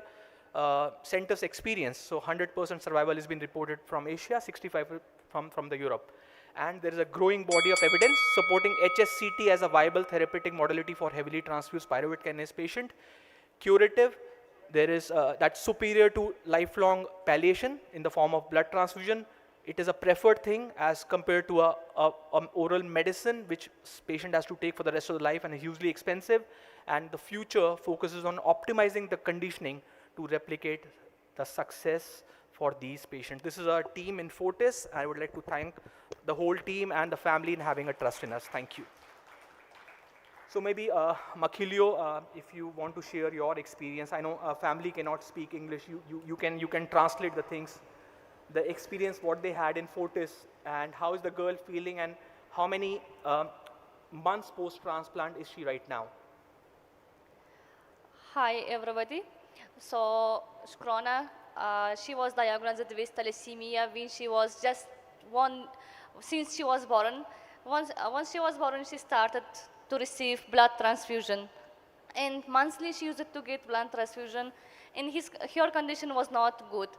And she used to have too much iron, and due to that, spleen was enlarged. And baby used to have pain a lot. She used to live with a pain only. But once they came to India, Dr. Vikas said to us that diagnosis doesn't look like thalassemia, there may be something else. Then we stayed for India just to confirm the diagnosis more than 40 days. We have waited for the reports. Then it was confirmed that she has pyruvate kinase deficiency, which is very, very rare disease. And her brother, Muhammad Aziz, was 100% matched donor. And now it's 1.5 years after bone marrow transplant, and she's living well. She's living like how others healthy children live in their life. Thank you so much. Thank you, Dr. Vikas. Thank you, Fortis. Is there anything family wants to say? Pronto, ficar lá desbaceitem. Dr. Vikas ke kat teka rahmat. Sam rahmat point. Dr. Vikas. Dr. Vikas ke rahmat.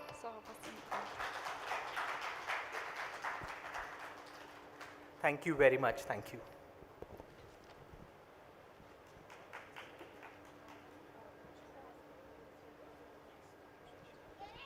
Thank you so much, Dr. Dua.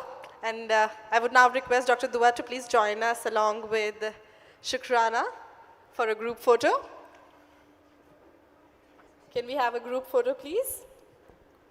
Let's have a huge round of applause, ladies and gentlemen. It is indeed a pleasure hearing such success stories.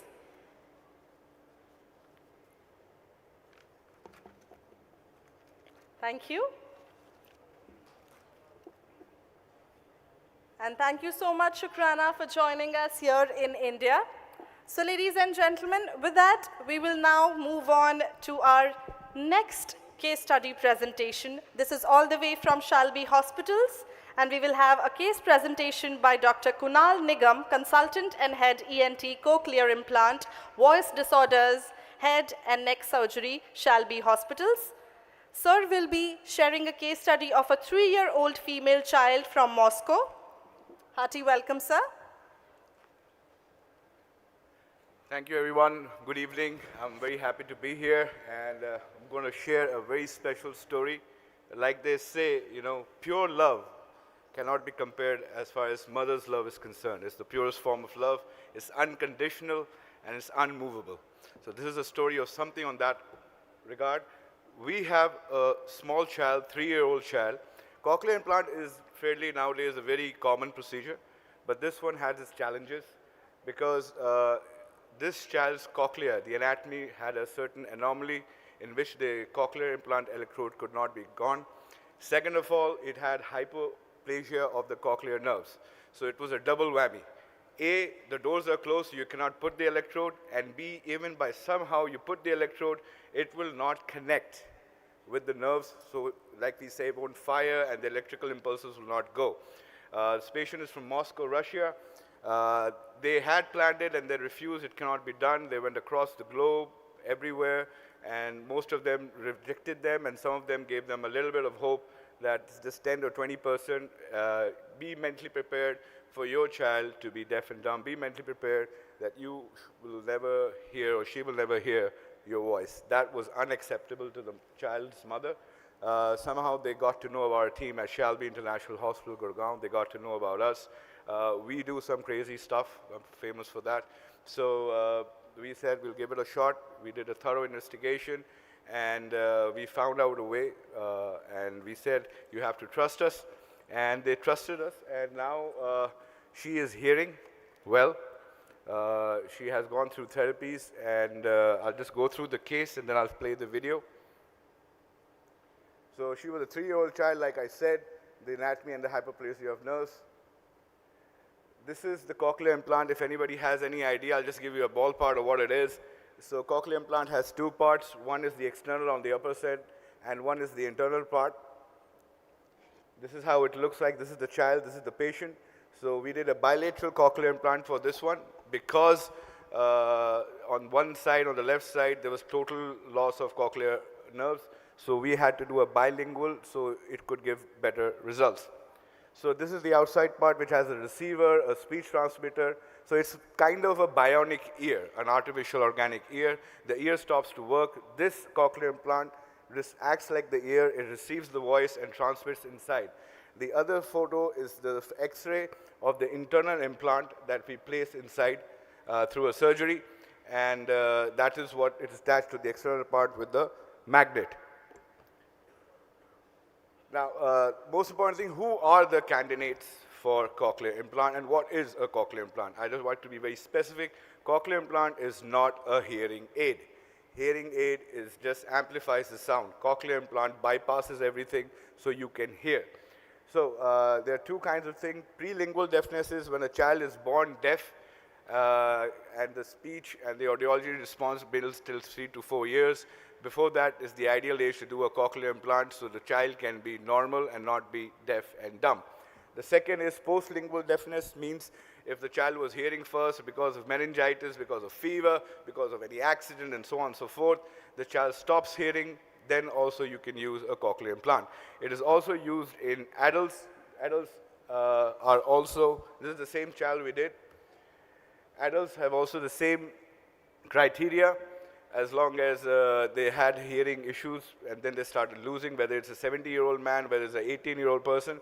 This is an 18-year-old person from Iraq who had a difficult thing, and now he had an accident. He went through a meningitis and other infections. He lost hearing in both the ears. We did an advanced cochlear implant, and now he's hearing. So we're not talking about this guy. So this is the basic structure of how cochlear implant works. If you can see the blue line, that is the electrode of the cochlear implant that goes inside the snail-shaped cochlea into it. The challenge was the whole thing was stenosed in this child, and the nerve endings of cochlear nerves were very, very hypoplastic. So after the surgery, our challenge was how to show. But when we did the surgery, she showed limited peer interactions, and then she started hearing things. She started responding to voices which was not there. At the time of surgery, we do a smart nav. When we put the electrode inside, we check whether the electrode replacement is there or not, and it was there. So what we did was, we did a posterior tympanotomy approach with a cochleostomy. We drilled the whole cochlea out. Now, this is a unique case. It has never been done anywhere in the world. That's the reason I'm standing here. It has been attempted by some doctors across the world, but insertion was complete, but after the therapy, the child was not responding. So because of the hypoplasia of nerves, this is the first case where the child responded after the surgery. Everywhere else, they have done such similar cases. They have done the insertion of the cochlear implant, but no one has achieved what I think it's God's grace that we achieved it, to be honest. So that's why we're very, very happy with the behavior. So despite the odds, the team conducted a very thoroughly thing. We did an MRI, a CT, we went through counseling. We had counseled the patient that there's a 50% chance, but we will do our best. So it was anatomically very challenging. It was a 9-hour surgery. In the OT, we were doing a hit and miss thing. Usually we do a round window approach through a posterior tympanotomy. So when we went to the round window, it was completely stenosed. So we went through a cochleostomy and we went through a backdoor entry, which has never been done. We're doing a case publication of this. And this is a learning experience for many surgeons out there that this can also be tried in patients. Now the thing is with this case is so many children across the world are denied cochlear implants because of that it is too difficult. It has never been tried. I always believe if you don't try, you won't ever know. And there will be errors, there will be mistakes, but that's the way to progress. That's what I believe in. So with this thing was a very unique case, and after that, once this is the MRI, I'm not sure if anybody can understand, but there's a big stenosis in the cochlea on both the sides. Now after the implantation, we were all crossed fingers. The irony was, during the surgery, the child was giving no response, no electrical response.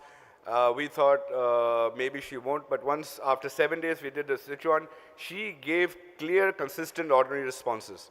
She started attending to sounds, meaning that she would react to sounds. Now if you clap, she would move her head.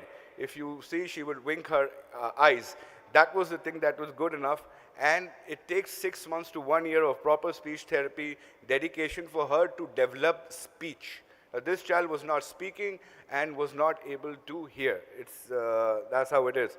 So this journey reminds me, every child deserves a chance to hear. Even in complex cases with a thin cochlear nerve, timely bilateral intervention and therapy can create meaningful changes. And this is a living example that if we try, we can do it.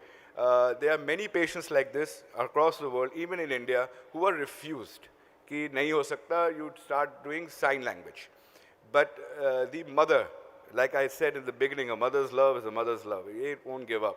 So we were moved by that. We did it. Now this is the electrode that goes completely inside. It's called a smart nav. It's an artificial intelligence-based nav.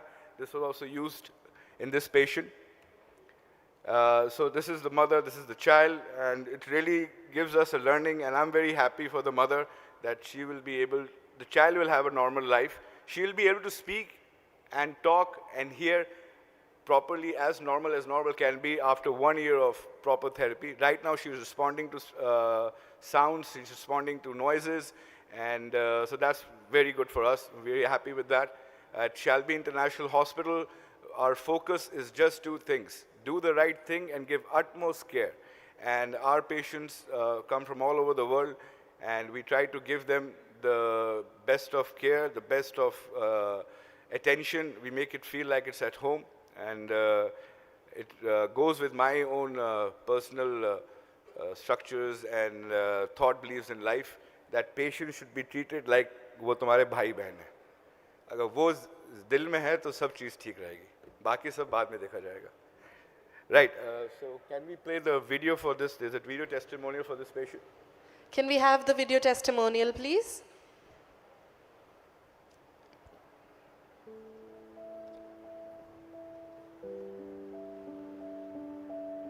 Всем добрый день. Я мама Асия. У Асия врожденный тугоухость 4-й степени. Ей диагноз ставили в 9 месяцев. В Москве мы готовились к операции, кохлеарный имплант. Но, к сожалению, нам отказали. Сказали, ей не подойдет кохлеарный имплант.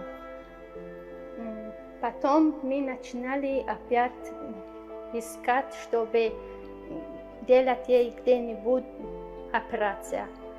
Потом я уехала в Таджикистан, там тоже мы показали ей доктора, которые приехали из Ирана. Они тоже нам сказали, что у нее шанс очень мало. Мы отказали от этого операции тоже. Потом приехали обратно в Москву. Можете приехать. Мы согласны делать ей операцию. Потом мы через неделю прилетали в Every now they came to us, we did a thorough investigation, we did a special plan for it, and we had advised to go for a cochlear implant at both the ears and 8 with a 622 cochlear straight slim electrode. Они сказали нам, у нее есть шанс, мы делаем ей операцию, и она слышит. Я поверила, поэтому я очень доверила им. So we did a special surgery in which we, instead of using a round window approach, we did a posterior tympanotomy with a cochleostomy in both the ears. By God's grace, the electrode placement was complete, and the smart nav navigation NRT also showed very positive results. After 7 days, we did a switch on, and with crossed fingers, by God's grace, she has done very good. She has given more than expected results in terms of hearing and response. And I think with thorough speech therapy, audiology therapy, we will see a very, very good result. So I'm very happy. The parents are very happy. They're very emotional. The crux of the matter is one of the rarest of the rare surgeries. Very few done in India or anywhere else. And we're very proud to be a part of it and giving positive results. So I'd just like to make a special note that this case was refused by many people across the globe, and we ourselves were also in doubt. But with our disciplinary team and our persistent approach, we were able to show the results where nobody else could. So we are very thankful here at Shalby International Hospital, and we are looking forward for such more challenges. Thank you. Благодарю вас, доктор Кунал. Я очень благодарна вам. Вы для нас герой. И благодарю все персонали этого больницы. Они очень заботливые и очень хорошие, добрые люди. Спасибо всем. Нормально реагирует. Занимаемся с сурдопедагогами, все хорошо. С сурдопедагогом тоже занимаемся, 2 недели уже, потихоньку уже все хорошо. Конечно, после операции ей уже легче, да. Иногда она смотрит, иногда, но пока она не привыкла, по-моему. Thank you, everyone. What a brilliant showcase of the medical value travel in India. Let's have a huge round of applause for Dr. Nigam. Thank you, Dr. Nigam, for walking us through this beautiful case. And let's have a huge round of applause for Shalby Hospitals as well. So with that, ladies and gentlemen, we will now move on to the next case, and this is going to be presented from Marrow Asia Healthcare. May we please acknowledge the presence of Dr. Meet Kumar, Clinical Director and HOD, Hematology, Oncology and BMT, Marrow Asia Healthcare. And Dr. Kumar will be sharing a case on high-rise sequential allogenic bone marrow transplant for refractory acute myeloid leukemia of a 3-year-old male from Dushban, Tajikistan. Hearty welcome, sir. Thank you so much. Over to you.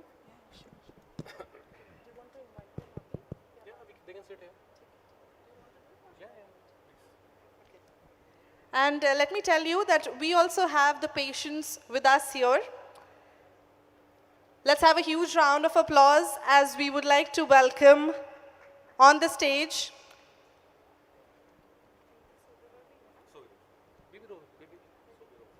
Sobira with his father Zafarjan Bashir, all the way from Tajikistan. Let's have a huge round of applause, ladies and gentlemen. Thank you for joining us, and over to you, sir. Kunal, before you leave, love you for the work you do. Seriously. Okay, so first of all, I'll take this opportunity to thank the Advantage, the creators of this. The theme for this conference, I believe, is a patient-centric approach. I believe the conference that is being organized in itself is sufficient enough to convey the message of patient centricity, because all of us, I think since morning, have been talking about patient, how to improvise, how to get better services for them, and how to make them travel and sort of provide them the best of services. So what I am going to do is start with the concept of Marengo. I think by now many of us would be knowing what is Marengo. Marengo is the name of the traditional Napoleon horse that was supposedly undefeated throughout his career, and because of the name of that horse being called as Marengo, the vision of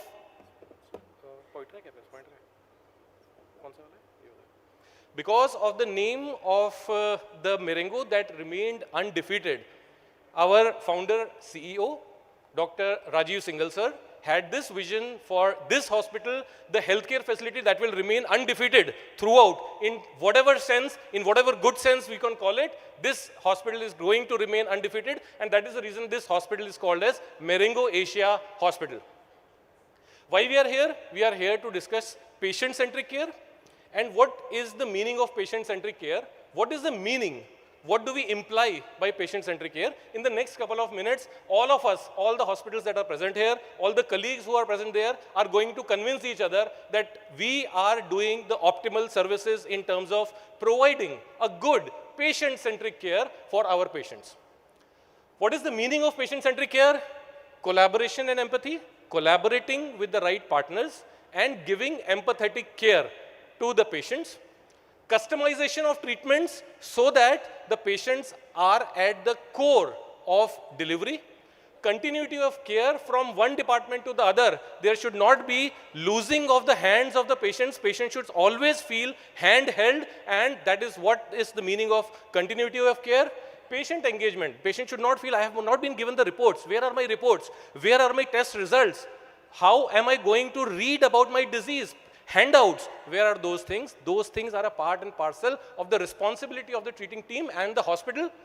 Proper access to care, and ultimately all of this results in the quality of care, quality of medical care that is delivered to these patients. Why is it important? Because it has been shown in the data, if these parameters for patient-centric care are followed, it results in improved health outcomes, enhanced patient satisfaction, efficient resource allocation, and ultimately resulting in enhanced clinician morale. So you and me will be happy only and only if you and me will be happy, because your patient will go happy, satisfied, not only medically but logistics-wise also. So these are some of the things that I think most of the hospitals are already doing in the sense to provide patient-centric care. Whatever, local transport, accommodation, sightseeing tours, educational handouts by the departments, not only once but multiple rounds of detailed counseling sessions. Personalized patient-doctor contact is something that many a times it is missing, and this has to be reinforced in a very positive and impactful manner. All the patients who are on current treatment should have a direct access to the treatment team not through the coordinators, but direct access to the patients. And we are proud to say, Dr. Neeraj is here, most of the times, if we open the phone of Dr. Neeraj, he will have a patient group to the tune of more than 250 patient groups, where the patients would be constantly connected to all the team members throughout their stay in the hospital or beyond that. We are regularly doing telemedicine connect. So virtual connects through video calling is a routine process that most of the team members are doing at some time or the other, maybe multiple times in a day, especially for those patients who require more hand-holding than those who are less. Financial counseling desk is 24/7 available, not only for the partners who bring the patients, but for the patients to clearly understand what is going on with their finances, whether the bill is more, less. Seldom it happens less, but yes, it can be a problem at times. Biosensor is a new concept that we are trying to incorporate. And what is biosensor? The patient who is getting discharged will have a sticker applied to his chest. With this sticker, the patient will go home, and that sticker will activate on the phones of all the clinicians that will sort of monitor all the vital signs, even if the patient has gone back home from the hospital. So that is what is the role of biosensors in clinical practice. Sooner or later, I am pretty sure most of the hospitals, like Marengo Asia hospitals, will incorporate biosensors in the patients who are getting discharged after the treatments. What is important? This much we are doing, agreed. But beyond this, what? What is important is improvisation. How can we improvise the experiences? How do we get to the point where we say, okay, we have achieved something beyond this, there is no improvement possible? We have to learn something from the recently concluded AI Impact Summit. AI has to play a role in clinical medicine, and there is no doubt about it. Sooner or later, it is going to come. The wish list for us at Marengo Asia Hospital is some of these. Not only in daily practice, but in medicine also, how can artificial intelligence is going to play a role? That is what we are trying to understand and implement. AI chatbots is not a very distant thing.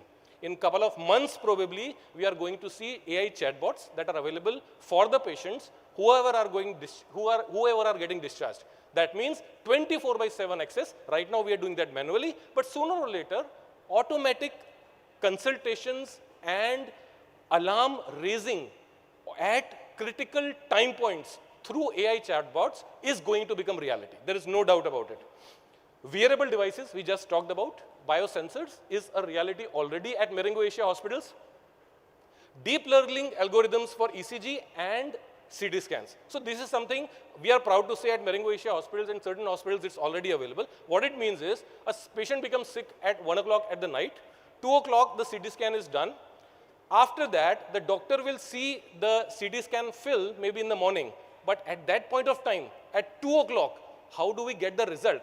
AI will come into picture and give a brief idea whether there is any grossly abnormal thing in that CT scan or a ECG, and what immediate action needs to be done, that action that cannot otherwise be waiting till next day morning.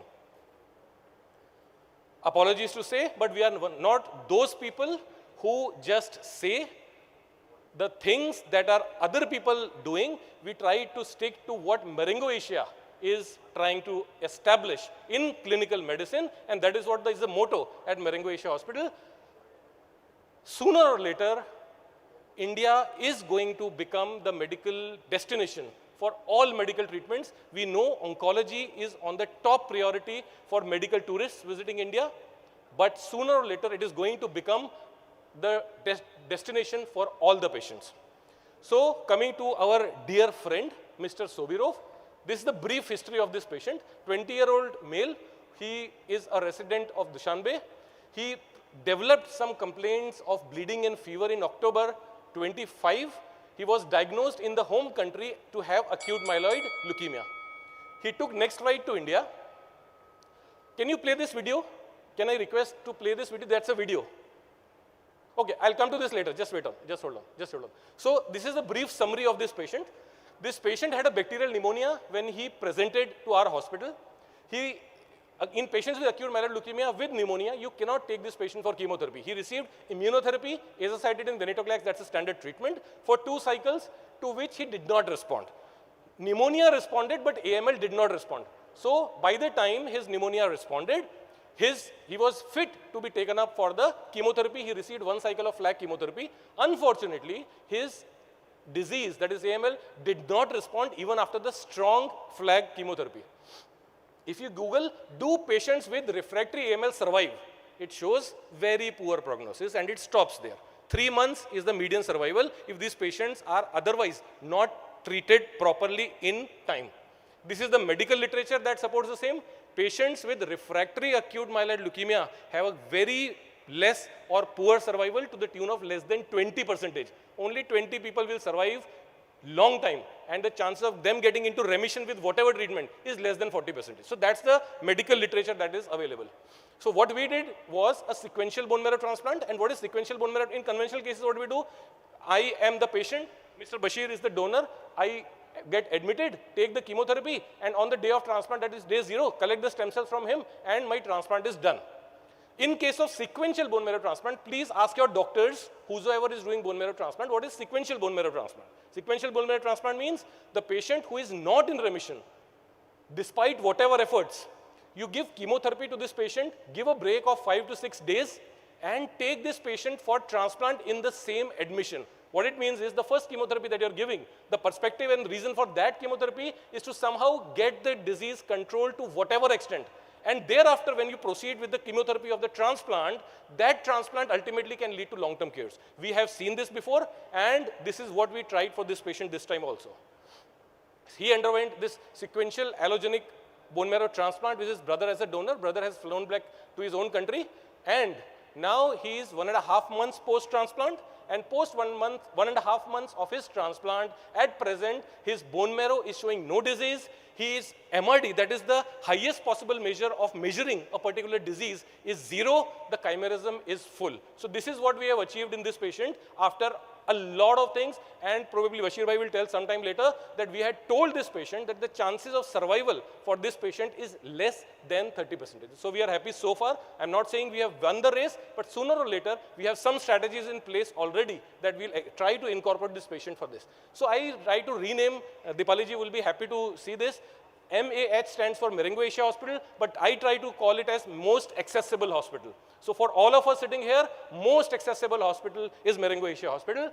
It has got a structured patient flow algorithms and that are culture sensitive. Most importantly, different countries, different cultures, culture sensitivity.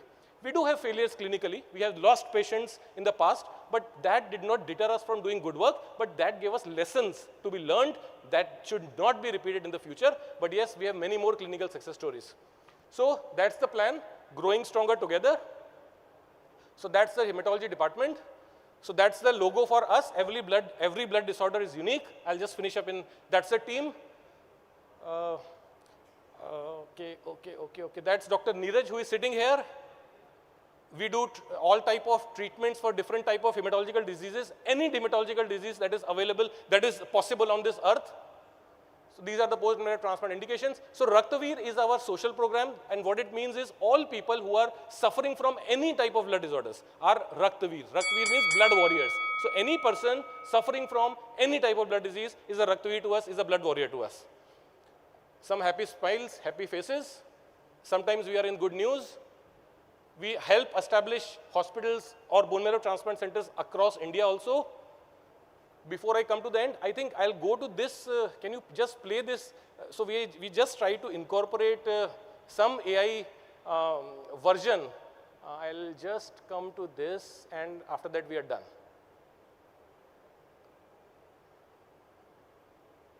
Okay, can you play this video, please? Can you play this video? 1 minute. Hello everyone, my name is Subirov. I am from Tajikistan.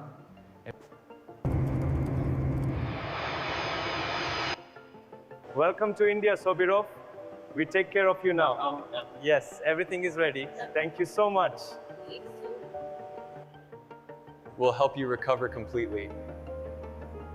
That's the AI version. AML. Marrow Asia Hospitals is with you.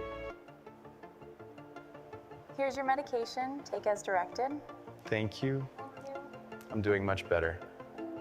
You've made remarkable progress. Your recovery is inspiring. The transplant went well. Your vitals are excellent. We're here if you need anything at all. Thank you so much. I feel good.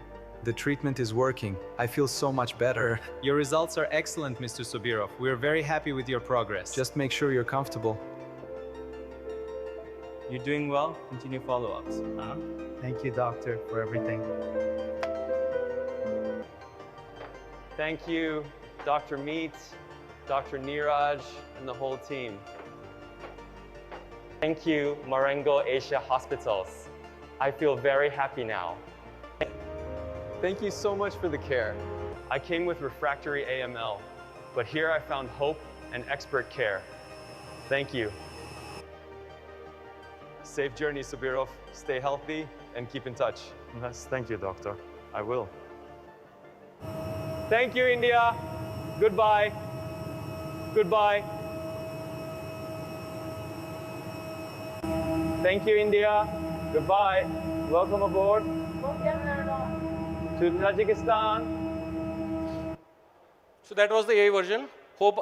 I think most of you would like it. That's what our expectation is. But before we end, let's just request Mr. Bashir to share.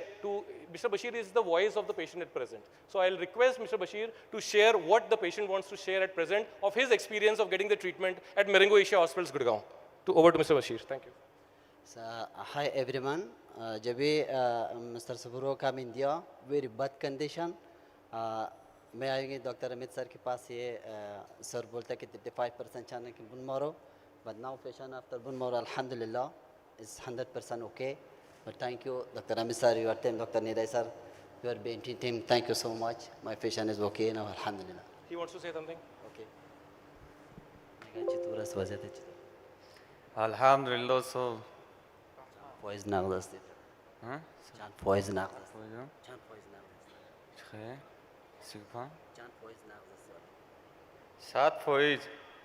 Now 100% okay now. Thank you, sir, everyone.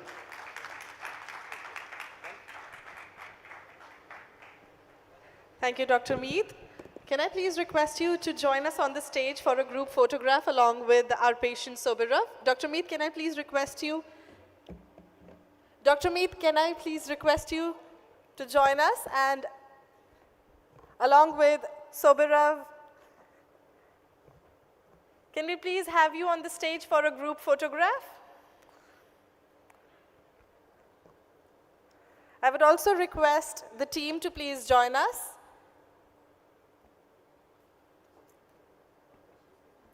May we please have Dr. Rajiv Singhal with us? Let's have a huge round of applause, ladies and gentlemen. And you were witnessing the Marengo Asia Healthcare case presentation by Dr. Meet Kumar on a high-rise sequential allogenic bone marrow transplant for refractory acute myeloid leukemia.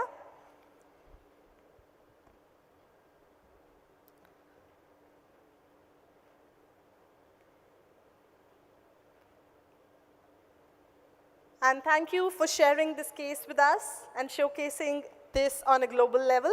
Thank you. So ladies and gentlemen, with that, we now move on to the next hospital. It's Yashoda Super Speciality Hospitals. And can I please acknowledge the presence of Dr. Vaibhav Saxena, Senior Director and Head, Urology and Renal Transplant, Yashoda Medicity. Sir will be presenting his case on robotic surgery for cancer case, urinary bladder with a history of open heart surgery. The new bladder was made robotically of a 65-year-old male from Iraq. Over to you, sir. Hearty welcome.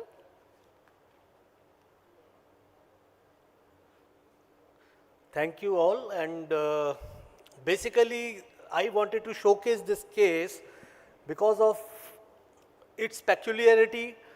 This patient had been referred to us from Iraq and he was biopsied somewhere in Gurgaon, which came out to be the high-grade urinary bladder. Before going to the case, I would like to have some of the added benefits, tell you some of the added, what is robotic surgery. So it is more precise, having three-dimensional vision with a magnified 20 times view, with lesser chance of bleeding because of that three-dimensional vision and finer instruments, more comfortable to surgeon due to the finger-like movement and 7 degrees of freedom.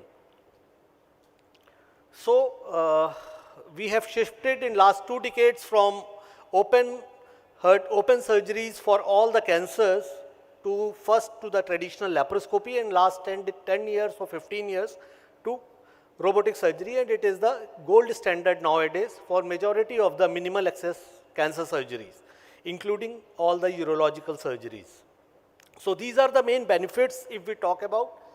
No scars, only keyholes, lesser blood loss, better degree of freedom, 3-dimensional vision, lesser surgical fatigue, so surgeon can perform longer surgeries or complicated surgeries with ease, lesser infection rate, less hospital stay, so more cost effective, lesser pain, and early return to the normal activities.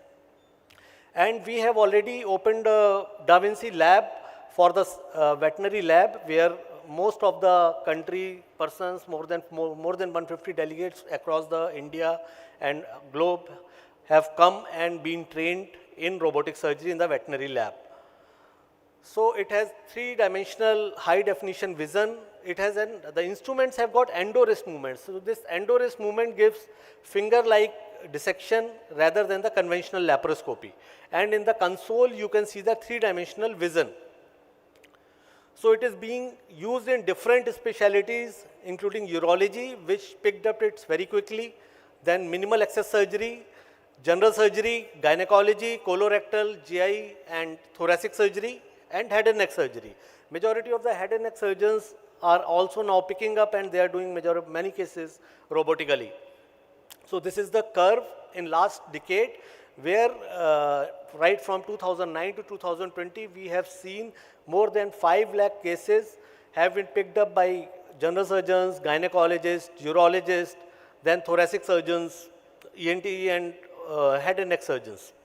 So this is the index case. So he is a 68-year-old gentleman, Hadid, from Iraq, and he was diagnosed to have high-grade muscle-invasive cancer of urinary bladder. Patient was having a little tricky because he was having history of open heart surgery, was dual antiplatelets. So the main target was he was given the option of external diversion. So when we remove bladder, for the storage of urine, we have got 2 options. Either we make an exterior conduit kind of things where the bag can be attached, because he was a Muslim and he wanted it the intracorporal, the original bladder like he pees normally. So that was a challenge for him, because he being a cardiac patient and giving a neo bladder to him was a challenge and risk for him also. So majority of the places he had got an option of the exterior diversion of urine. Second, it is if you make a neo bladder, it takes 2 hours additionally. You must be very precise. The bleeding is least. You take the ablative part very precisely and quickly, so that patient can retain the urine in the bladder and becomes leakage free. So these are the bigger challenges. Apart from it, per-operatively, if something happens, if there is any up or down, then you have to manage that part also. So your anesthesia team has to be also very much competent and potent.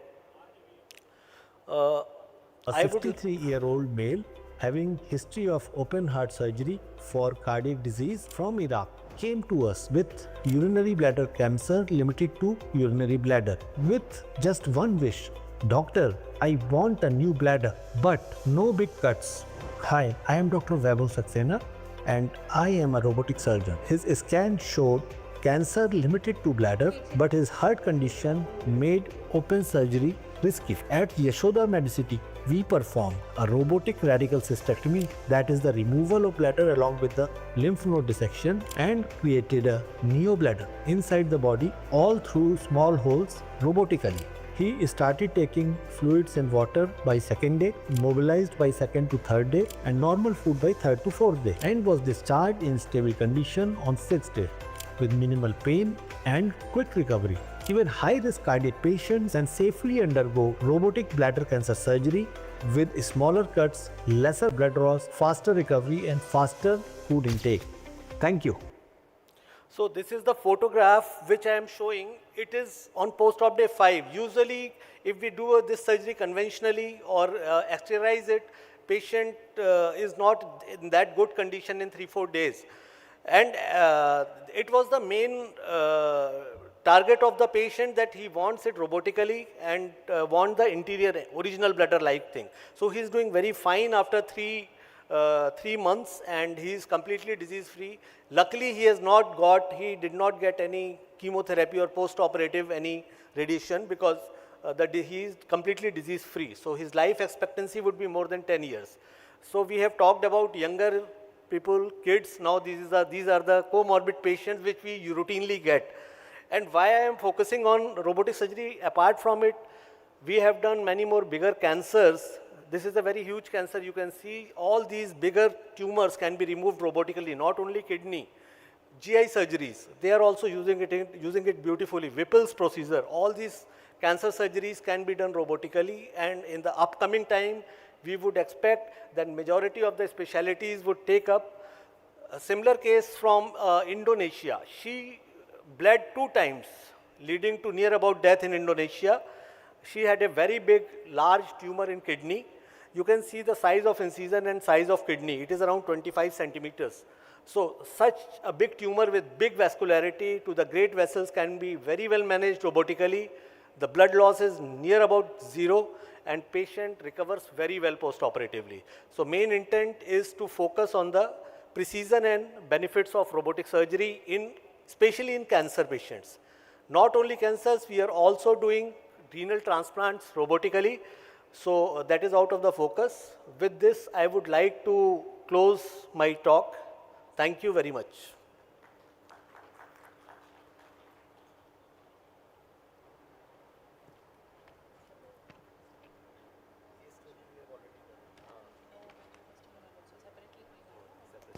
Thank you so much, sir, for walking us through. Let's have a huge round of applause, ladies and gentlemen. So with that, we will now be moving on to the next one. Right up, we have from Paras Healthcare. This is a case study presentation by Dr. Vaibhav Kumar, Director, Liver Transplant and GI Surgery from Paras Healthcare. And this is going to be world's first living donor liver transplant with double heart valve repair of a 55-year-old female from Kyrgyzstan. And without further ado, I would now hand over to sir. Over to you, sir. Thank you so much. First of all, I would like to congratulate the organizer FICCI team for organizing this novel conference and congratulate all my colleagues who have presented their novel techniques and unique cases. Now, the case that I want to discuss today is a case of a 51-year-old female, Mrs. Anara. She is a, sorry.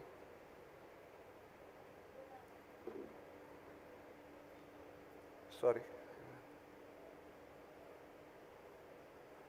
Mrs. Anara, she was a 55-year-old lady from Kyrgyzstan who came to India for liver transplant.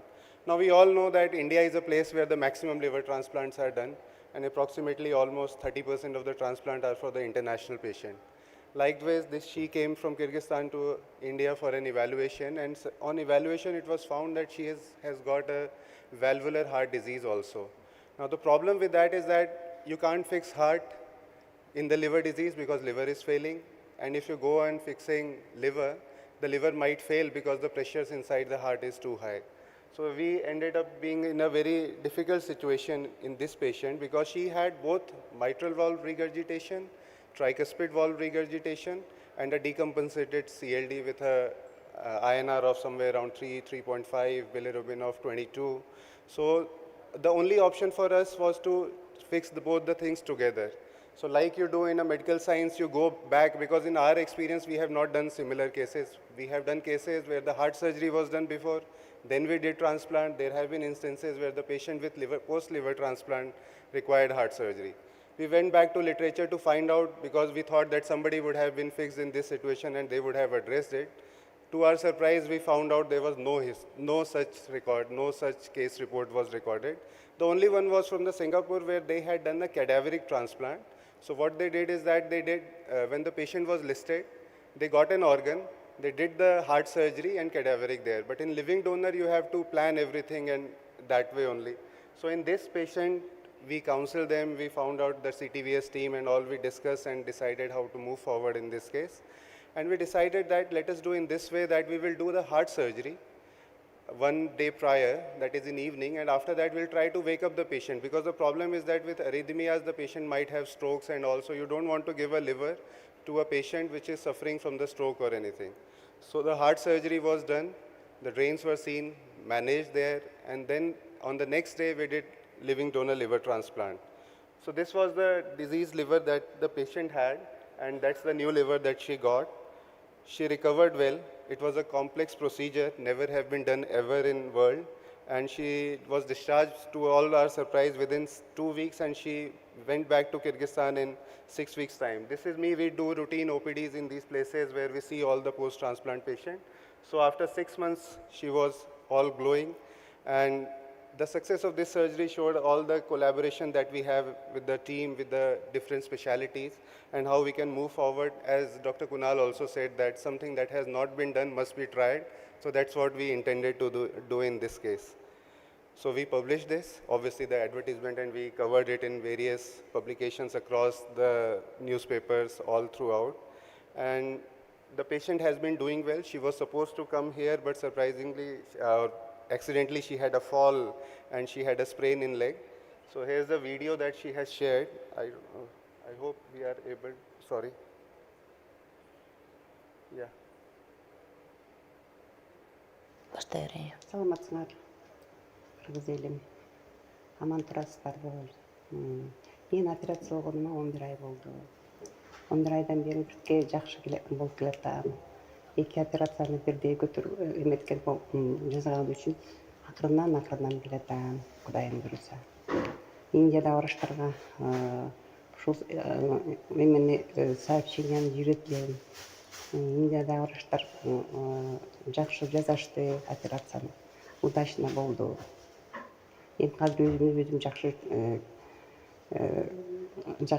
болуп келатам, өзүм келатам акырынан. So, thank you. So at Paris, we started with liver transplant program around 2 years back. We do more than 100 plus transplants, including the robotic and laparoscopic donors, and all the novel techniques which are available in liver transplant, we are doing it. Thank you.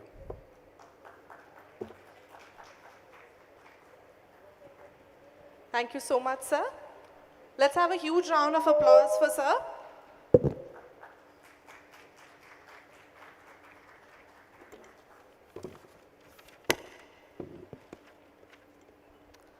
So with that, we will now be moving ahead with our next case from AHCI Hospital.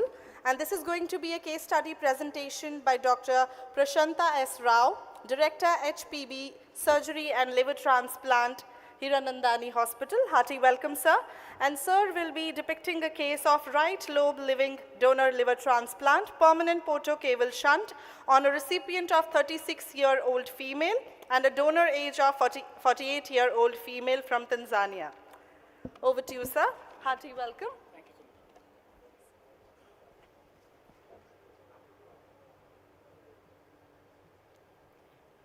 you. Good evening, everybody. I thank Advantage and FICCI for giving us this opportunity to showcase our work. I bring greetings and namaste from Hiranandani Hospital in Mumbai. As my colleague has pointed out, liver transplant is a team effort. It is not just the surgeon that you see speaking in front of you, but all the other people who are standing with him, behind him, in the OT, in the ICU, that gives good outcomes. So our case was a 63-year-old, not 36, 63-year-old lady who came to us for a transplant. Surprisingly, the workload that we do from our part of the country where I work, I would say 95% of the cases are local patients, unlike in Delhi where sir said a higher number comprise of international patients. And international patients are too few, but we are slowly and steadily working on that. So 63-year-old female who came to us with fatty liver-related cirrhosis was advised transplant. On the first glimpse from the reports and the history that we got, looked to be a straightforward case. the standard decompensation that you would see in all cirrhotics, jaundice, ascites, coagulopathy, etc., and history of encephalopathy. When we worked her up, she looked a bit more sick than what she looked at the time of first consult. She was a high melder with a sodium meld of 31.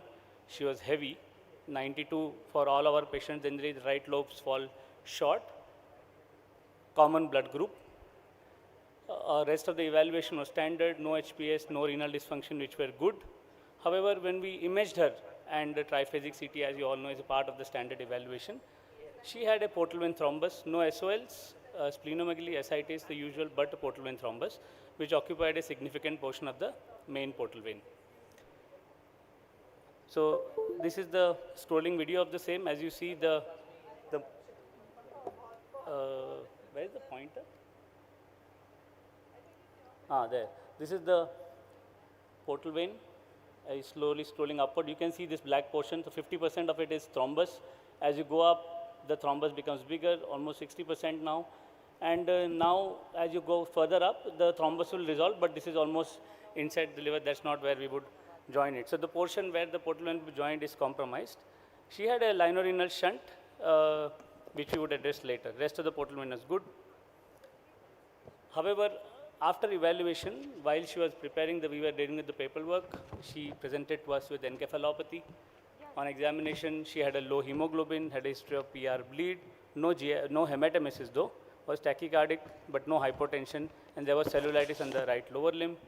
Admitted to the ICU, liver function had worsened, bilirubin had increased, but the creatinine had gotten better, so her MELD was lower, and she had put on some more weight because of fluid retention. So the usual that we would do, admission in the ICU, antibiotics, transfusion, colonoscopy, endoscopy, showed severe portal colopathy, maybe because of the portal vein thrombus, huge portal hypertension, and that is why colopathy seen, but no active bleed seen, maybe oozing from the colopathy and from the gastropathy. Improved with medical management, shifted to the ward, and was discharged, which is good. As planned, when this was happening, we had already started evaluation of the donor. The sister was the donor, first degree relative, 48-year-old, no comorbidities, no previous surgery, but she was a bit heavy. BMI was 31. For us, if the BMI is more than 32, we would biopsy, otherwise not required. Standard evaluation, I'll show you the images of the CT shortly. Good LAI, good volumes, remnants are adequate. GRWR, which there is the amount of liver that is we take out, and is it enough for the recipient? Those ratios are also good. 0.8, actually we would go up to 0.7. 0.8 is good enough for us. Good arterial anatomy, standard arterial anatomy, single artery, single portal vein, and single duct. So vascular anatomy also favorable. So other than the portal vein thrombus, it all looked good to start with. So this is the intraoperative cholangiogram for the donor, single duct confirmed. This is we do a gram before division, after division, closure before in the donor. This is the explanted liver, the vessels that need to be reconstructed. You can see the hepatic veins. Standard surgery in the recipient, thrombectomy was done, good flow was established. Initially the flow looked less, but as I said, there was a large renal shunt, so we ligated the left renal vein, flow was good. Standard implantation, graft reperfused, no issues. But that's where one of the second problem started. We ligated left renal vein, huge portal flow after the thrombectomy, but then the portal pressures were very high. As a standard protocol, if the portal pressures are high, post-operatively, risks of functional small for size, so leading to delayed or discharge, long ICU admission, cholestasis, ascites are significant. So we would do a portocaval shunt. We have modified our recipient hepatectomy to make it a little more standardized. We keep the portal vein in continuity, use the left portal vein for a direct shunt rather than a interposition shunt. So we did that. You can see and we reperfused with the right portal vein. So you can see the left portal vein is kept, and that itself was used as a conduit for the shunt. Completed the rest of the surgery, and rest of the recovery, thank God, all the surprises were pre-op and intra-op. Post-op recovery was smooth. She was discharged on the 15th day. They wished to stay locally. Post-operatively, got admitted once at around 2 weeks for 2 days with fever. no cause identified, one single episode, was discharged.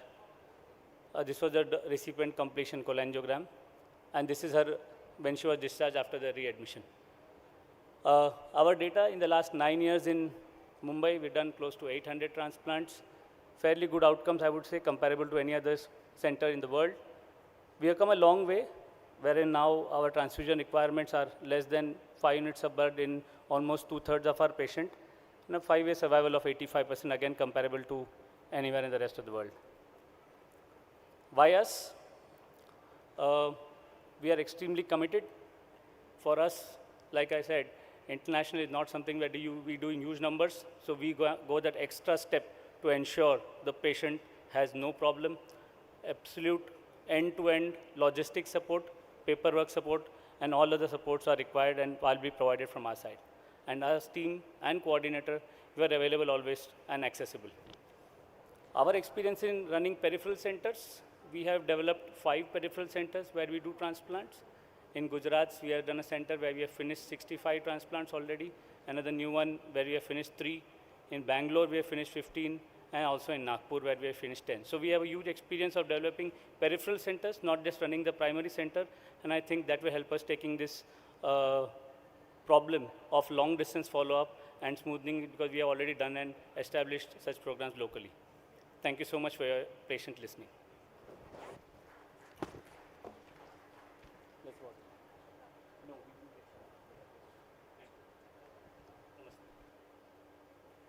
Thank you so much, sir, for walking us through this beautiful case.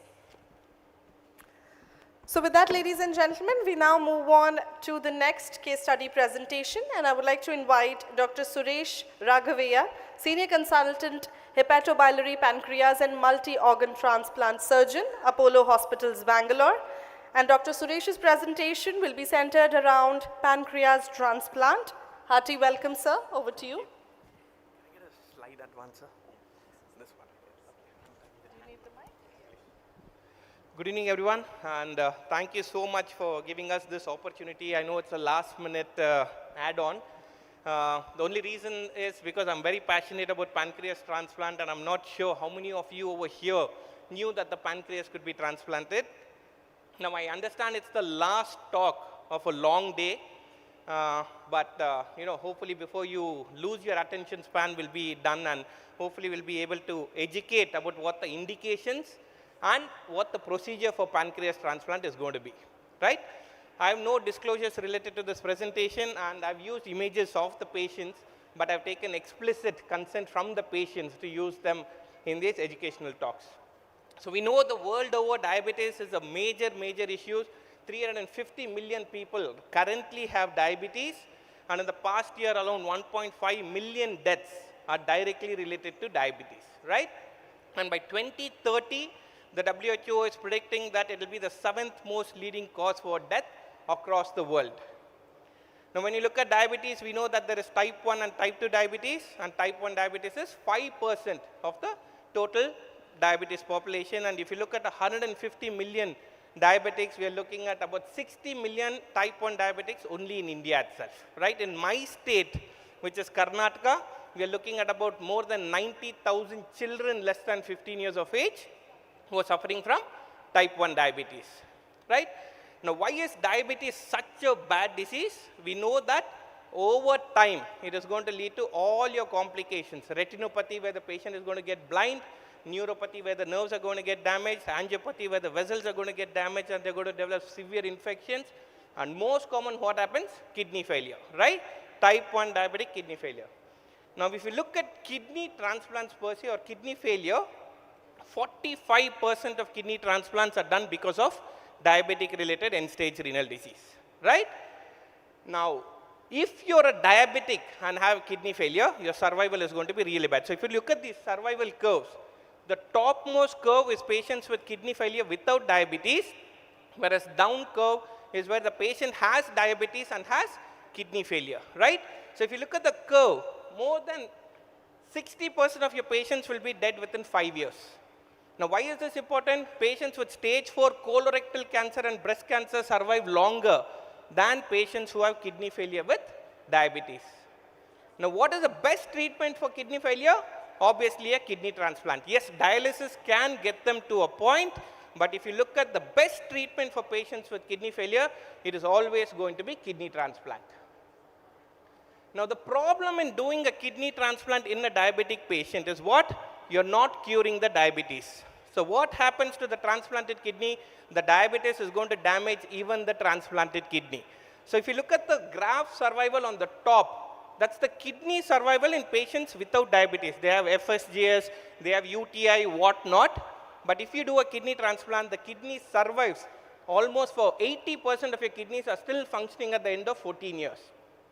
But if the patient has diabetes, what happens?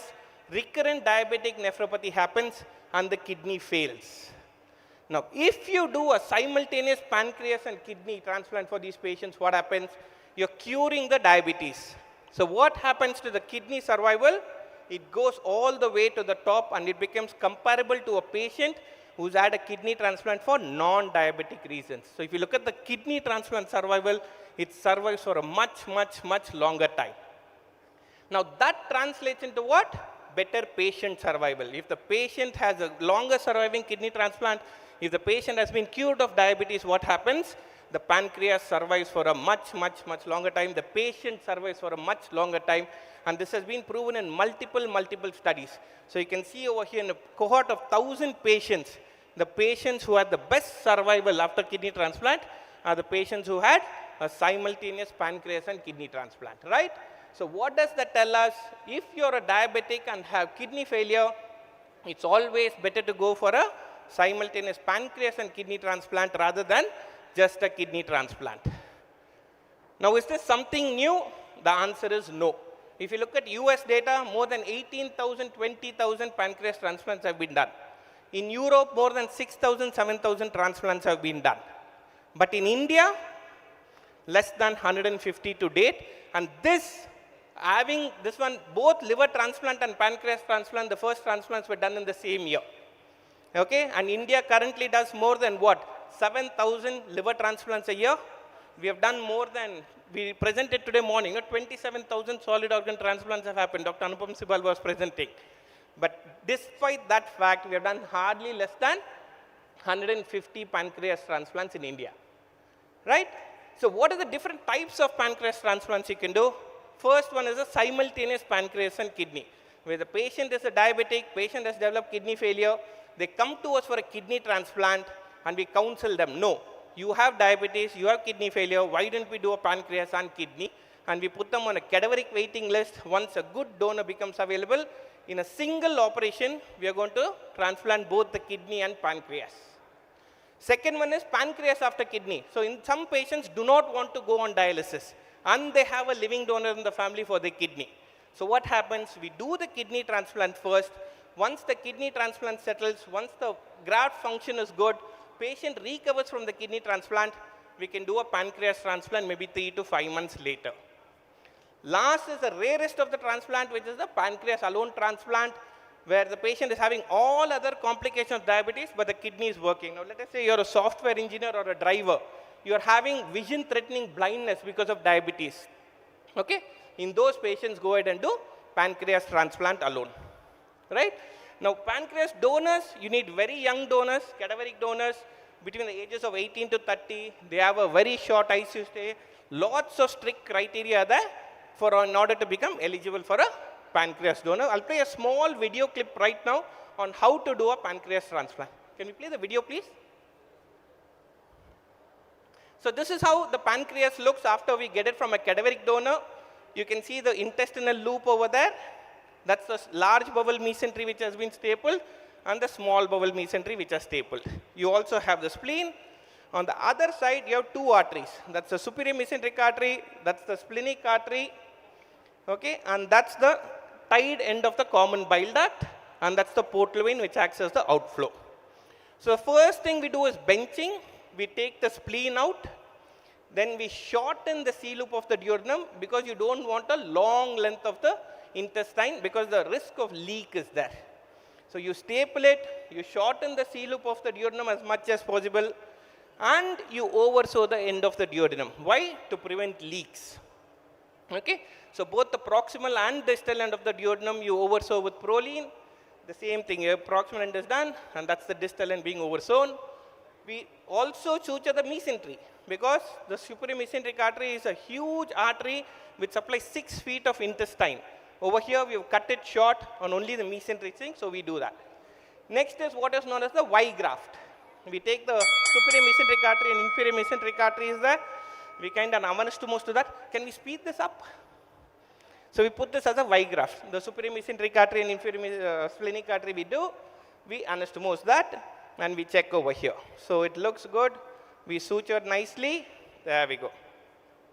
Next, we take the patient in. We do a midline laparotomy, and we have to go all the way to the cava. The inferior vena cava will be there, so we take all the intestines to the side, and we mobilize the common iliac artery and the inferior vena cava. So nicely we bring, and it has to be very hemostatic because why? So that's the inferior vena cava, right side and left side from the vein, and that's the vena cava. So we get the pancreas in and suture the portal vein to the, that's the portal vein over there. We suture it to the inferior vena cava, and that's suturing being done over there. And once that is done, we take the common iliac artery. Can we speed this up? Yeah. So that's the artery, that's the stem Y of the Y graft. So we cut that to size, and we anastomosis that to the common iliac artery over there. So we do a nice iototomy and anastomosis that over there. So once that anastomosis is completed, we reperfuse the pancreas. Once the reperfusion is done, there will always be bleeders. We are going to take the bleeders, make sure it is completely hemostatic, and take away all the clamps. So once hemostasis is confirmed, we have the C loop of the duodenum over there. Because all the exocrine secretions of the pancreas are going to come, we are going to anastomosis that to the, you can see the C loop of the duodenum, you can see the secretions of the pancreas are going to come out now. Right, and we are going to anastomosis that to the patient's intestine so that all the exocrine secretions actually go into the jejunum and all the exocrine secretions drain into the jejunum of the patient. So that completes the pancreas transplant process. So we just anastomose. Slides, please. Right. So lots of complications are there. We always anticoagulate the patient after the pancreas transplant, so there will be a lot of bleeding. So that's what we do. There will be re-exploration. There will be complications. Okay. My personal experience, I've done 60 pancreas transplants, 25 in India right now in Karnataka, which is the highest in the state, 24 simultaneous pancreas kidneys and 1 pancreas of the kidney. So these are the patient profile. You can see between 18 to 35 is when they come. I've had my share of complications. Now, the most important question we get asked is, how is it different from islet cell transplant? In islet cell transplant, the insulin-free period is less than 5 years. Hardly 10% of the patients are insulin-free at 5 years, whereas if you look at the pancreas transplant, almost 75% of them are insulin-free at the 10 years of this one. So these are some of the patient profiles. That's, the first pancreas patient I did, and within 1 year you can see his nutritional status. These are the other people. One is a dentist, one is a chemical engineer, one is a Japanese translator. You can see in 6 months, the nutritional status of both the patient and surgeon improved. Right? And this is my favorite, last slide. This is my favorite photo. Anybody can guess what she's eating? It's death by chocolate. Okay? So imagine a type 1 diabetic patient being able to eat death by chocolate. So that's the magic of pancreas transplant. Thank you. Thank you so much, Dr. Suresh. Indeed, a pleasure hearing you and your cases. I would request you to please stay with us. And meanwhile, I would also like to invite our other eminent speakers. Let's have a huge round of applause as we welcome again on the stage Dr. Biswaroop Purkyasta from Artemis, Dr. Vikas Dua from Fortis Healthcare, Dr. Kunal Nigam from Shalby, Dr. Meet Kumar from Marengo Asia Healthcare, Dr. Vaibhav Saxena from Yashoda Super Speciality Hospitals, Dr. Vaibhav Kumar from Paras Healthcare, Dr. Prashanta S. Rao from LH Hiranandani Hospital, and Dr. Suresh Raghavaiah from Apollo Hospitals, Bangalore. And it is my absolute pleasure to invite on the stage Dr. Narottam Puri, FICCI, MVT and Health Services Principal Advisor, QCI, to please join us on the stage and felicitate our speakers. Can we have the mementos, please? Starting off with Dr. Biswaroop Purkyasta.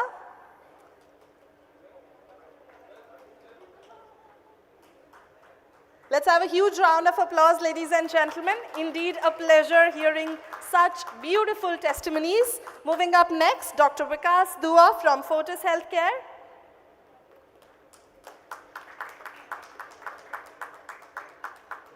Dr. Kunal Nigam from Shalby.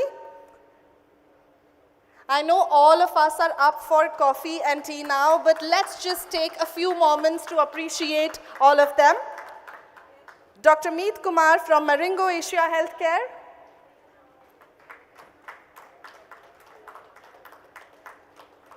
Dr. Vaibhav Saxena from Yashoda Super Speciality Hospitals.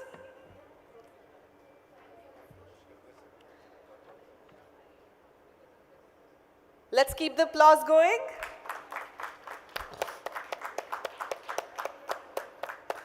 Dr. Vaibhav Kumar from Paras Healthcare.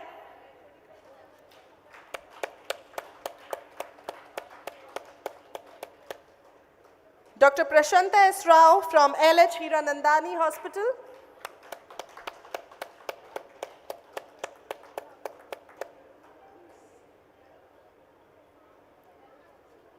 And Dr. Suresh Raghavaiya from Apollo Hospitals, Bangalore.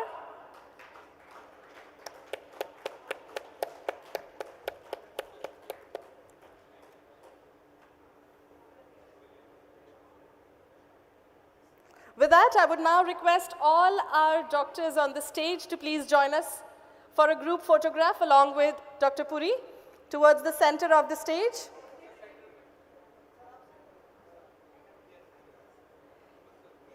And since we have the mementos in our hands, let's just showcase the mementos in the group photograph. So let's have a huge round of applause. Indeed, a beautiful session that we just witnessed, ladies and gentlemen, centered around the Plenary Session 3, Patient-Centric Care and Experience, Reimagining Patient Journeys. We heard beautiful testimonies, beautiful success stories, showcasing the real-life successes of how Indian healthcare providers are transforming international patient journeys from pre-arrival engagement and travel facilitation to clinical excellence and post-treatment continuity of care. So with that, ladies and gentlemen, we close the scientific agenda of the 8th edition of Day 1 AHCI 2026. We'll see you back again in 1 hour from now for the MVT Awards, which is the 6th edition of the Medical Value Travel Awards 2026. So we'll see you back again at 7 p.m. sharp. All right, so I just got an intimation that we are starting the awards by 6:40 p.m. sharp. So please enjoy your tea, coffee, and please be seated by 6:40 p.m. sharp so that we can get started on time. Thank you.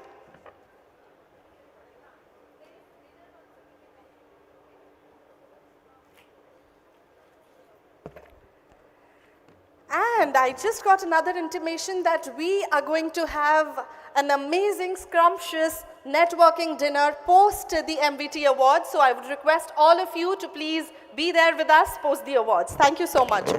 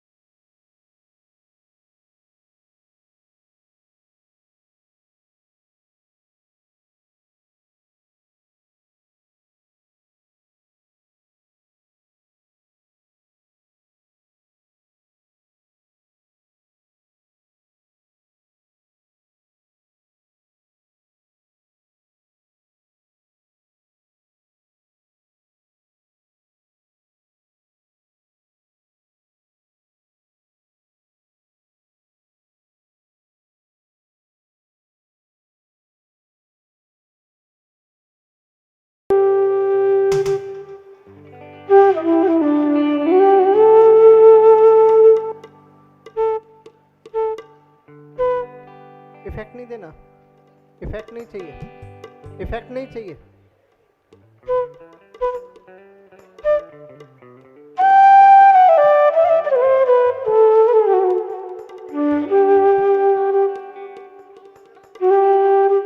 Keyboard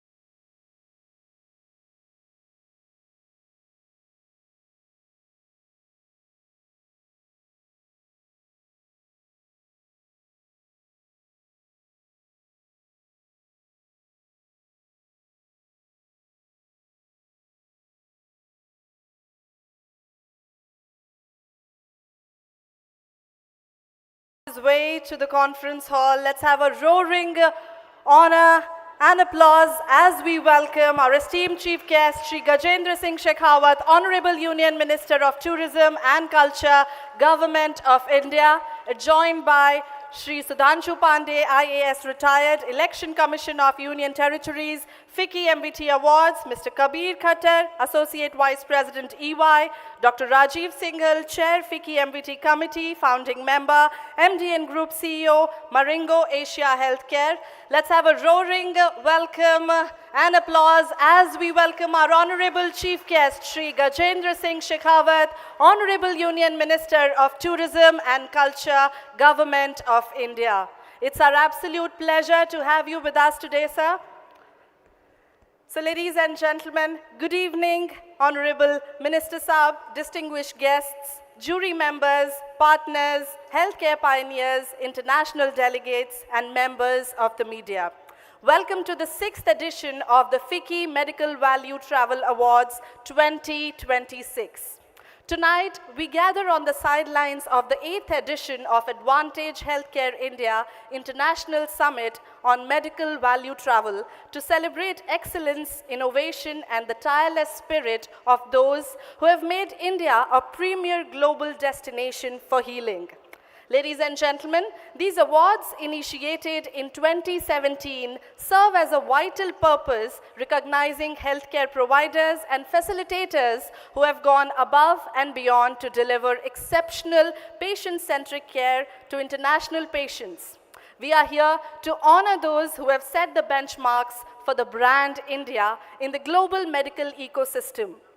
EY is our official tabulator and Astron Healthcare is the official validation partner. Ladies and gentlemen, in this 6th edition, we continue our tradition of acknowledging those who have worked committedly to promote India as a premier global destination for high-quality, affordable, and patient-centric healthcare. Ladies and gentlemen, as we welcome our esteemed chief guest here, I would like to request Dr. Rajiv Singhal to please felicitate and honor Honorable Minister Saab with a bouquet and shawl. Can we please have the bouquet?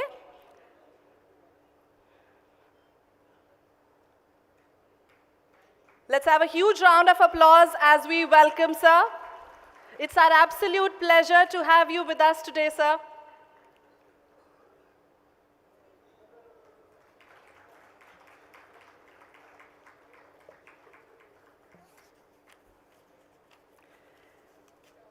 Before we start, I would like to invite Dr. Rajiv Singhal, Chair FICCI Medical Value Travel Committee and Founding Member, Managing Director and Group CEO, Marengo Asia Healthcare, to please deliver the welcome address. Hearty welcome, sir.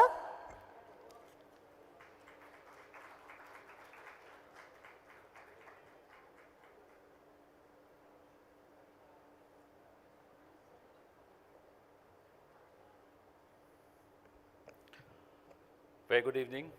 Namaskar. Honorable Minister Shri Gajendra Singh Shekhawat ji, Sudhanshu Pandey ji, Jury Chief, dignitaries from India, from abroad, all the people who have graced this occasion. A warm welcome to you all. We started this day with our commitment to do a lot of activities around patient care, and one of the key things was building the environment of trust and transparency.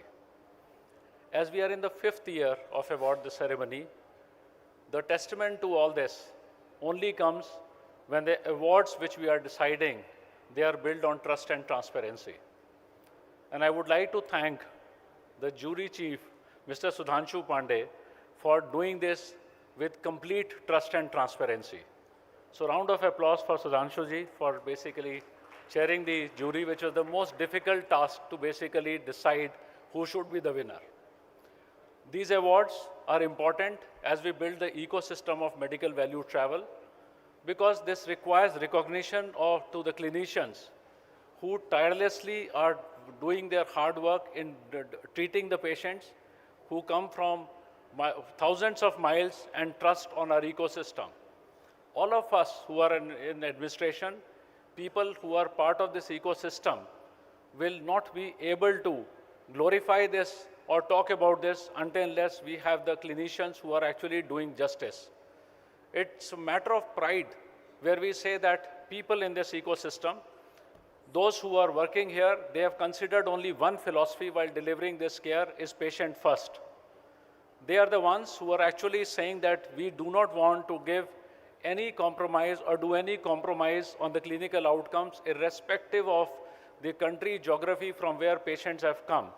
This is what actually works and believes and give the required thrust to India and value and give this image of being as a destination for medical value travel. I do not want to take too much time and also want to thank all the people or the members who have done this to organize this beautiful event. And special thanks to the minister who has taken time to come and be here and address all the members and the delegates for this particular event. So once again, thank you and welcome you all. Thank you very much.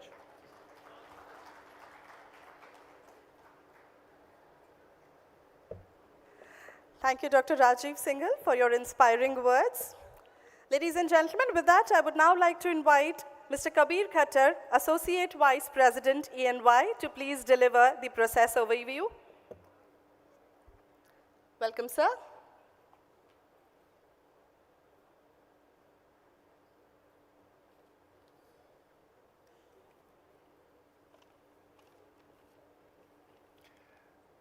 Good evening, distinguished delegates, jury members, participants, ladies and gentlemen.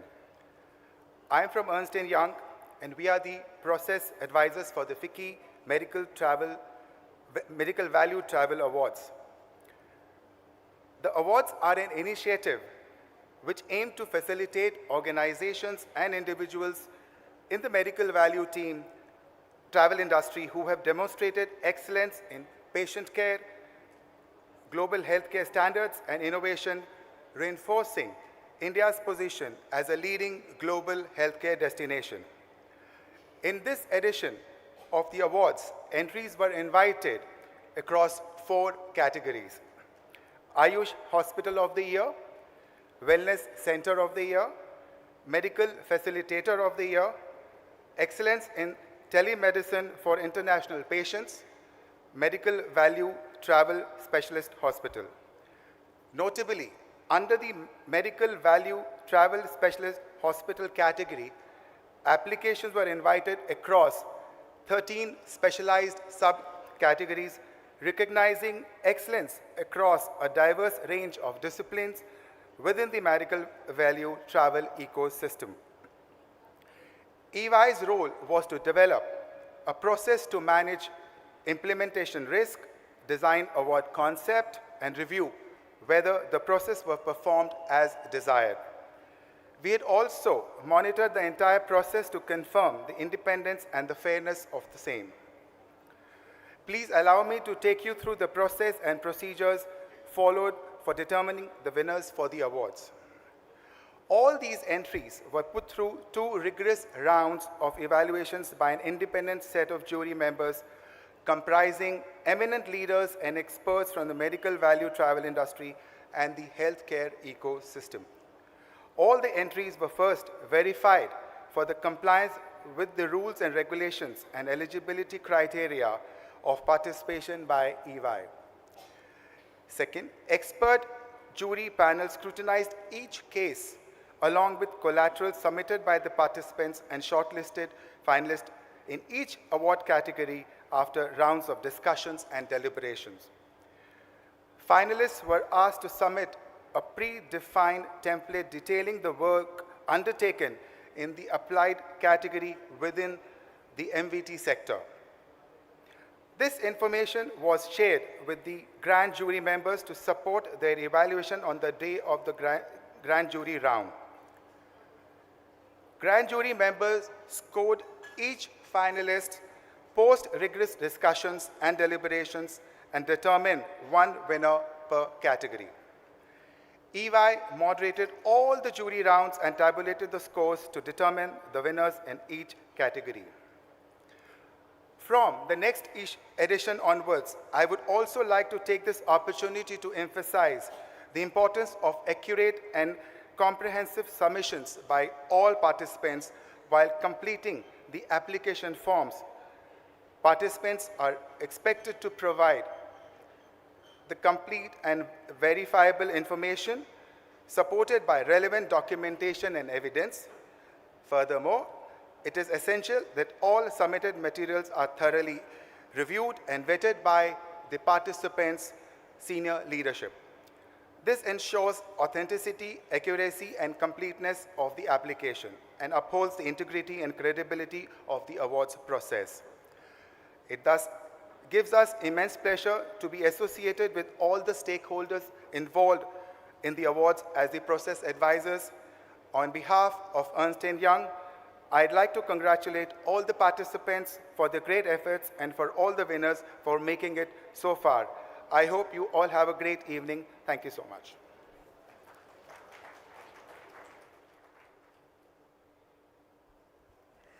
Thank you, Mr. Kabir Khattar, for sharing us the detailed overview of the process. With that, I would now like to invite Shri Sudhanshu Pandey, IAS retired Election Commissioner of Union Territories, FICCI MVT Awards Jury Chair, to please deliver the special remarks. Hearty welcome to you, sir.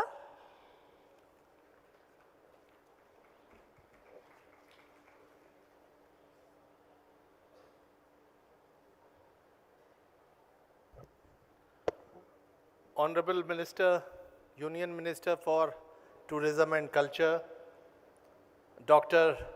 Rajiv Singhal, Dr. Narottam Puri, my colleagues in FICCI, and all the distinguished guests who have come from all over the world.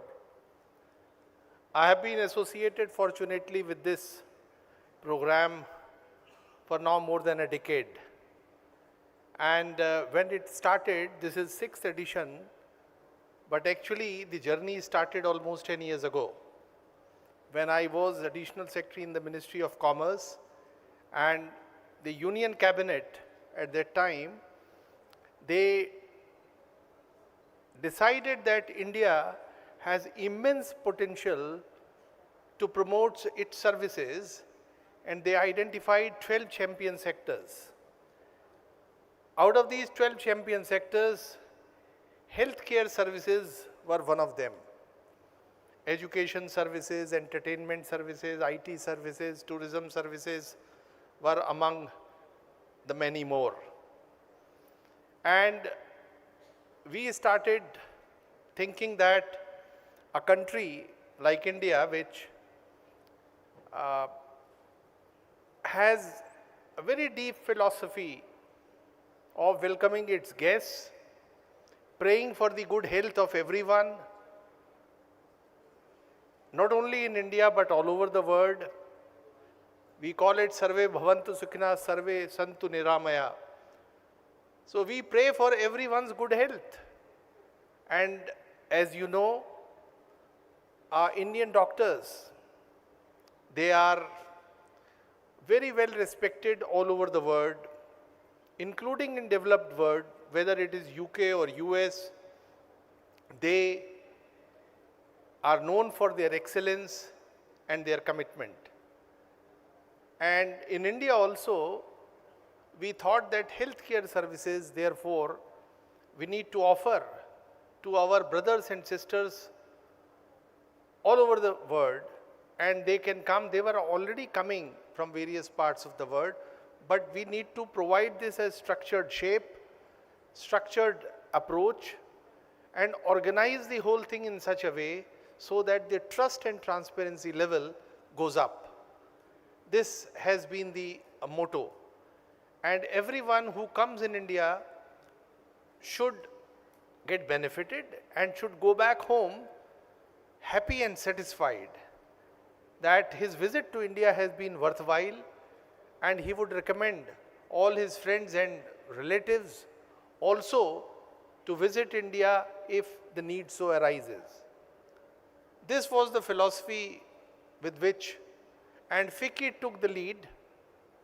Some services went to some other organizations, but Advantage Healthcare India was given to FICCI, and FICCI worked very dedicatedly to organize itself to bring all hospitals, medical facilitators under one umbrella and offer seamless services to various guests and patients who come from outside. In order to build on this, we wanted that we need to build a credible system of excellence where we recognize those who are offering these services in the best possible manner. And that is how the system of awards got instituted, with which a lot of very high professionals in the field of medical services are involved, who judge hospitals, their services on multiple parameters. ENY has been our official tabulator. They have done a very hard work. They have developed the metrics on which the evaluation is done, and then the jury after 2 rounds takes a final view. It is not easy to select who is the best.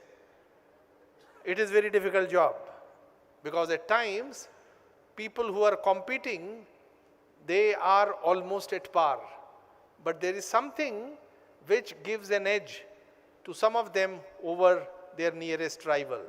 But that doesn't mean that the picture is going to remain the same. Next year, with improvement in their own systems, procedures and services, somebody who was not winner this year can be winner next year.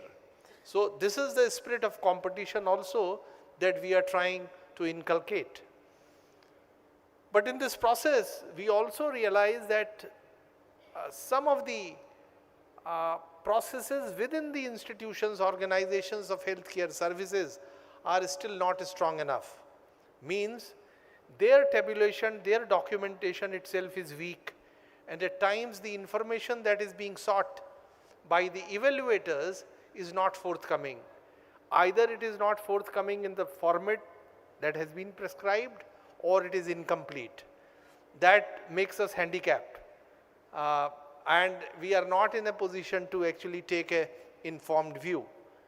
And therefore, using this opportunity, I would also like to urge all medical institutions to actually create a system within with a very strong SOP where documentation is strong.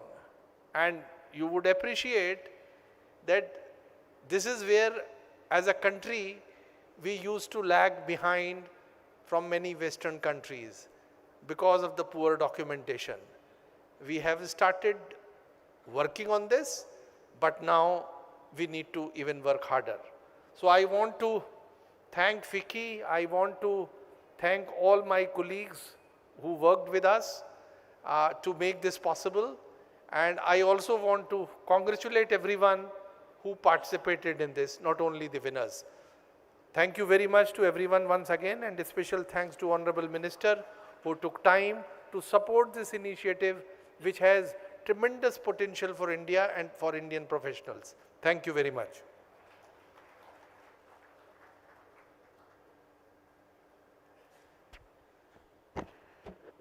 Thank you, Shri Sudhanshu Pandey sir, for your words of wisdom. Ladies and gentlemen, now is the time to further enlighten us on India's vision for integrating our rich cultural heritage with modern healthcare.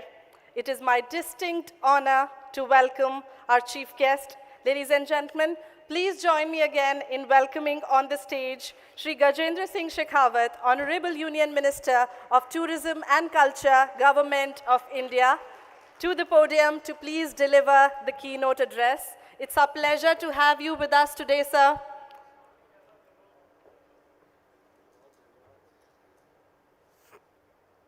Let's have a huge round of applause, ladies and gentlemen, as we welcome sir on the dais.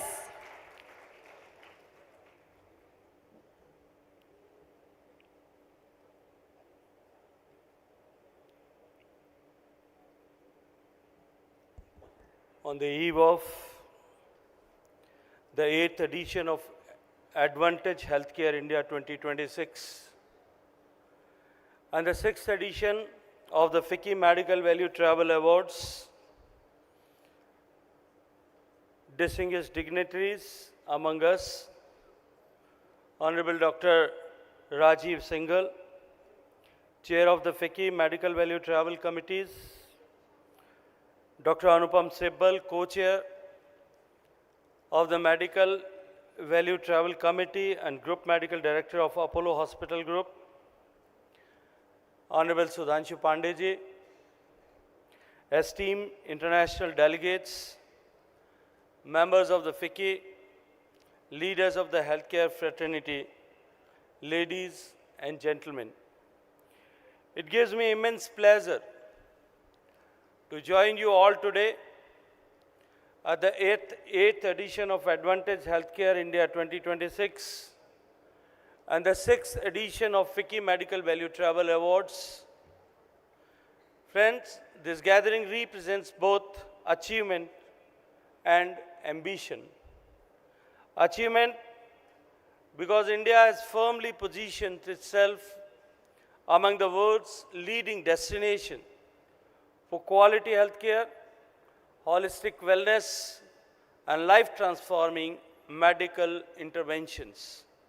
And ambition because we are determined to build further on this foundation and make India the most trusted name in global healing.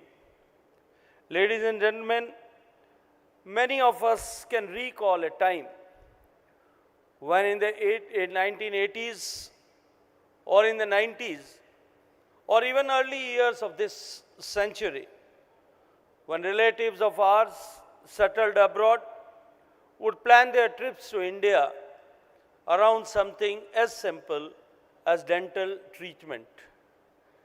The airfares, the treatment cost here, and even the gifts they brought back for family would still amount to less than what they would have paid overseas. At the time, it was almost practical decision.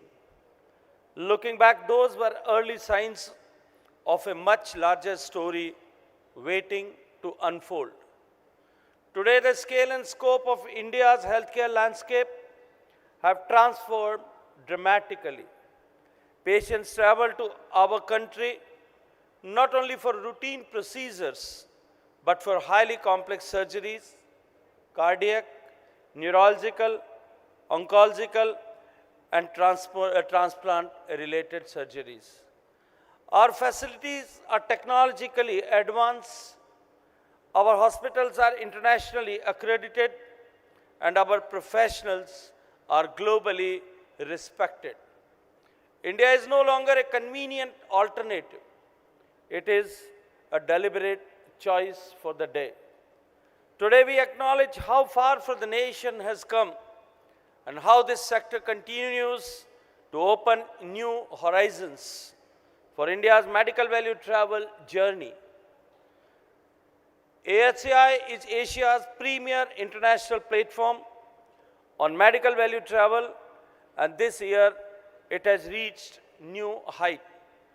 With over 200 international delegates and 100 exhibitors from all across the 40 countries, we are seeing a true global convergence. The structured reverse buyer-seller meetings, the CEO roundtables, the BRICS Health Dialogue held today, and the strategic MOU signing taking place will drive the future pathways of India medical value tourism sector and the global healthcare collaborations. Friends, as a Minister of Tourism, I sometimes ask why we engage so deeply with the healthcare sector. The answer is in understanding what medical value travel truly represents. When a patient travels to India for treatment, it is rarely an isolated visit. Families accompany them. They stay for extended periods. They experience India. They seek comfort, hospitality, and reassurances. They experience our culture and traditions. This is where our ancient philosophy of Atithi Devo Bhava comes alive. Not as a slogan, but as lived strategy and reality. Medical value travel strengthens our hospitality industry, aviation, local businesses, and service sector. It contributes to employment generation and regional development. But beyond economics, it builds a relationship rooted in trust and gratitudes. Ladies and gentlemen, India's strength in this sector rests on several pillars. First, affordability without compromise. Treatments here remain significantly more cost-effective than in many developed countries, while maintaining high clinical standards. Second, excellence in medical experience and expertise. Our doctors and surgeons are internationally trained and bring vast experiences across specialization. Thirdly, accredited infrastructure. A growing number of our hospitals meets globally recognized benchmarks for safety and quality. Fourth, accessibility and responsiveness. In many cases, patients receive timely care without prolonged waiting periods. And finally, something that is uniquely Indian, the integration of modern medicine with traditional wellness system. Our Ayush disciplines, maybe Ayurveda, Yoga, Naturopathy, Unani, Siddha, and Homeopathy, provide complementary healing approaches that support long-term recovery and well-being. In this combination of scientific precision and holistic care, that sets India apart. Friends, the global medical value travel market continues to expand, and India is continuously ranked among the top destinations worldwide. The sector valued at approximately $6 billion US dollars in 2022 is projected to surpass $13 billion US dollars by 2026. This growth is the result of sustained effort by healthcare providers, facilitators, policymakers, and industry bodies such as FICCI. In his virtual address after inaugurating 11 medical colleges in Tamil Nadu on 13th January 2022, Honorable Prime Minister Narendra Modi ji stated, in the coming years, I envision India as being the go-to destination for quality and affordable care. India has everything needed to be a hub for medical tourism. That observation appears to be turning into reality today. Ladies and gentlemen, the government of India recognizes the strategic importance of this sector and has also taken several initiatives to support its growth. The introduction of e-medical visas and visas on arrival have simplified procedures for international patients. The Heal in India initiatives is being actively promoted in focus regions such as Africa, the Middle East, CIS countries, and developing Asia. We are encouraging healthcare providers to align with NABH and international JCI accreditation standards to ensure global credibility. At the same time, work is underway to develop a comprehensive national strategy for medical and wellness tourism that strengthens facilitation, infrastructure, and partnerships. The Union Budget 2026 further reinforces our commitment by promoting medical tourism hubs and expanding integrative wellness initiatives.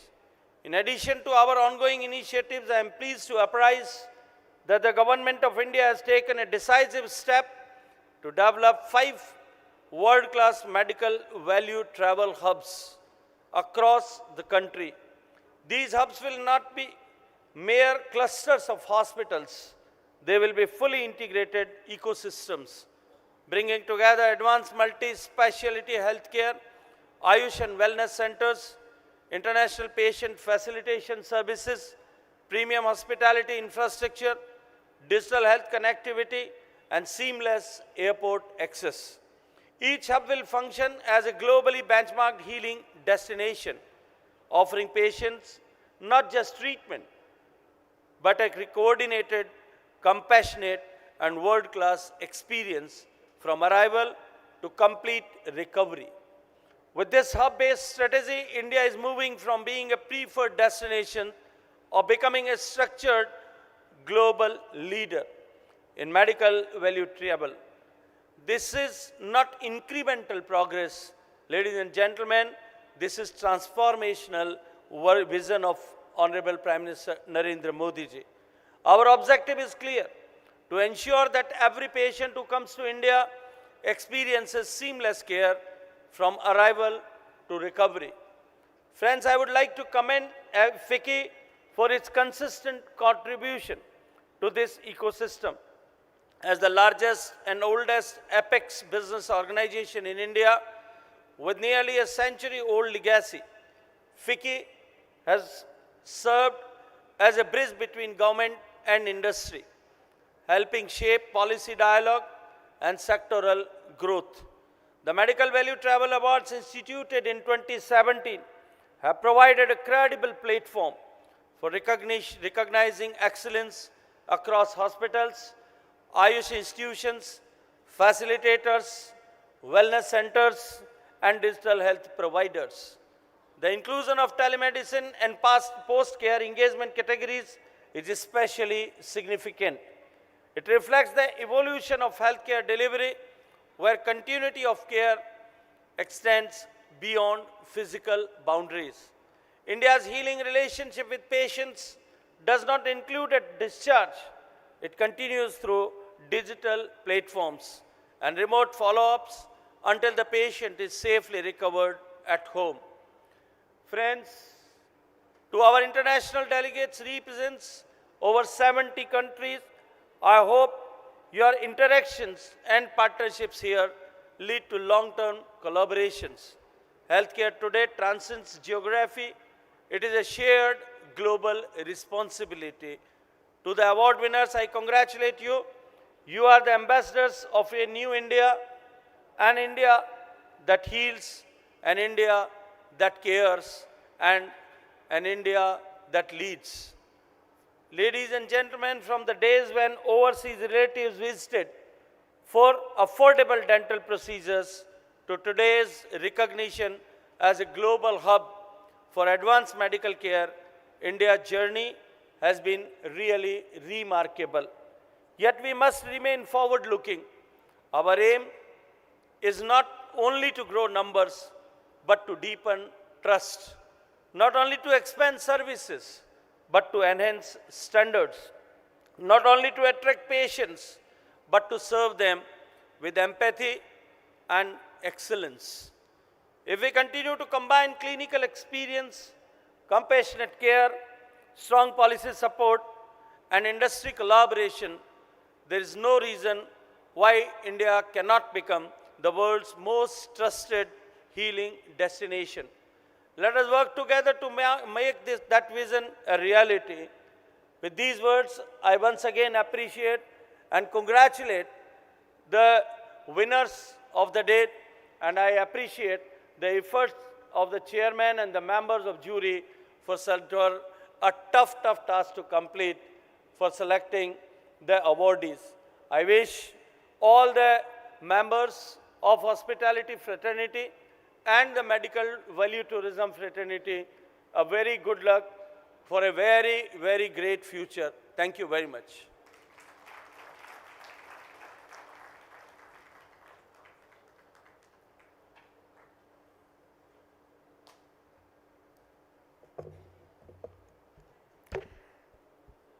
Let's have a huge round of applause, ladies and gentlemen, and thank you so much, Honorable Minister Saab, for those insightful and inspiring words.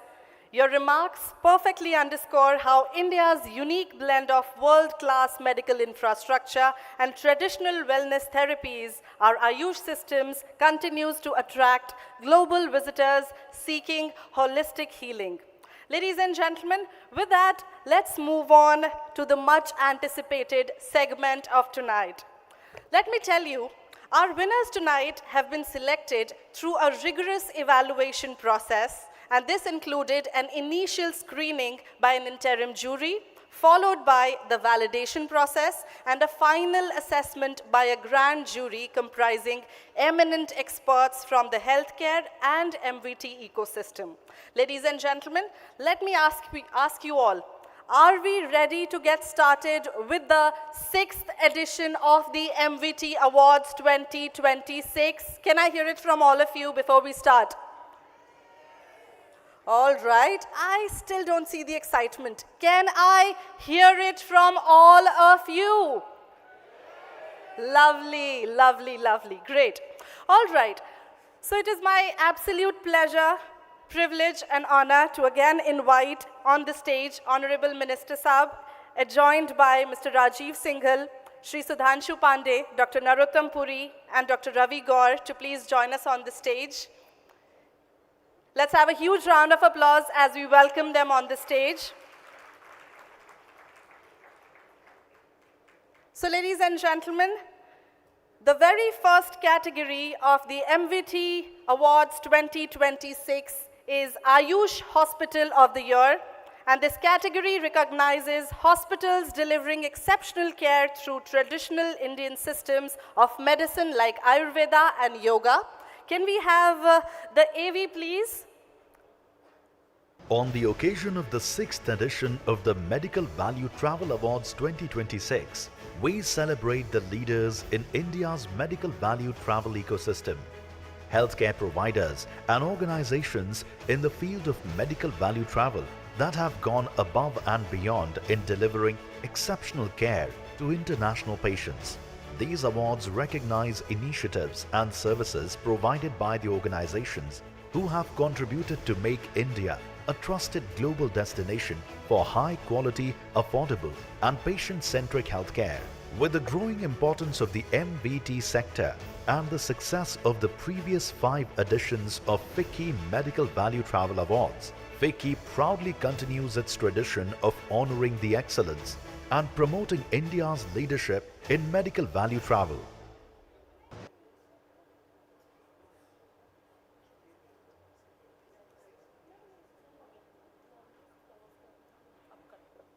All right, ladies and gentlemen. So the nominations for the category of Ayush Hospital of the Year, the nominations are Somathiram Research Institute and Ayurveda Hospital, and Vaidyaratnam PS Warriors Arya Vaidyasala Kotakatal. Can we Nominations in the category of Ayush Hospital of the Year are Somathi Ram Research Institute and Ayurveda Hospital Private Limited, Vaidyaratnam PS Warriors Arya Vaidyashala Kottakkal Ayurvedic Hospital and Research Center,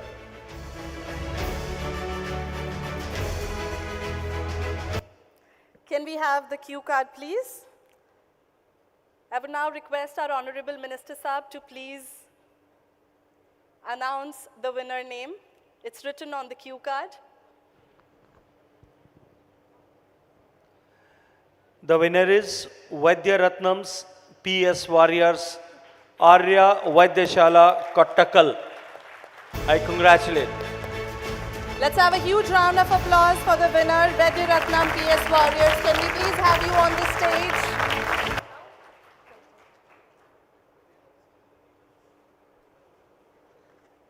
All the way from Kottakkal.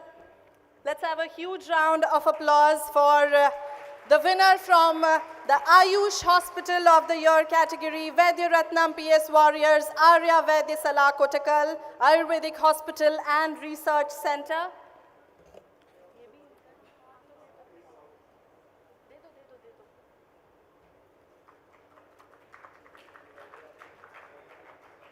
I request sir to please present the certificate as well.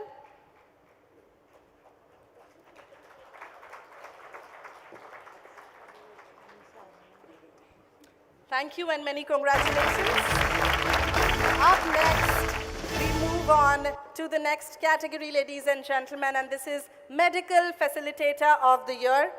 These organizations are the bridge ensuring seamless travel and care for the international patients. And the nominations are Lavanya Medicare Solutions, Vedam Health, and Just Care Technologies. Nominations in the category of Medical Facilitator of the Year are Lavanya Medicare Solutions Private Limited, Vedam Health Private Limited, Just Care Technologies Private Limited,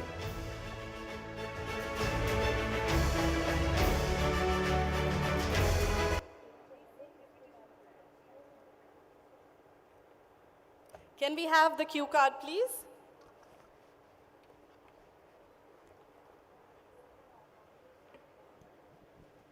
So can anybody guess? It is Lavanya Medical Solutions Private Limited.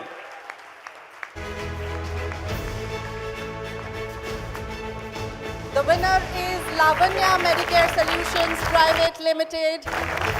Many congratulations, team. Please join us on the stage. Can I please request the entire Lavanya Medicare Solutions Private Limited team to please join us on the stage quickly.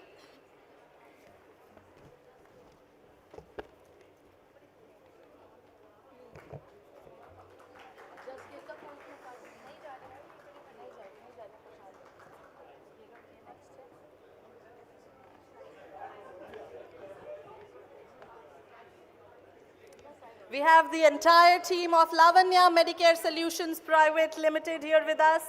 Some of you can sit for the group photograph.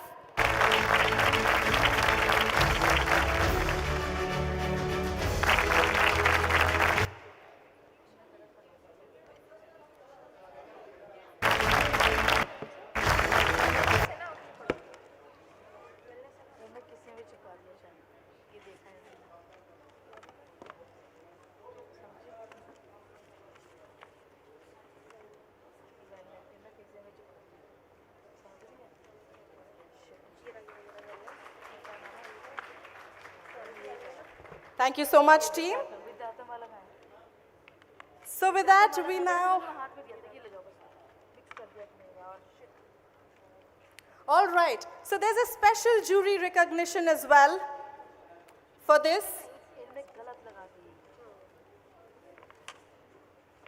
The special jury recognition, can we have the slide, please?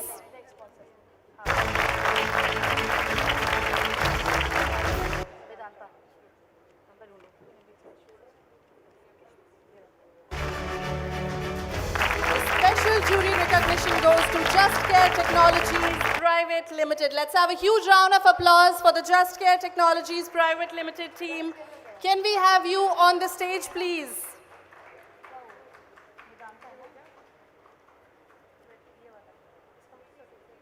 Just Care Technologies Private Limited gets the special jury recognition as a part of Medical Facilitator of the Year.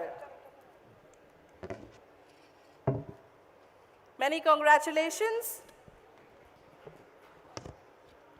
Moving on to the next category, Wellness Center of the Year, recognizing world-class rejuvenation and lifestyle management services. And the nominees are...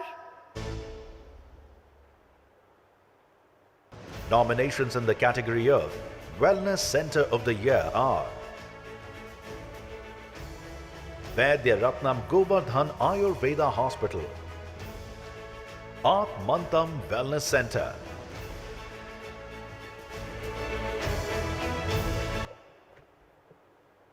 Can we have the cue card, please?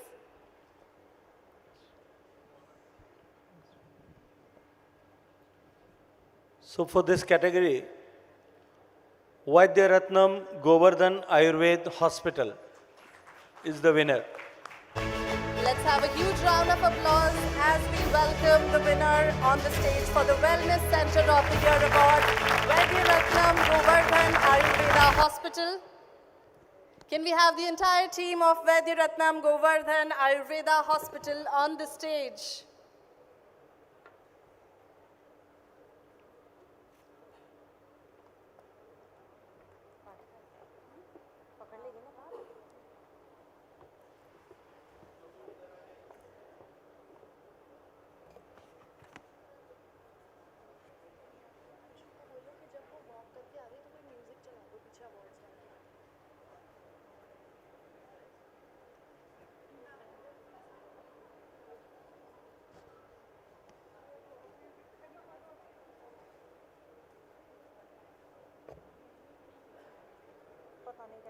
Many congratulations to the winner.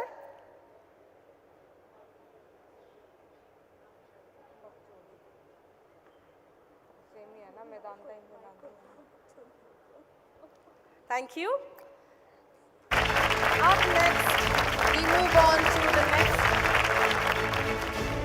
Up next, we move on to the next category, which is Medical Value Travel Specialist Hospitals, honoring expertise across high-demand medical treatments. And the very first category is cardiac surgery.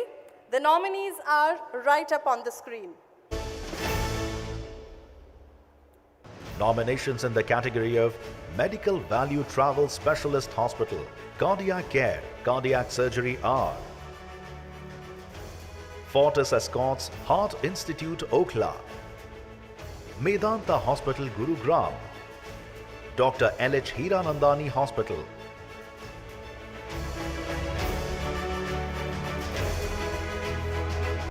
Can we have the cue card, please?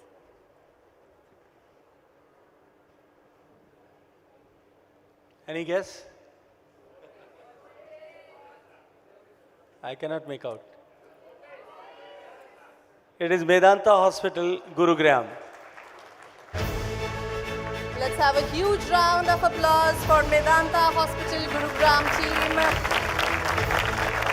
as a part of Medical Value Travel Specialist Hospitals category, cardiac surgery. The winner is Medanta Hospital Gurugram.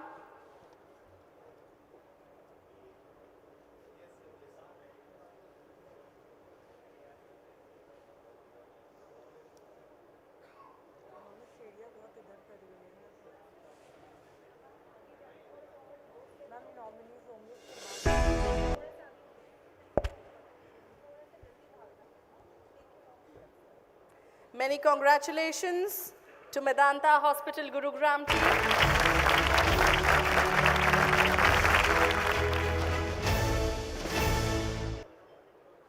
All right, so with that we move on to the next one. Medical Value Travel Specialist Hospitals, Cardiology and Interventional Cardiology. Can we have a look at the nominees, please? Nominations in the category of Medical Value Travel Specialist Hospital, Cardiac Care, Cardiology and Interventional Cardiology are Fortis Escorts Heart Institute, Okhla, Artemis Hospitals, Quality Care India Limited,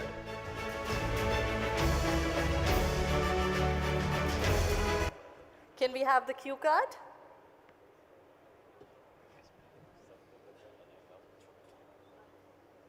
कोई बता सकता है? थोड़ा जोर से बोलो भाई. एक बार वापस सोच के बोलो. पेपर लीक हो गया. मुझे लगता है पेपर लीक हो गया है. In the category of cardiac care, cardiology and interventional cardiology, the winner is Artemis Hospital.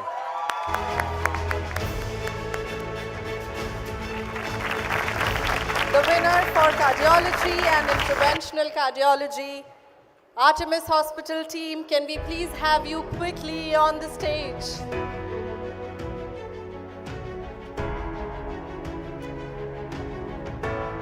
Lovely to see the winners walking towards the stage to receive their award.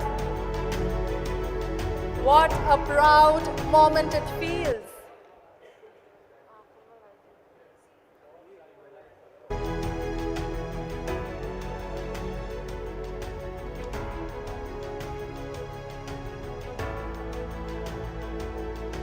Can we squeeze in a little for the photograph? Can I request Artemis Hospital's team to please squeeze in a little? Many congratulations, Artemis Hospital's team.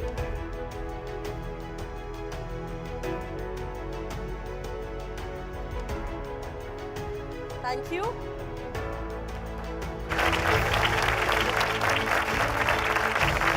So with that, we now move on to the next category, IVF and reproductive medicine. Can we take a look at the nominees, please? Nominations in the category of Medical Value Travel Specialist Hospital, IVF and Reproductive Medicine are Fortis Bloom IVF Center,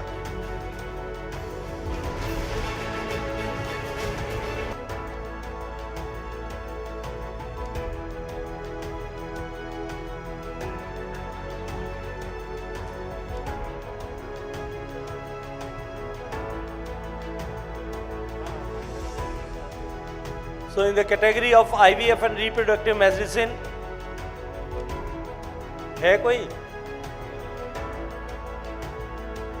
This is Fortis Bloom IVF Center, and I congratulate. Fortis Bloom IVF Center. Let's have a huge round of applause for the entire team as we see you walking towards the stage.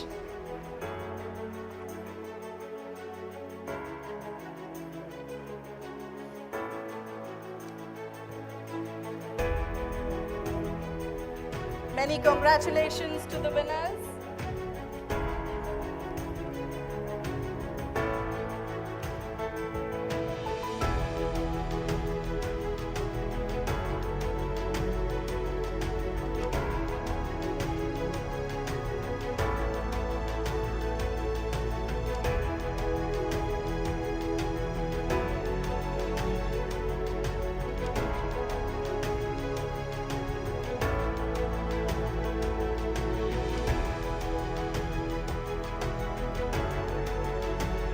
Many congratulations to the entire team. Up next, we move on to the next category, cosmetic and reconstructive surgery. Let's take a look at the nominations, please, on the screen. Nominations in the category of Medical Value Travel Specialist Hospital, Cosmetic and Reconstructive Surgery are Artemis Hospitals, Amrita Hospital Faridabad, Aster Whitefield Hospital,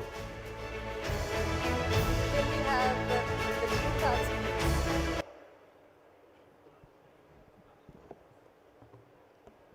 For this category, any guess? एक बार वापस बताओ. एक बार फिर कोशिश करो. It is Amrita Hospital, Faridabad. Can I request the entire Amrita Hospital Faridabad team to please join us on the stage? For the category Cosmetic and Reconstructive Surgery, the winner is Amrita Hospital Faridabad.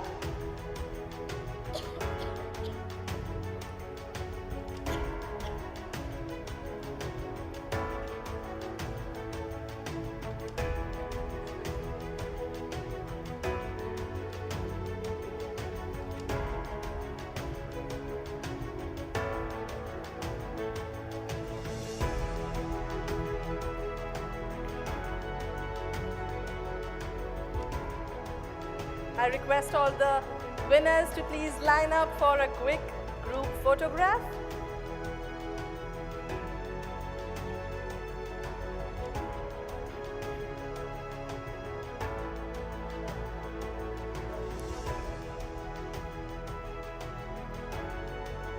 Many congratulations to Amrita Hospital Faridabad team. Thank you so much.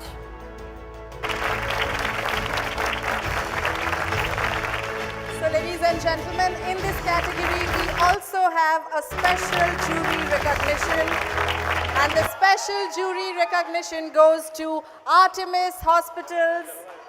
Can we have the entire Artemis Hospitals team on the stage?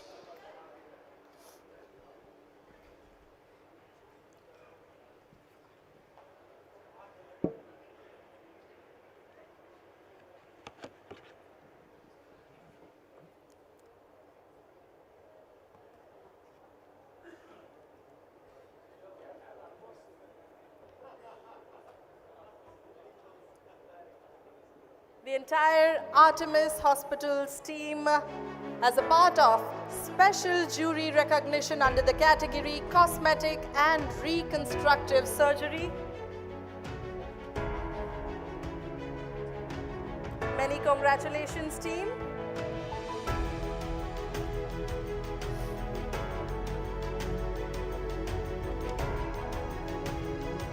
moving up next to the next category, the Pediatric Cardiac Sciences. Let's take a look at the nominees on the screen. Nominations in the category of Medical Value Travel Specialist Hospital, Pediatric Cardiac Sciences are Dr. L.H. Hiranandani Hospital, Fortis Escorts Heart Institute, Okhla, Quality Care India Limited.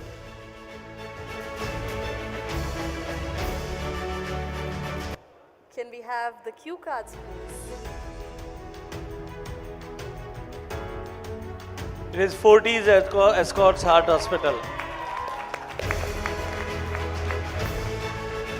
Let's have a huge round of applause again for Fortis Escorts Heart Institute, Okhla.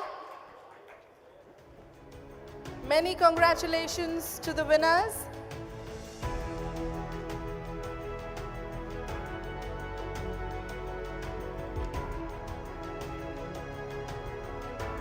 I think we should ask them, how does it feel to be on the stage again, right?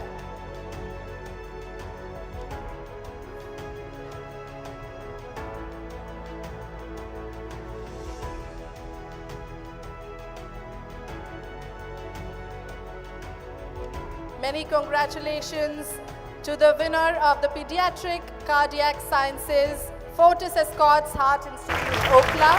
Thank you. Up next, we move on to the next category, dental care, and the nominees are on the screen. Nominations in the category of Medical Value Travel Specialist Hospital, Dental Care are Quality Care India Limited, Balaji Dental Center,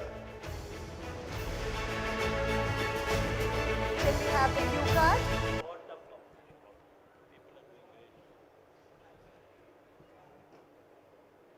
So for the dental care category, the winner is Quality Care India Limited. Let's have a huge round of applause for Quality Care India Limited team for the dental care category. Can we have you on the stage, please? The entire Quality Care India Limited team.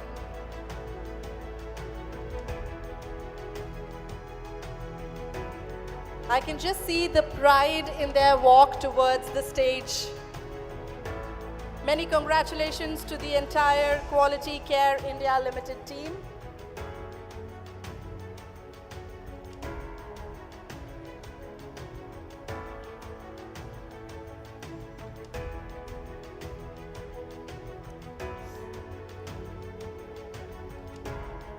Thank you, team, and congratulations again. And in this category, we also have a special jury recognition. The special jury recognition goes to Balaji Dental Center.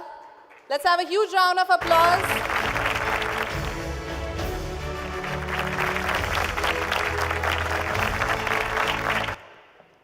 Can we have the Balaji Dental Center team joining us on the stage?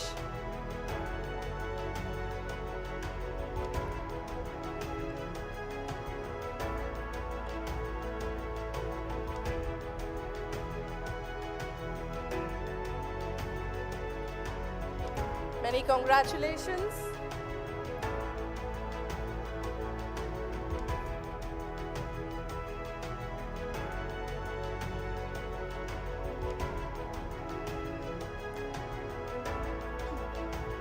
Thank you.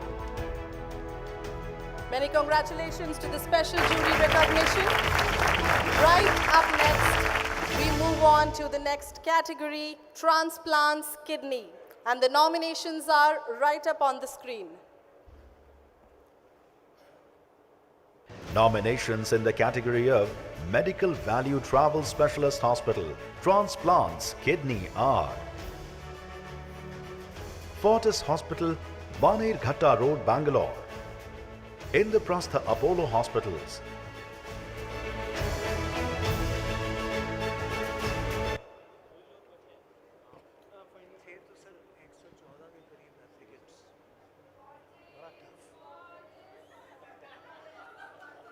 I think we should do a poll, right, center, and left. Yeah. What does the right side say? Who's the winner? Fortis. How And about the- the center? And the left side? Fortis. Majority goes with Fortis, but the result is Fortis Hospital. Lovely. Let's have a huge round of applause as we welcome Fortis Hospital, Banarghatta Road, Bangalore on the stage under the category of transplants, kidney. And I think now the claps should not stop because it's the third time, right?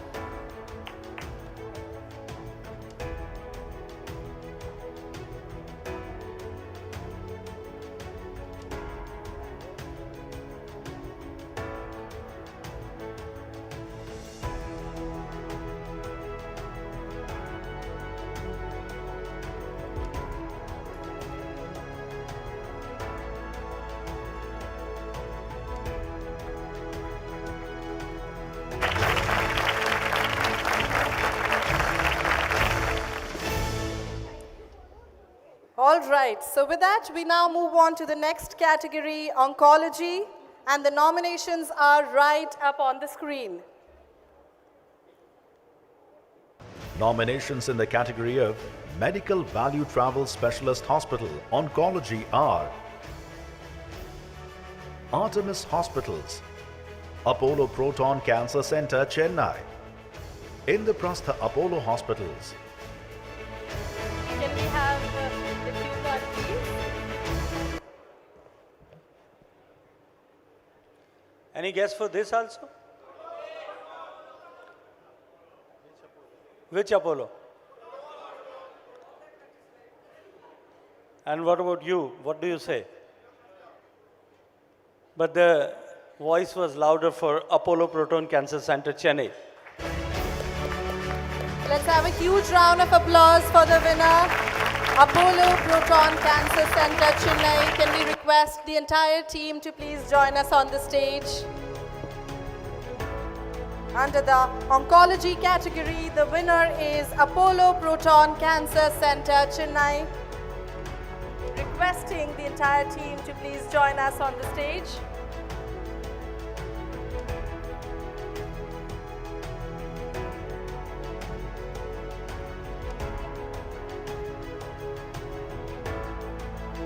Many congratulations to the winner of this category.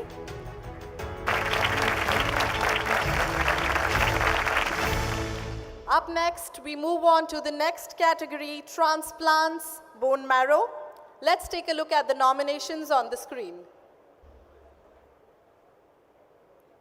Nominations in the category of Medical Value Travel Specialist Hospital Transplants Bone Marrow are Fortis Memorial Research Institute, Gurugram, Indraprastha Apollo Hospital,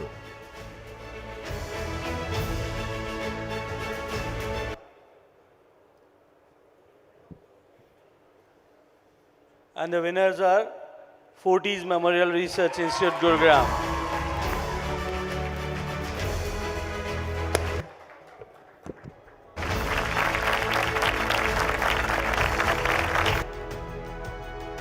Many congratulations to the winner. Under the transplants bone marrow category, Fortis Memorial Research Institute, Gurugram.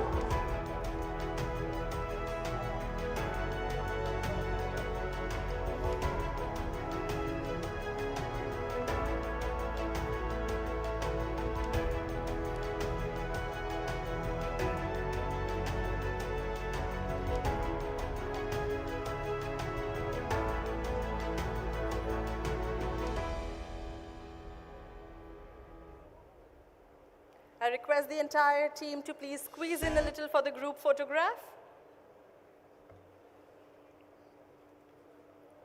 Many congratulations.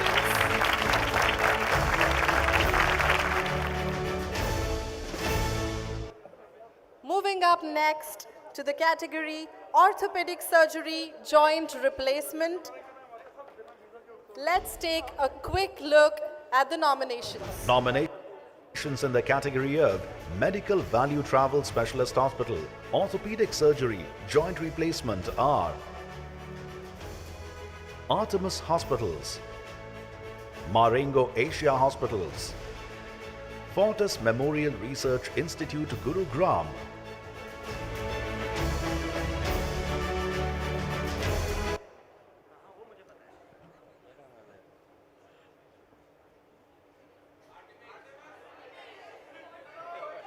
But Dr. Saab is standing beside me. When Marengo is standing beside me, how can I decide? But the juries goes with Artemis Hospital. Under the category Orthopedic Surgery Joint Replacement, the winner is Artemis Hospitals. Let's have a huge round of applause for Artemis Hospitals.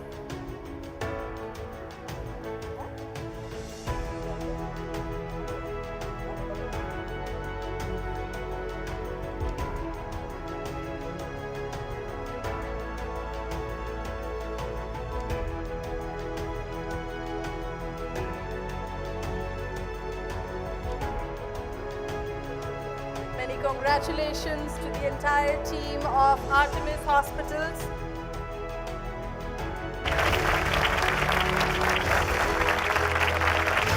Thank you. Up next, we move on to the next category, transplants liver. Let's take a look at the nominations right on the screen. Nominations in the category of Medical Value Travel Specialist Hospital, Transplants, Liver are Fortis Hospital, Noida, Aster CMI Hospital, Bangalore, Artemis Hospitals,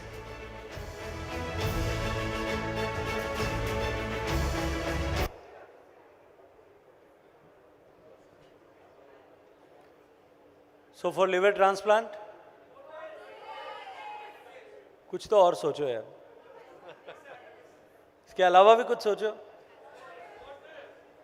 अभी कोई कुछ नहीं सोचा, सरदार जी इतना जोर से बोल रहे हैं तो चलो 40s को डिक्लेयर कर दो। Under the transplants liver category, the winner is Fortis Hospital, Noida. Let's have a huge round of applause for the entire team of Fortis Hospital, Noida.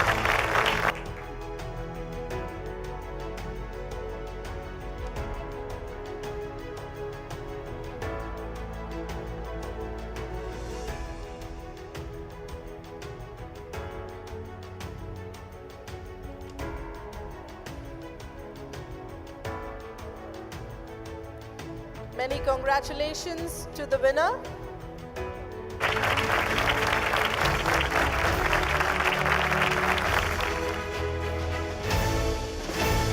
Up next, we move on to the next category, spine surgery.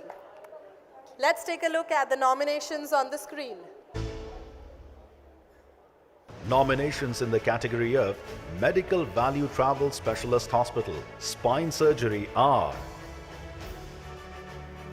Artemis Hospitals, Apollo Hospital, Hyderabad,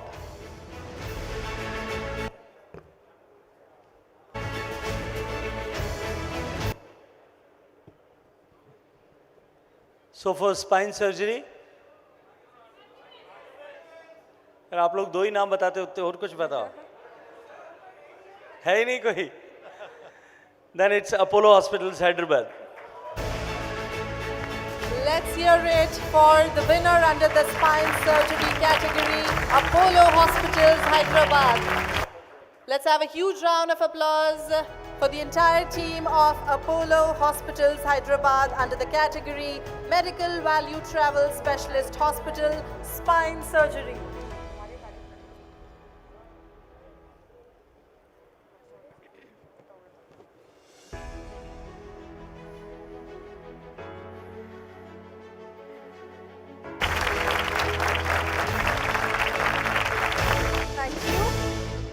Up next, under the category of neurology and neurosurgery, let's take a look at the nominations right on the screen.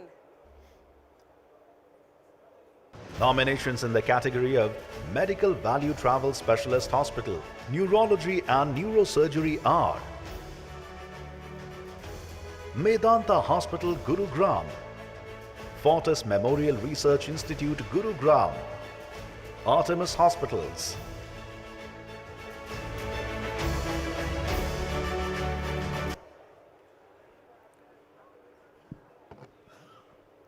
अभी क्या करें? ऐसे तो कैसे होगा? हर बार 40s थोड़ी होगा। तो दोनों का रख देते हैं इस बार। So the winner 1 is Artemis and winner 2 is Fortis Memorial Research Center. So can I request the Artemis Hospitals team to please join us on the stage to collect their award, and then followed by the Fortis Memorial Research Institute Gurugram team. Let's have a huge round of applause under the category of Neurology and Neurosurgery. The winner 1 goes to Artemis Hospitals team. Many congratulations.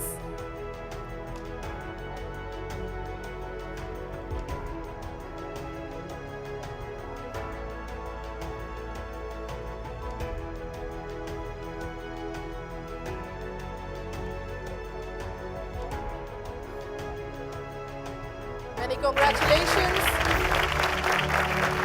Can we now have the Fortis Memorial Research Institute Gurugram team right on the stage with us?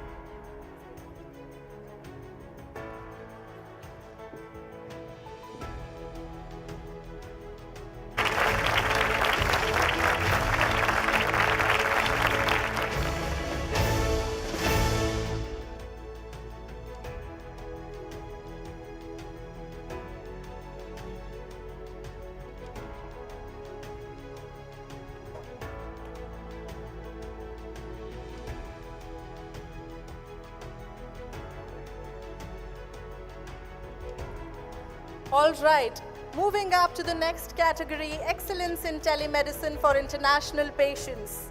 Ladies and gentlemen, in an increasingly digital world, telemedicine has become vital for pre-travel consultation and post-care continuity. Let's take a look at the nominations right on the screen for Excellence in Telemedicine for International Patients. Nominations in the category of Excellence in Telemedicine for International Patients are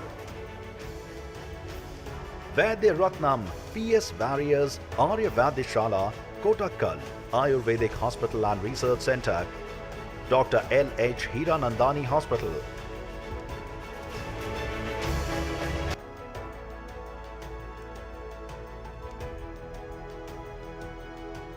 And this Vaidya is Ratnam,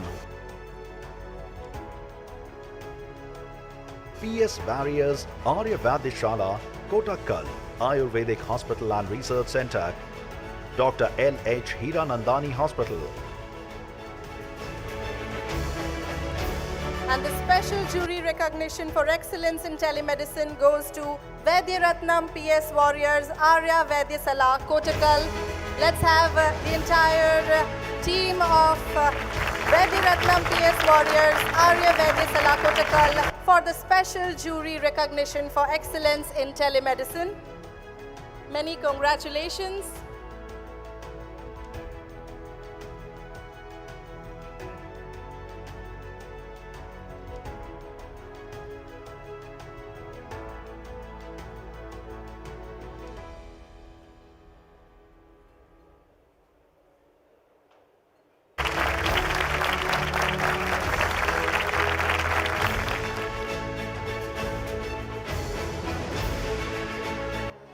Let's have a huge round of applause for all the winners, and I would now request our Honorable Minister Saab and our dignitaries to please take their seats in the audience. Thank you so much, sir. Let's have a huge round of applause, ladies and gentlemen, for all our winners. I request Honorable Minister Saab to please stay with us. So ladies and gentlemen, with that, we now move ahead, and I would like to invite Dr. Ravi Gaur, founder, DRG Path Labs, to please deliver the vote of thanks.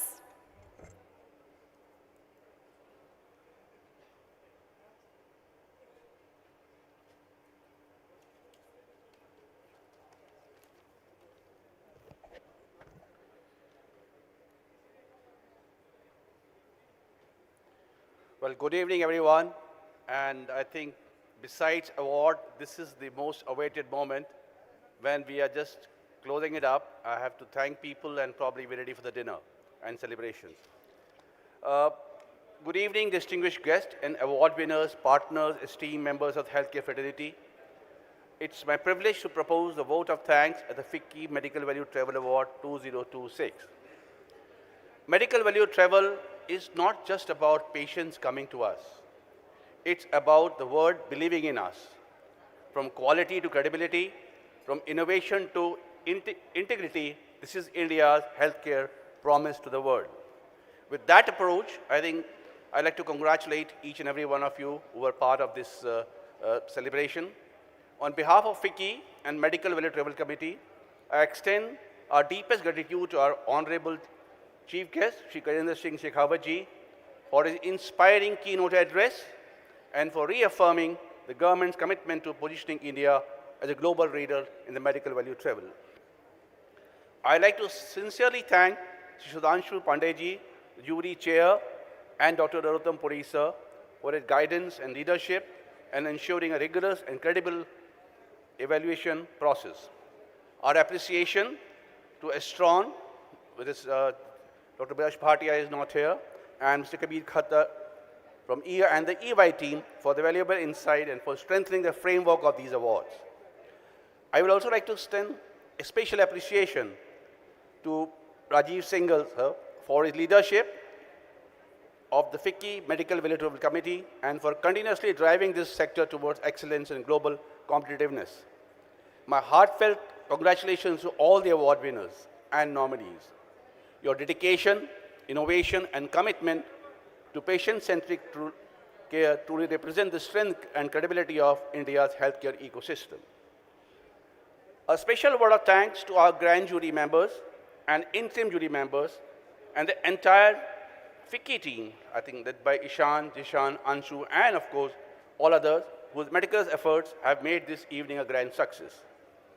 And most importantly, we thank all stakeholders of medical value travel ecosystem, hospitals, facilitators, Ayush hospitals, wellness centers, policy makers, industry leaders, who are collectively shaping India's journey towards becoming the world's most trusted healthcare destination. With that, I once again thank each one of you for your presence and support.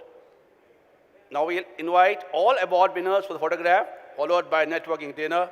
Thank you and having a wonderful evening, and Jai Hind.